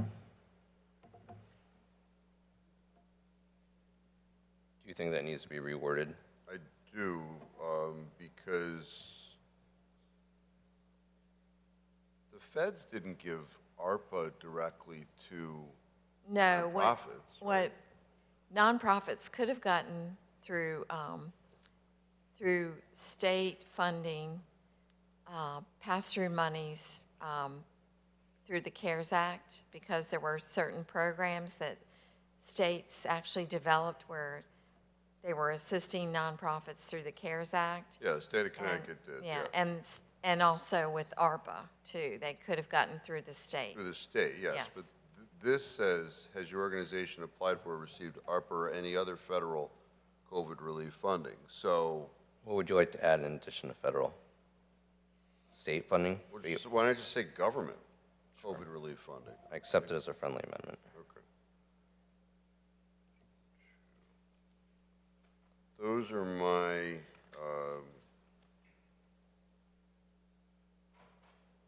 requests, suggestions at this point. So I defer.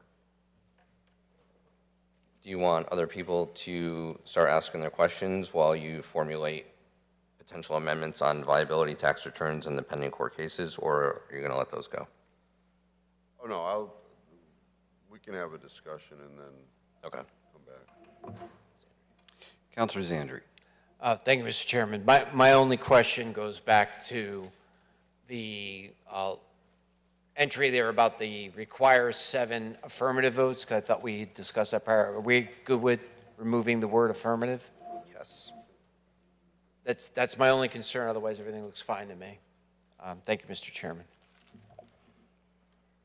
Councilor Carmody. Thank you, Mr. Chairman. I had a quick question. Do we need to add the ARPA Public Project Program criteria as amended on page 170 to the ARPA Grant Review Committee charge?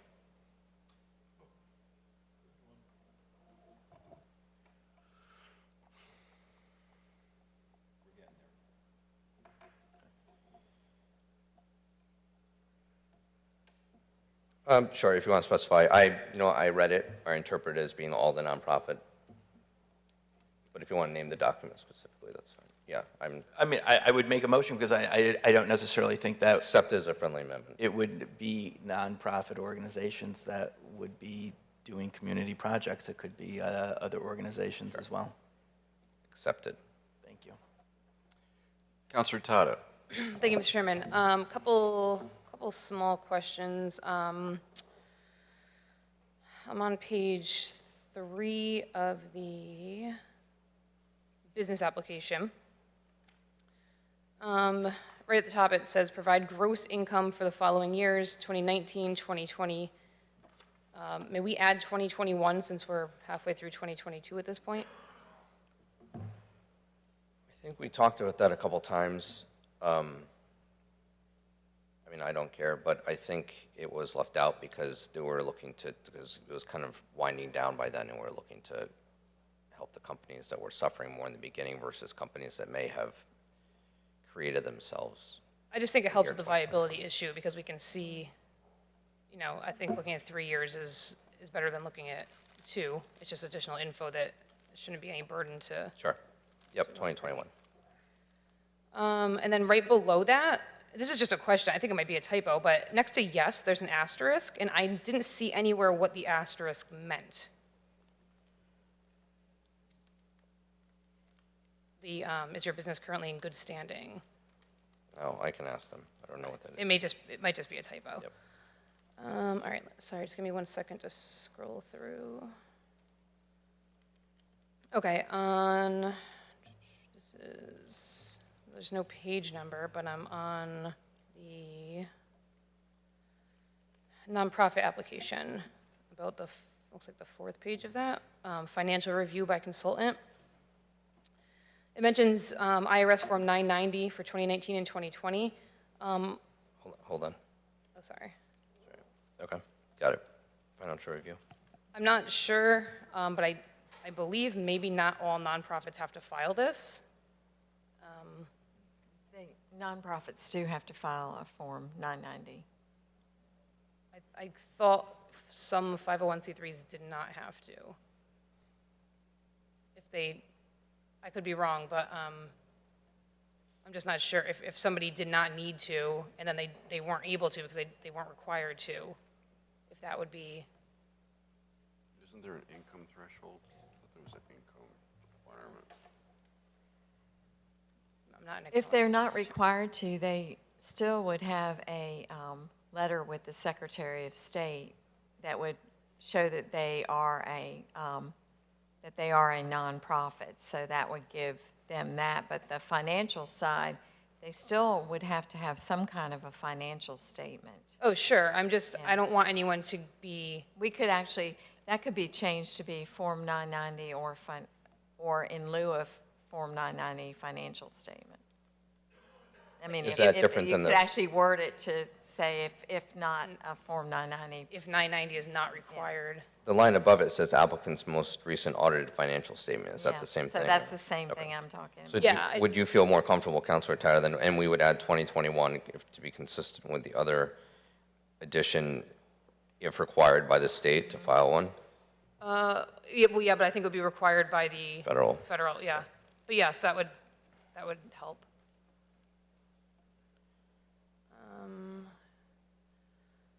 Okay, and then moving down to the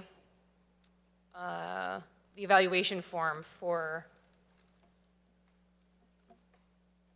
well, actually, so this is, all right, hang on. There's 2 different, so this first application says business and nonprofit grant assistance program application evaluation form. Is that first one for businesses and nonprofits? Because then the one below it looks like it's just nonprofits. Should that say just business? Where are you Well, looking? it says ARPA Business and Nonprofit Grant Assistance Program, application evaluation form. I think that is a title carryover from another document that was used. That's the name of the program. The application evaluation form is the business one. Okay, And so that's maybe, just, so if it's an inconsistency that the other documents don't include the full title of the program and/or that it's missing the term business, so we'll add that. but it looks like the first one is the business one and the second one is the nonprofit, is that correct? Yeah, and the second one, it says nonprofit at the top, so. Yeah. I think it's just an inconsistency in Okay, the so file maybe we can formatting. just fix that one to just say Yeah, business. it's probably because 2 different people worked on them. Okay. So is that okay, just change Yep, that the- one? Okay, we'll- perfect. we'll change Just the so it's heading and clear make it which one clear. they're using. Yep. All right, and then on that same one, so the first one's for business. The last point on the rubric is only 10 points, and it's the applicant has disclosed requests and awards of other ARPA and/or federal COVID-19 relief funding and are not in conflict with this request. So that's only worth 10 points, but that, I just want to be clear, that does not disqualify them from receiving the grant if they've received other COVID funding. They just need to disclose it. Yeah. Yes. Because we don't know how much they received. What if they didn't receive very much at all? But so the 10 points, though, is based on their disclosing of it. Yes. So, I mean, it would either be 10 or 0, right?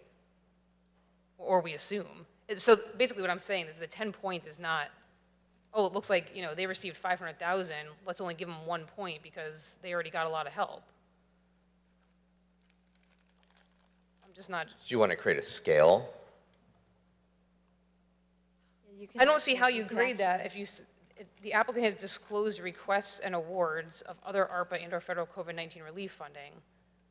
So if they don't disclose them, how would we know they didn't disclose them? So everybody's going to get 10 points. Well, in the box, if they didn't receive any, they would write they didn't receive any.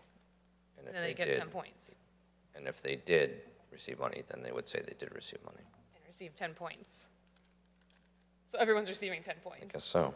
Unless they're saying, I'm not answering, and then they would receive 0 points. Then they get 0 points. See, that's where that's the kind of question that I would suggest be considered scaled, a scale on the scoring. That's what I thought was the intent Well, of and that's it. why I asked. I said, do you want to create a scale? Sorry, I guess. It's okay. No, I I wasn't. understood her question. I guess, yeah, I thought the intent of that was to score that based on, because they're all scaled, right? I mean, if not, then everybody's going to get 100 or 0. Aren't all these, is that how it's going to, well, I guess I should ask then, is that how these each work? So for each question, there's 25 available, 20 available, somebody could get 15? Right, so they're all scaled. Yes. Okay. All right, so then I guess the wording of that then, just that they've disclosed requests, maybe we can, I don't know if that wording should be changed then. Do you want to change it from I'm trying to think how to change it so that to the applicant's possessive, the applicant's disclosed requests and awards of other ARPA, blah, blah, blah, are not in conflict with this request. That way, it's not asking them if they've done something. It's asking if they, if the contents of their disclosure can be measured. Yeah, what was that wording 0 through again? 10. The applicant's disclosed requests. I need to use the restroom. Yes, that would be perfect. That would clear it up, yep. All right. Okay, good. Then, okay, so then moving on to the nonprofit one, we don't ask that question there, and I'm just wondering why, because I think nonprofits may have received other funding prior. So I just didn't know what the rationale for not asking the nonprofits was.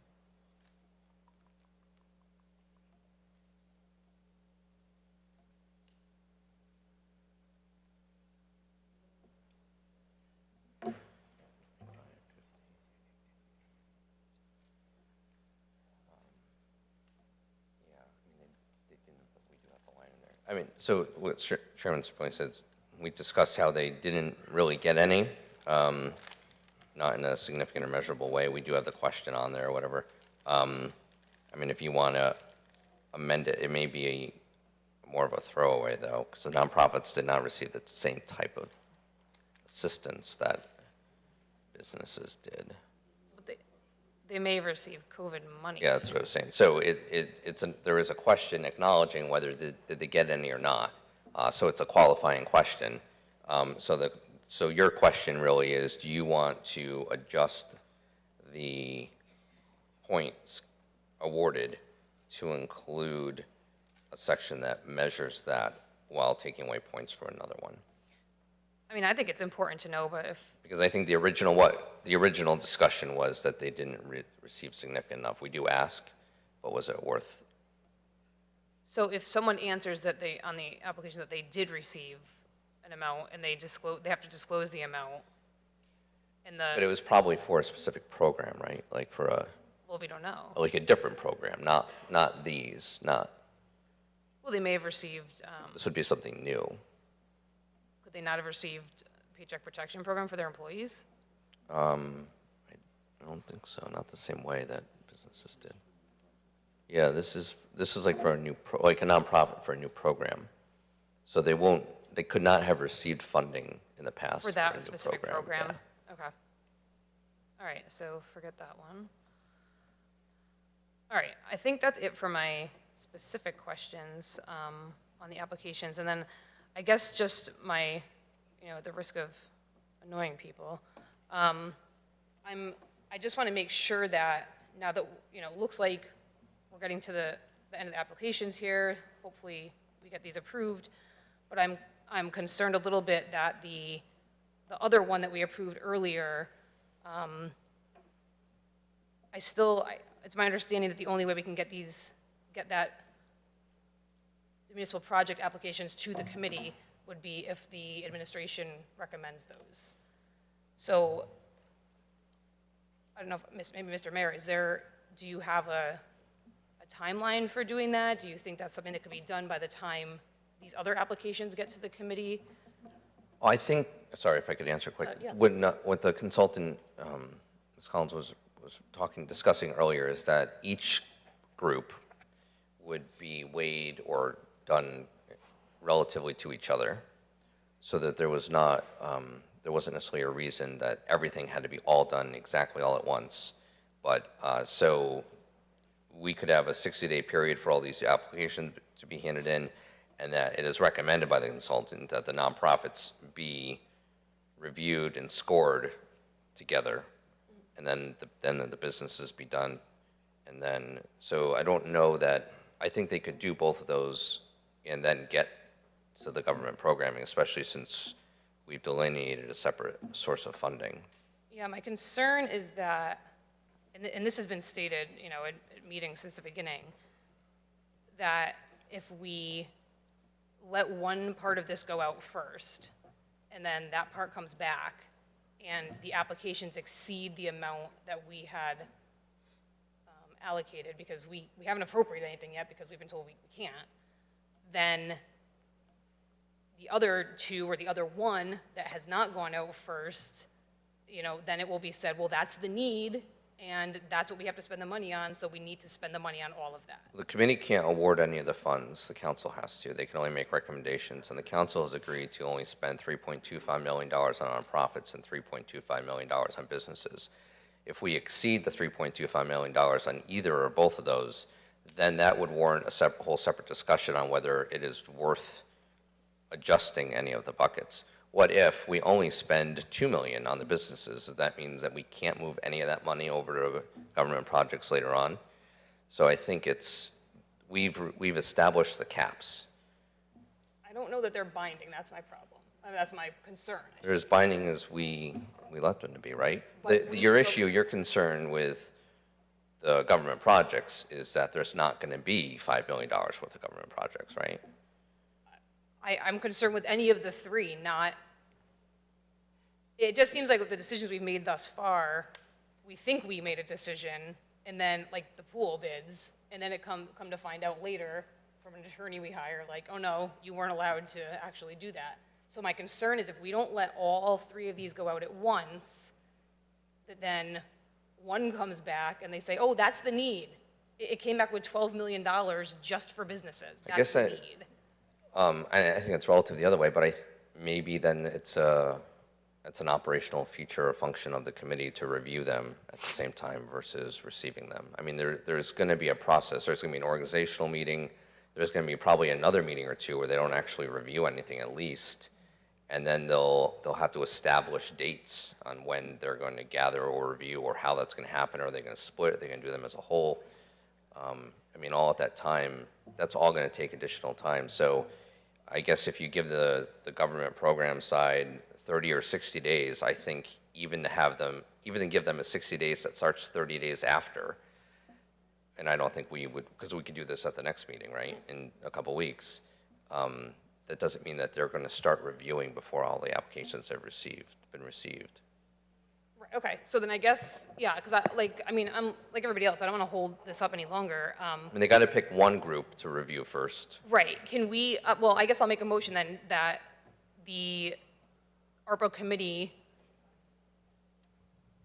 may not review applications until nonprofit, business, and municipal project applications have all been submitted to them in their entirety.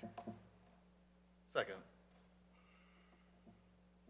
and I guess we would have to establish a date, whatever the date of the nonprofit and business applications are due, that would also be the closing date for the municipal projects. So do you want to hold up the applications going out until, No, I'm trying to avoid that, but, I was thinking just the review. well, right, that's So what the I'm saying. applications can still go out to businesses and nonprofits so they can get started. It's just that you want the committee to not to determine a review date for any of the three categories until all of the application closing periods have occurred. I don't know. Well, I guess I'd like to hear from the administration when they think they would be able to submit them, or how they think they would go about that. Sure. Because I don't know if that needs to come to us first, and then we let it go to the committee. I think what we said before is we don't want that to happen. We would like them just to go Well, to yeah, the committee. that other So motion that, took right, it out of so our, it takes us out of it, okay. but we need to create, for our next meeting, a scoring evaluation Just or the whatever. scoring, for- yeah. Right. Right. So then we can just start the clock all in the same time, no? Yeah, so it's all relative. The committee's just not going to get the scoring application, a scoring evaluation sheet at the same time. But by the time the application period's over, they will have all three scoring, or all four scoring evaluations.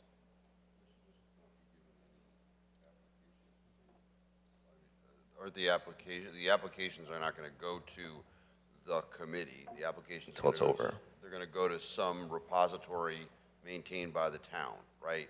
So the business apps, the nonprofit apps, the municipal apps, and then government puts those together, gets them to the committee at some point after the timeline, right? Isn't that Yeah. the way this would go down? After the set deadline date, then they would actually go to the committee. And so if we have a window, let's just say September 1 through December 1, whatever, that's for everything. In the middle of December, the committee gets the stuff, and As previously discussed, your company consultant would need a couple weeks to just get everything ready and then wait for us to say, okay, push the button, it's all online. Which would probably be by our next meeting anyway, when the other evaluation sheet could be done. So it's all going to roll out. But, so here's another concern. If the administration decides to not apply for any projects, or they only decide to apply for, I don't know, one new window in town hall, Okay. and then that's the deadline, and now the committee has one new window and nothing else, I think that's a whole separate issue. but then we can't, then So do you want to, what are you trying to do? You're trying to tie administrative proposals down to whether applications are even considered for businesses, nonprofits? Like, I don't know how else to get around your concern. I mean, that's I guess I'd like to bluntly, hear from others. that's bluntly Yeah. like what the issue is, right? Yeah. Which is what I said earlier. Your concern is that there won't be $5 million worth of government proposals, Well, I think there may not be that whatever it was. many The submitted, bucket. yeah, It won't be the government bucket. right. I mean, I guess I'd like to hear from others if anyone has opinions on it. Okay. So everything else was accepted. Oh, no, there is a motion on the table. Do you want to withdraw the motion from now to hear what other people are saying, or do you want to complete the process on the motion? Let's complete the process on the motion. All right, so what was your motion again? It was to, I believe, something to the effect of not having the review committee review any applications until such time as all three business, nonprofit, and municipal applications are received in their entirety. Until all application periods have closed? Yes.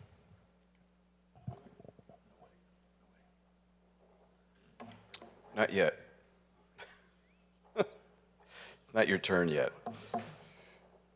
Counselor Testa. You did raise your hand. Yeah. Oh, sorry. Yeah, I wasn't sure what the motion was. Now I am. Someone asked me earlier how having the committee review municipal projects would bog down the system. There it is. The other thing I wanted to ask, I just people let me know where this might fall. I should have brought it up during item 14, but I was wondering if there was any interest, or if it's possible to include in this program, for the lack of a better term, replacement pay for any municipal employees who were forced to take sick time or vacation pay when they were sick with COVID. Has this ever been discussed, or did I miss something? It was brought up and I just don't remember? Or is that something we're even interested in If considering? it was brought up, I don't remember it. Is it something we would be interested in talking about? Isn't it allowable? That is allowable, yeah. That actually is allowable under, there's a expenditure category under ARPA that's allowable. So it's basically doesn't even address revenue replacement. So you can, it's under 3.1, and we've worked with other governments, local governments, to actually address that, because they had those issues, because you didn't get the funding like with CARES like counties got, and counties got funding under the CARES Act, and they were able to do that, but towns weren't able to do that. And there is a new program in the state for everybody who's not a municipal employee. That they were able to get that. But I thought someone had mentioned in passing, I heard that perhaps the legislature's considering something farther down the road to provide funding for that.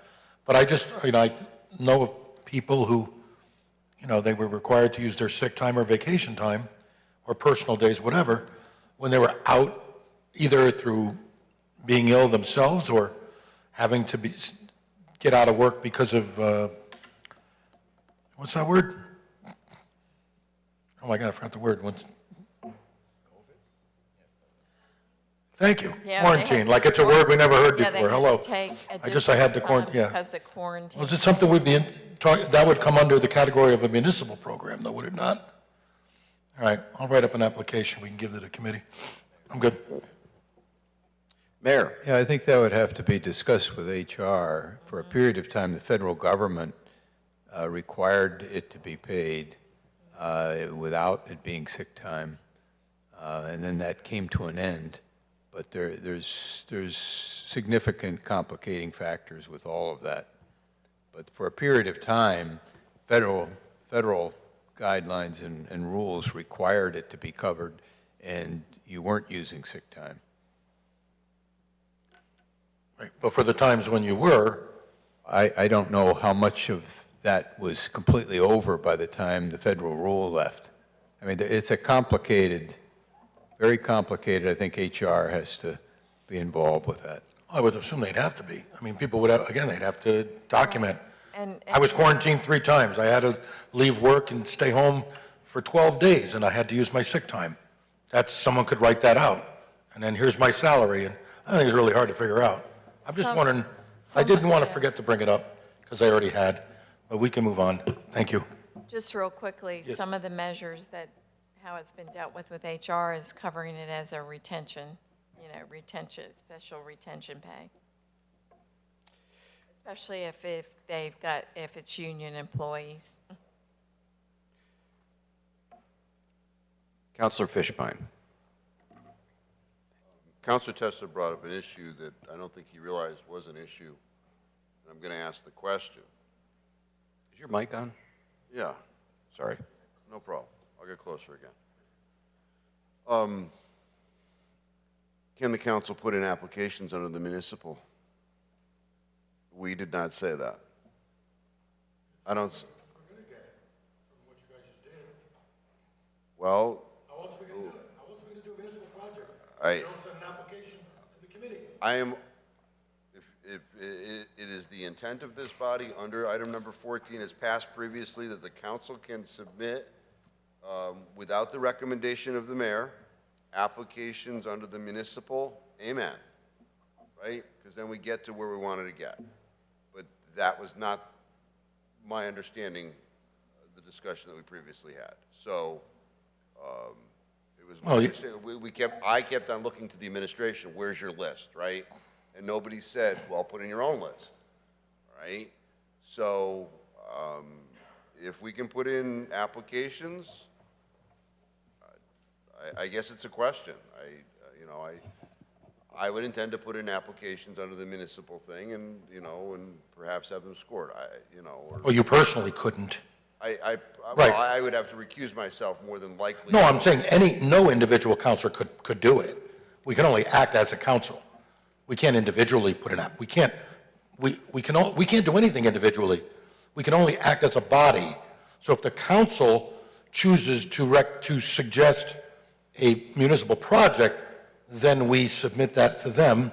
That doesn't require the mayor.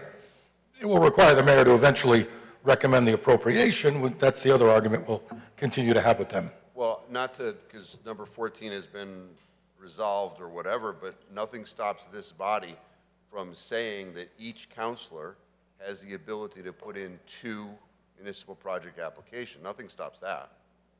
We don't have to vote. I don't have to agree with Sam's, although I probably will, his suggestions for municipal programs, right? Nothing stops us from doing that.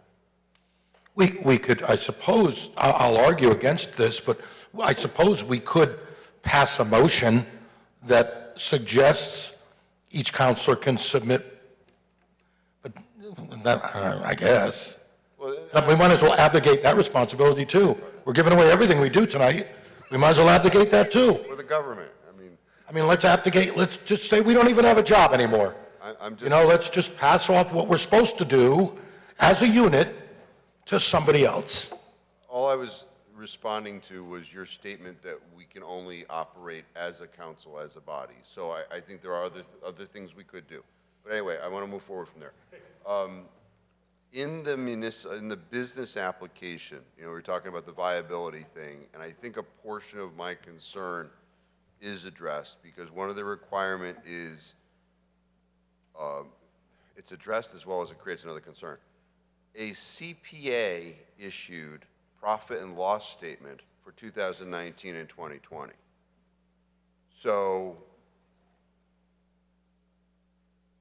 what if I don't have a CPA?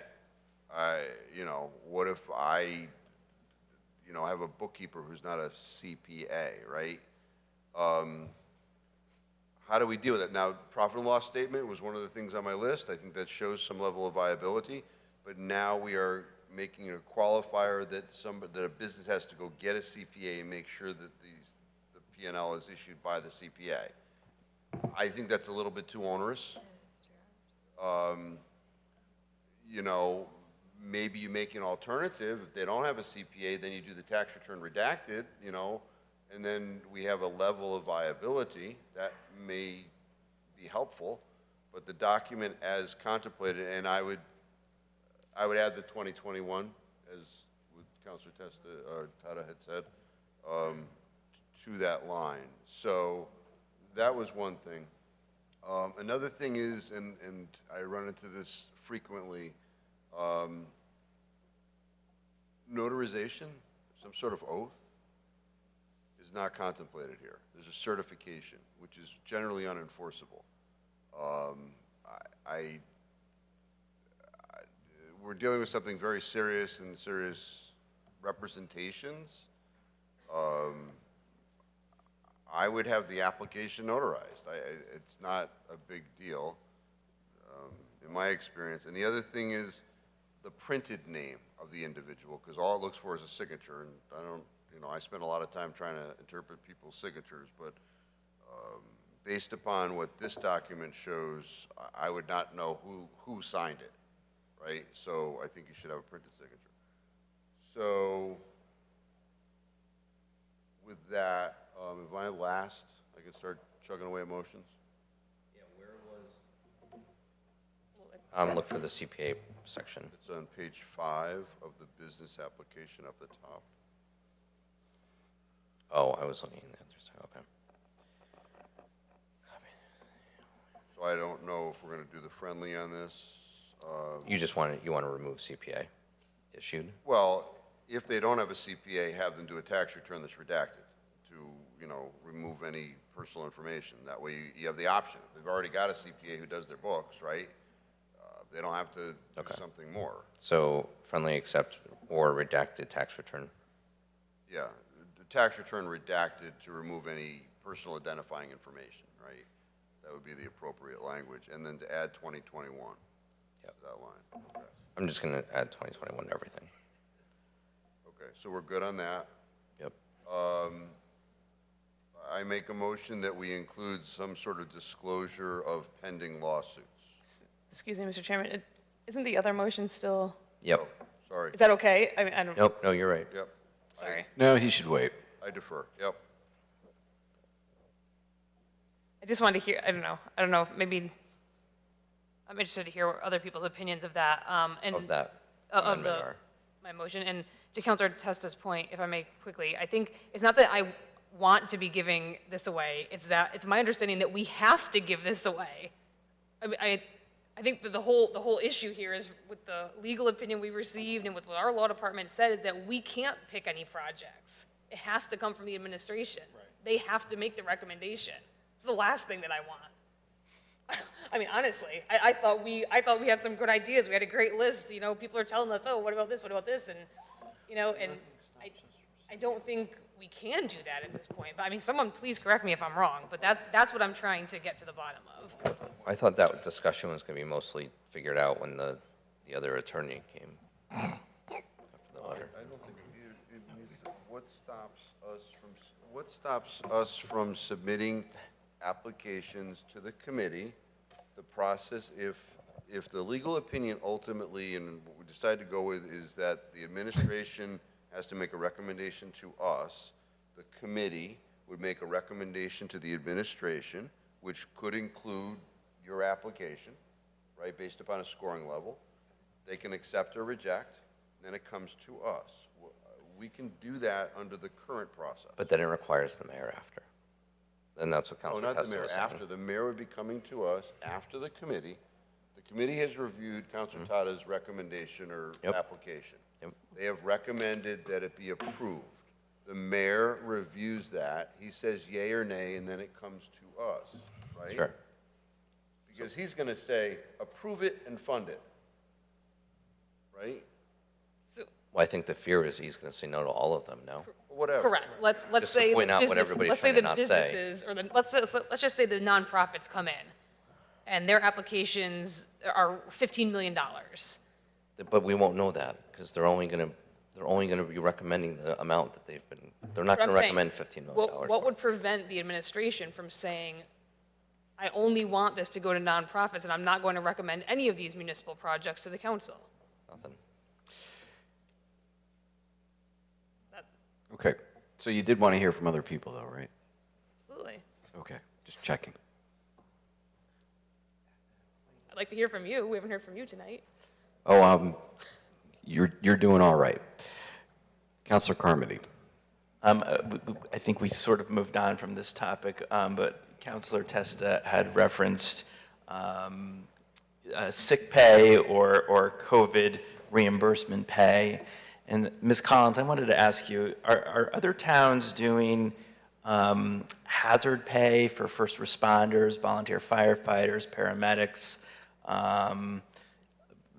people who are on the front lines? Yeah, they've been doing hazard pay, calling it under the premium pay, which is the expenditure category 4, which sets out that certain amount, you know, up to $25,000, can't exceed $25,000. Per individual? Right. And that goes towards, like I said, firefighters, paramedics, police officers? It's technically, yes, a one-time payment to them, and that's determined, you know, the amount's determined based on their salary and, you know, to not exceed that $25,000. Well, you know, I think maybe somebody from the audience in the past, maybe it was Mr. Gross, had mentioned this, but, you know, this isn't something that we've discussed up here, to my memory. You know, there's been a lot of our first responders who have, you know, had to go through a lot of issues during the COVID pandemic, and I think that's worth considering at some point through this process, whether or not they should be reimbursed for putting themselves in harm's way. So I wanted to point that out. And then to Councilor Tada's point, I mean, it's pretty clear our legal department and the other legal opinion we received has the mayor making the recommendation to our council on anything that we have to approve. And so Councilor Fishbein made the point that the committee can make a recommendation to the mayor and then the mayor make a recommendation to us, but can we try to establish a process so that we know what we're going to be facing as we try to approve these applications.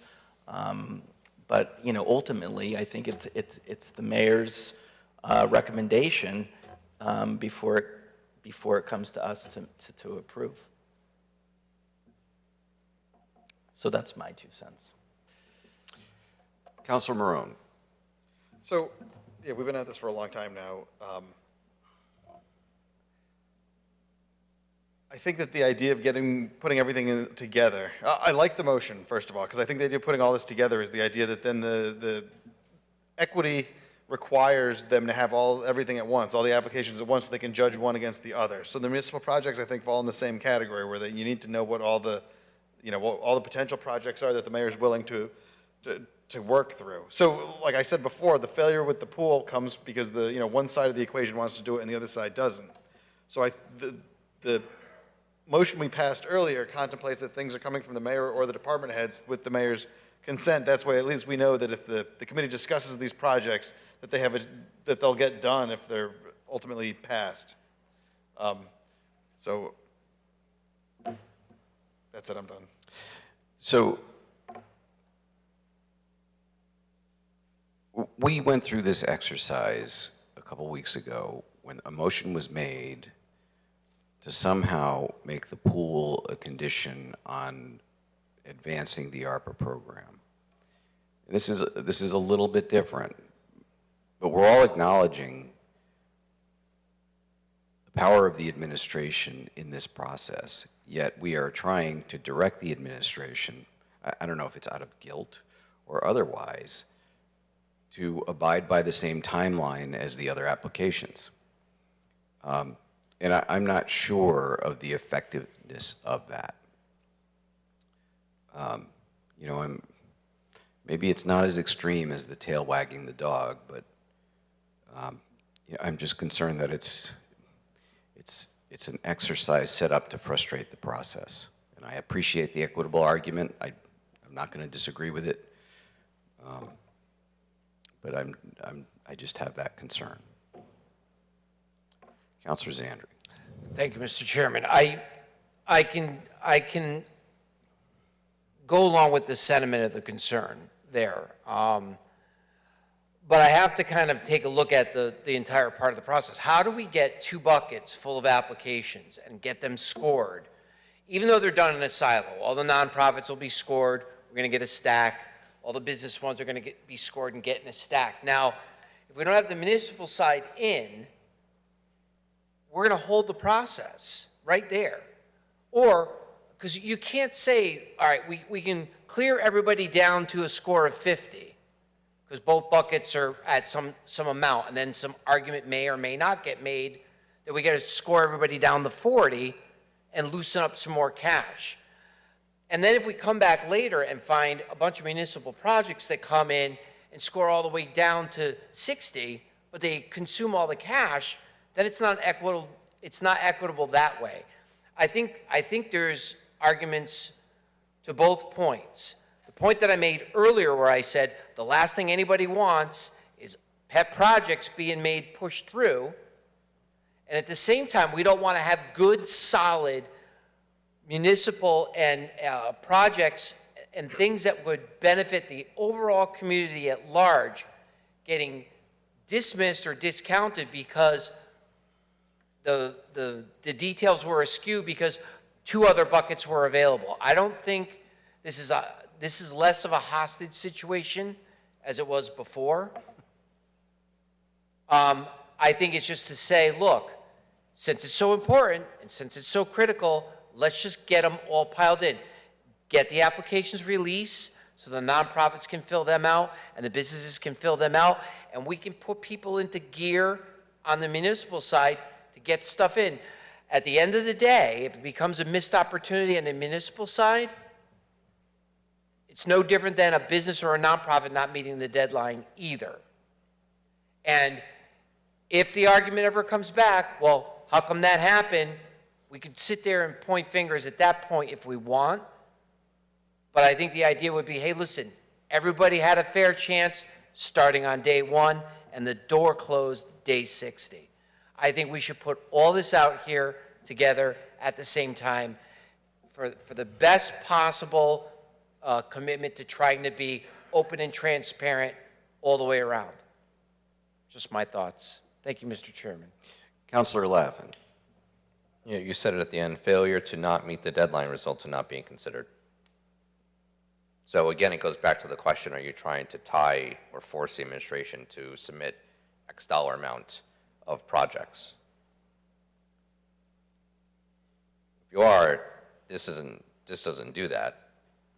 It just makes sure that those submitted are considered equally and fairly, which is good. But I don't think it's going to achieve what you were actually trying to get done. So maybe we should just vote on this. We do have Councilor Tada's motion on the table. Right.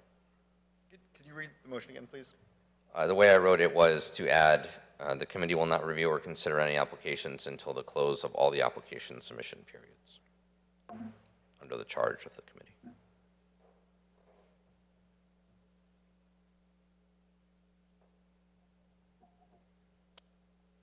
Versus doing them as they come in. And I thought the importance of her point was to include the municipal applications. Yeah. Yep. All of the application submission periods. Yep. Okay. So we're all clear? Can you please call the roll? Thank you. Carmody. Yes. Fishbein. Yes. Laffin. Yes. Marone. Yes. Tata. Yes. Testa. Yes. Zandri. Yes. Chairman Cervoni. I vote no, but the motion passes. Coming back to the balance of what's been moved.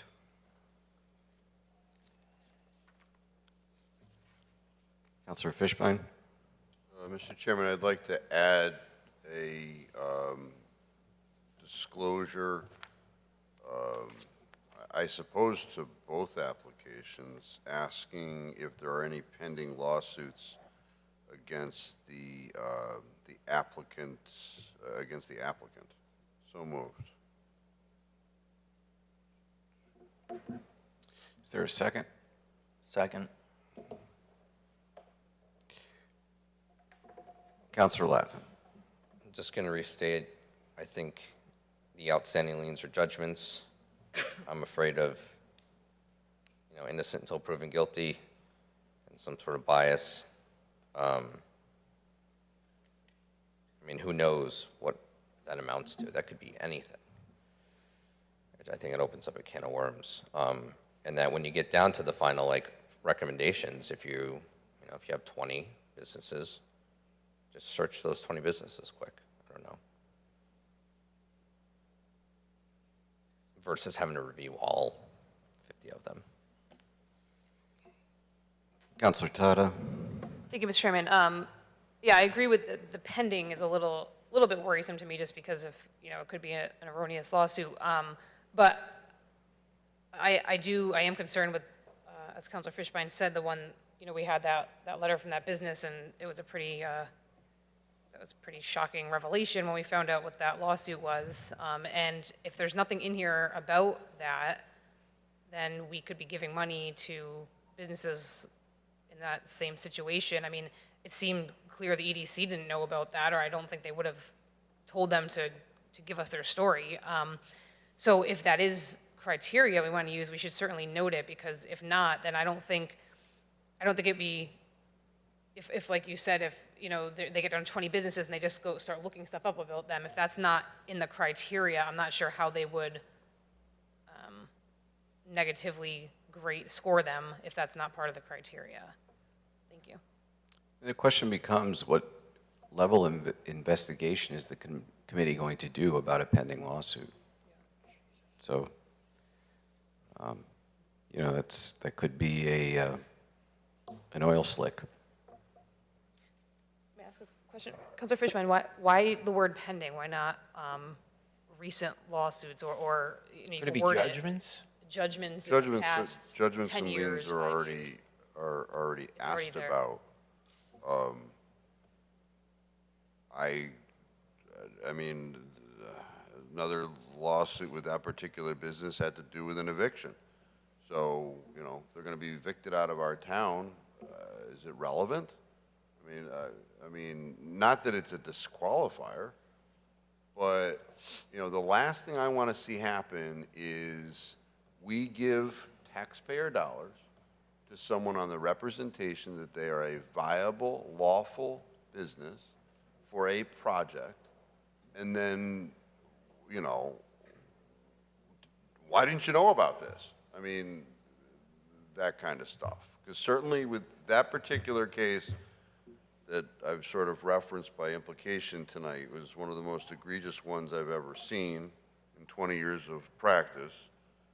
And, you know, the fact that our EDC representative would send the correspondence to us ostensibly saying you should be giving money to this business, I found to be a fatal flaw with this process. So I don't see a harm in that disclosure. I don't know with any of this stuff, I mean, the profit and loss, right? We're expecting that, you know, what level of investigation are you asking the committee to do with regard to the profit and loss? I mean, I don't know. I don't know that we're giving any level of investigation, but I think we should know if stuff is going on, and some stuff is minor. You know, a motor vehicle accident that's been pending for a while. Probably irrelevant to this. But, you know, if, well, I could tell you about various cases with businesses that are troubling. That's the reasoning. I have a clarification question, if I can jump in. Does your amendment include, if yes, please explain? Or something along the lines of, if yes, please be prepared to explain later in the process? No, I mean, my intent is not to make it a hurdle, but I think if yes, please explain would be an appropriate thing. I see that many times on applications. I was just trying like that. to. So I would find that to be helpful.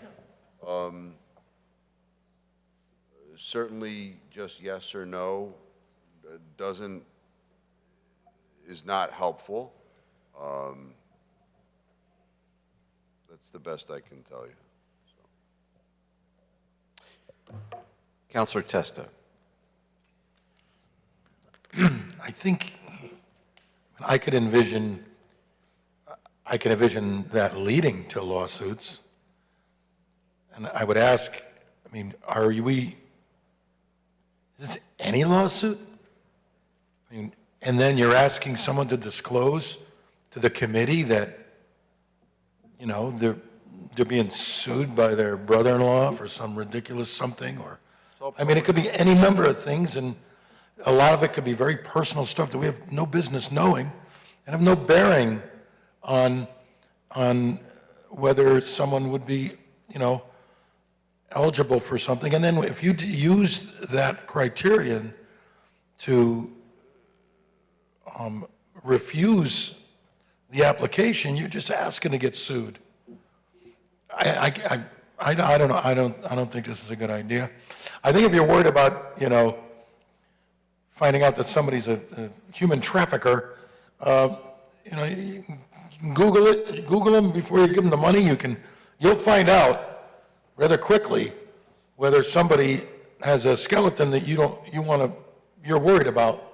You also need to write up all the criteria. Now, that will decide which kind of lawsuit is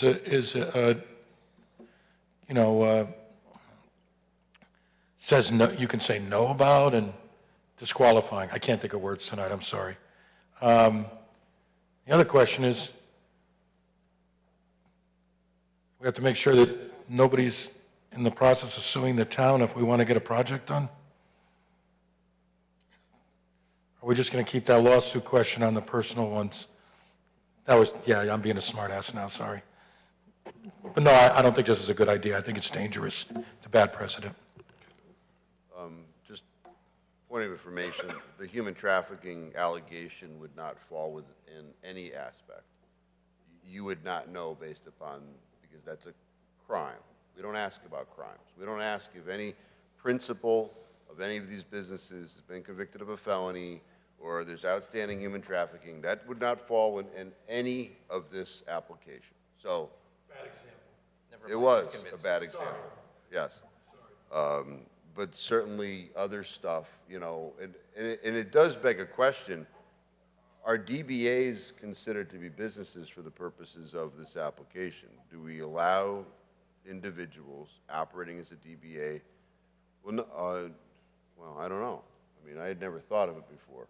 It's a business. Well, it's a business with a trade name certificate, let's say. Yeah, one of the things that ARPA requires is that every business and nonprofit has to get a unique entity identifier and go on sam.gov. And if there's any questions on sam.gov, they need to apply to get registered to get that number. That as of April 1st, that number is needed because DUNS numbers are no longer being considered.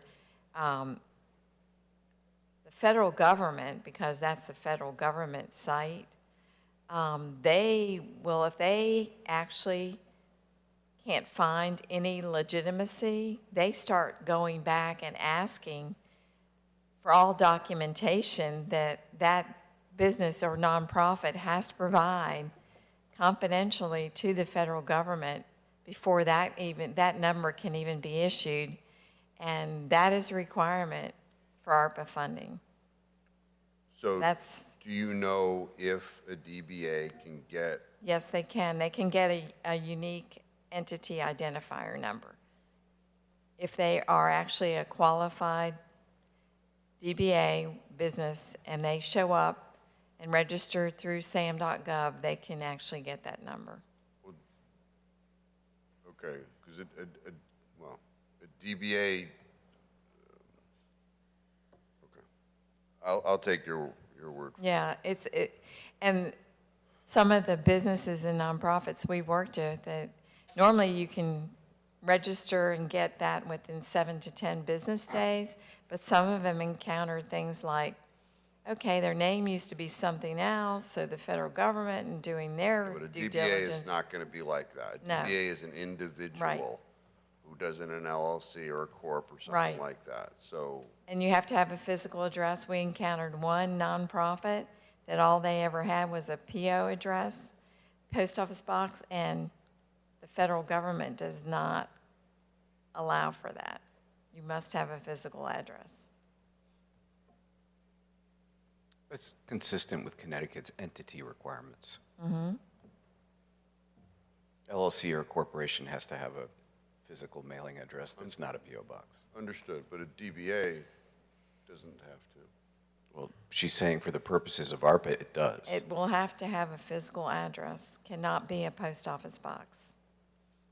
So they would not qualify to get a unique entity identifier through the federal government. So how are we going to know, how is the committee going to know, how are you going to, because my understanding is that the process is such that you're going to review the applications first to see if they are compliant. Mm-hmm. Then you give them to the committee. We don't ask about the number on here, correct? So how are you going to know that they are an approved entity? We can actually, you can actually research that database, that sam.gov database. So that'll be part of what you guys Mm-hmm. do before the committee gets the applications? Yes. Okay, I'll see. And if they don't show up, we will flag that they don't show up and they need to get that.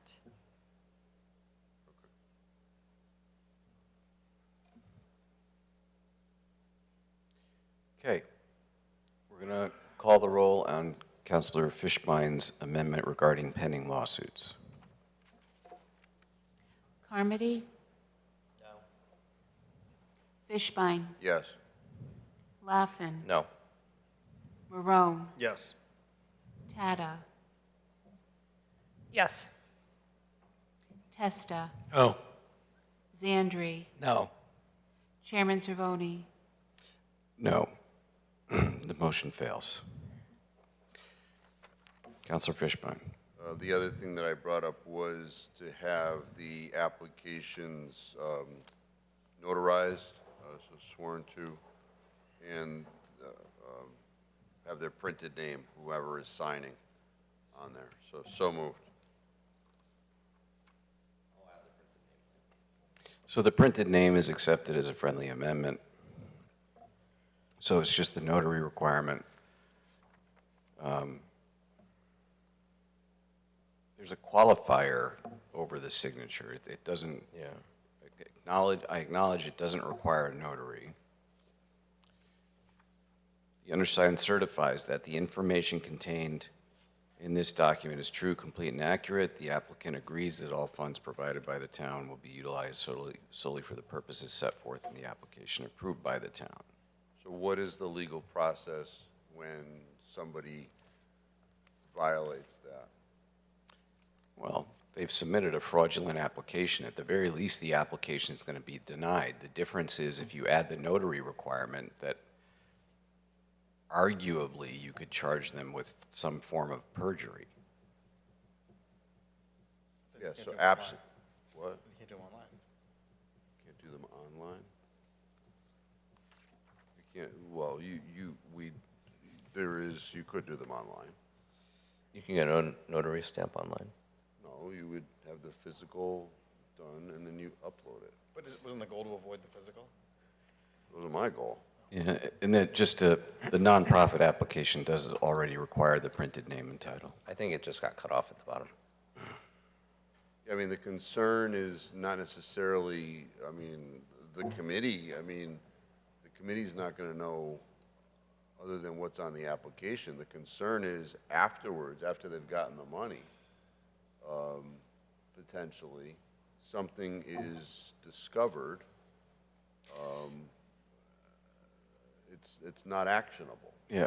So when somebody gets something notarized, they stand in front of the notary, and the notary asks them, do you swear that the signing of this document is your free act and deed, and its contents true and accurate to the best of your knowledge and belief? So you stand in front of somebody and you swear to that. And that's done. And then after that's done, the application goes to the committee. What if they lie to the notary? Well, that's the crime. point. It's a crime if they lie to the notary. That is actionable. If they sign this thing saying they certify, it's not a crime. Well, actually, is it not a crime to submit a fraudulent application for federal funds? It is. Maybe You have to get a mortgage notarized. Maybe under. You sign a mortgage, you sign a loan application, you sign things all day long. And if you lie, it's fraud. No, but you're. And then you have a lawsuit against you and, oh, never mind. Being someone who does closings every once in a while, you sign those documents, you raise your hand saying that you swear to them under oath.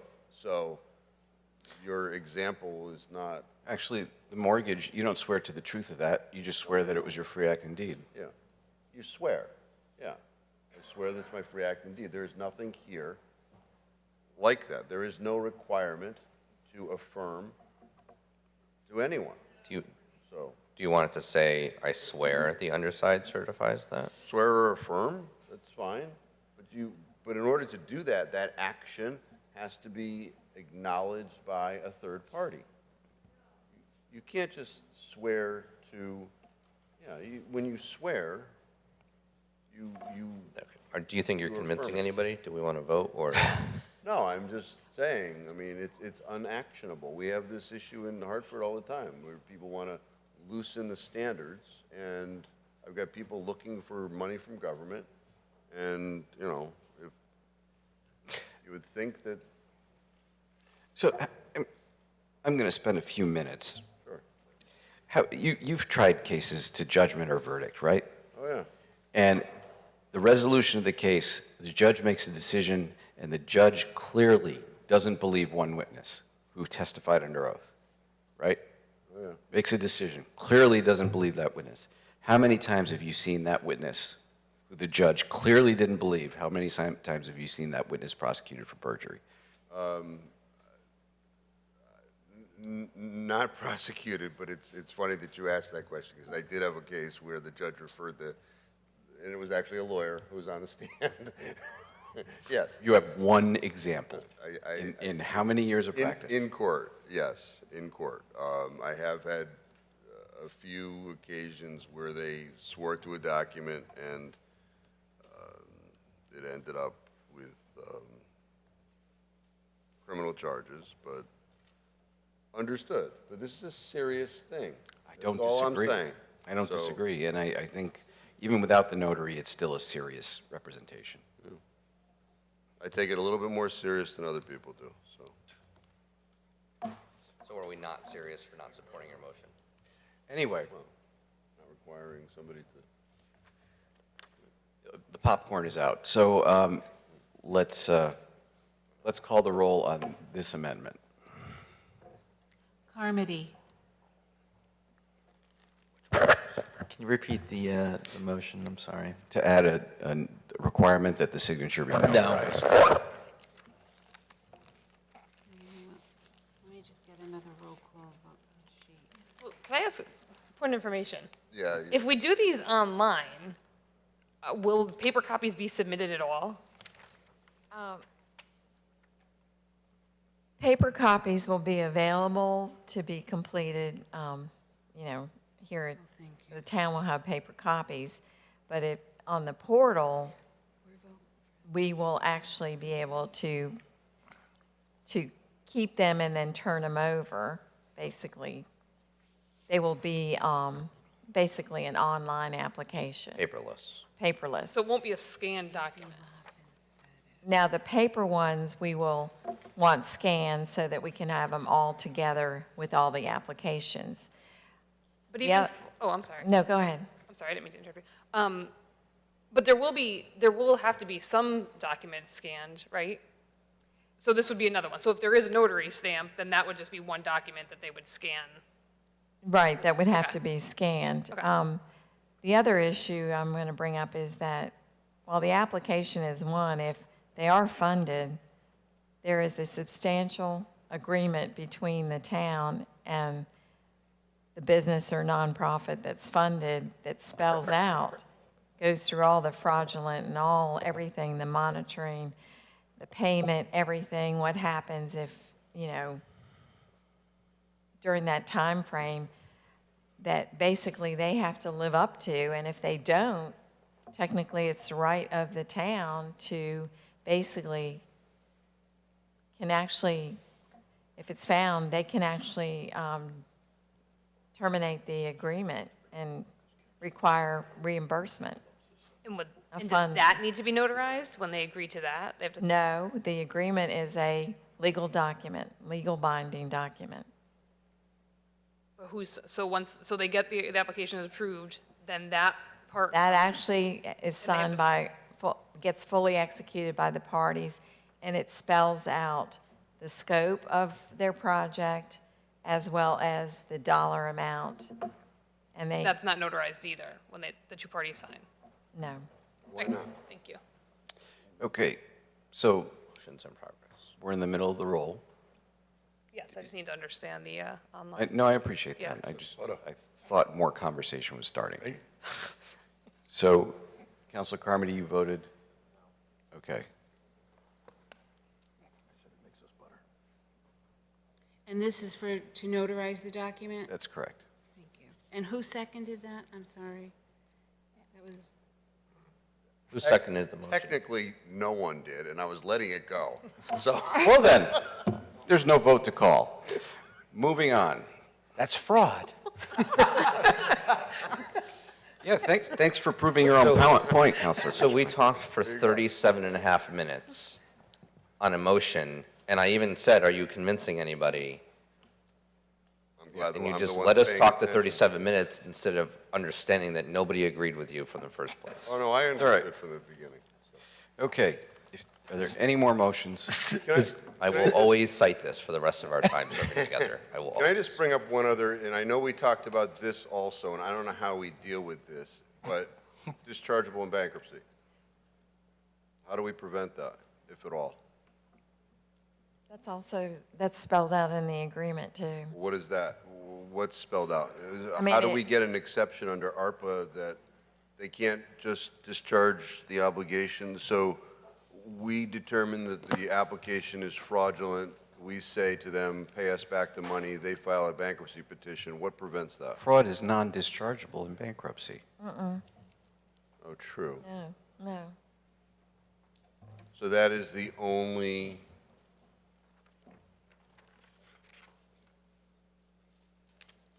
So, I mean, I guess if they didn't complete the project, that's the only other way I would see that there would be a clawback here, right? And that would be dischargeable.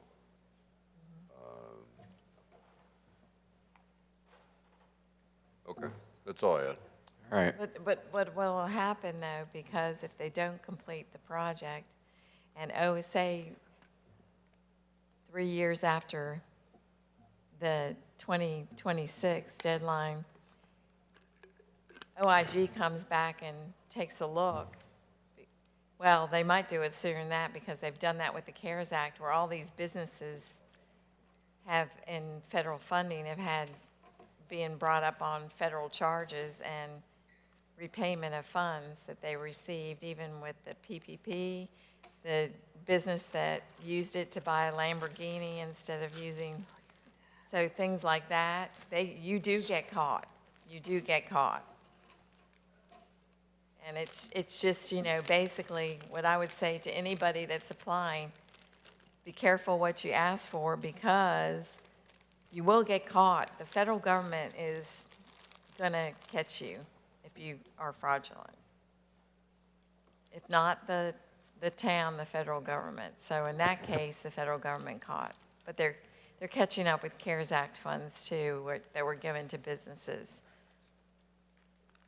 Thank you. We have not gone to the public yet. And nobody's jumping up, so.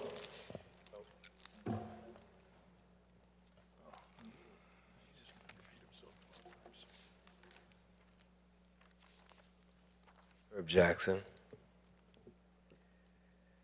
Are we done yet? It's funny because if you didn't stand up, I'd be calling the roll on the vote. It's funny that you asked that question.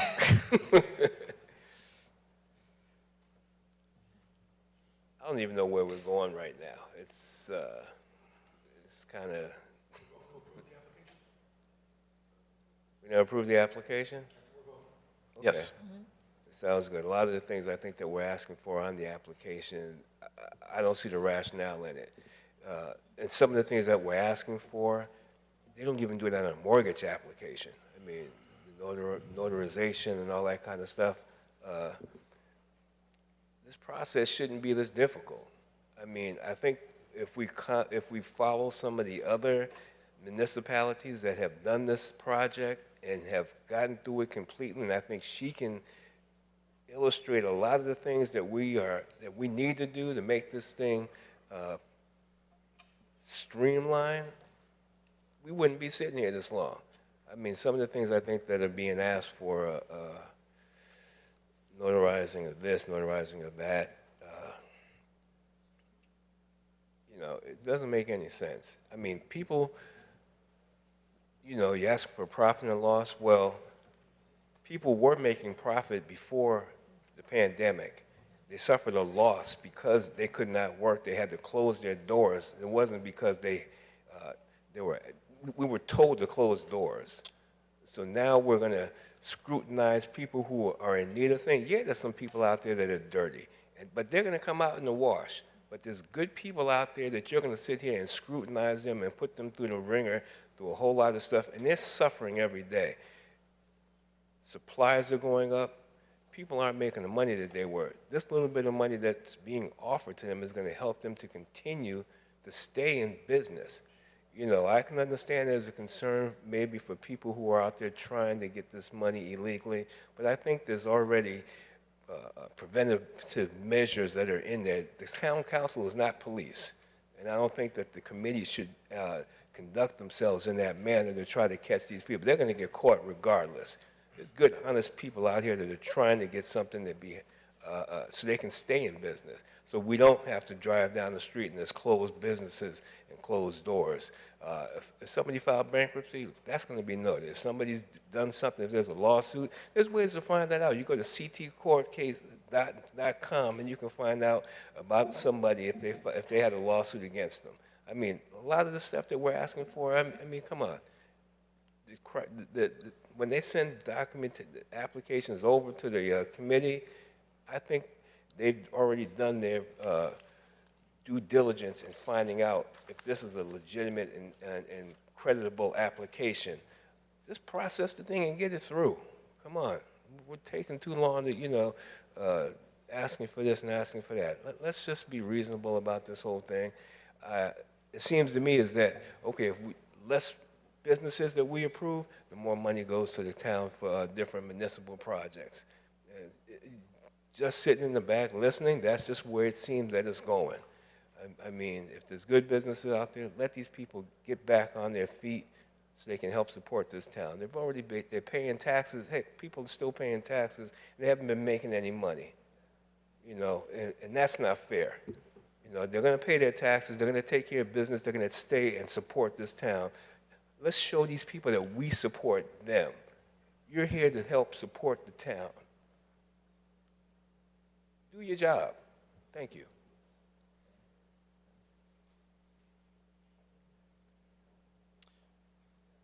All right. That's it for public comment. Madam Clerk, would you please call the roll? Carmody, Yes. Fishbein, Yes. Laffin, Yes. Marone, Yes. Tata, No. Testa, Before I vote, I just want you to know that Counselor Zandri told me I needed a Snickers. Well played, sir. I vote yes, thank you. Zandri, Yes. Chairman Cervoni. Yes, the motion passes. Thank you for your time. Yep.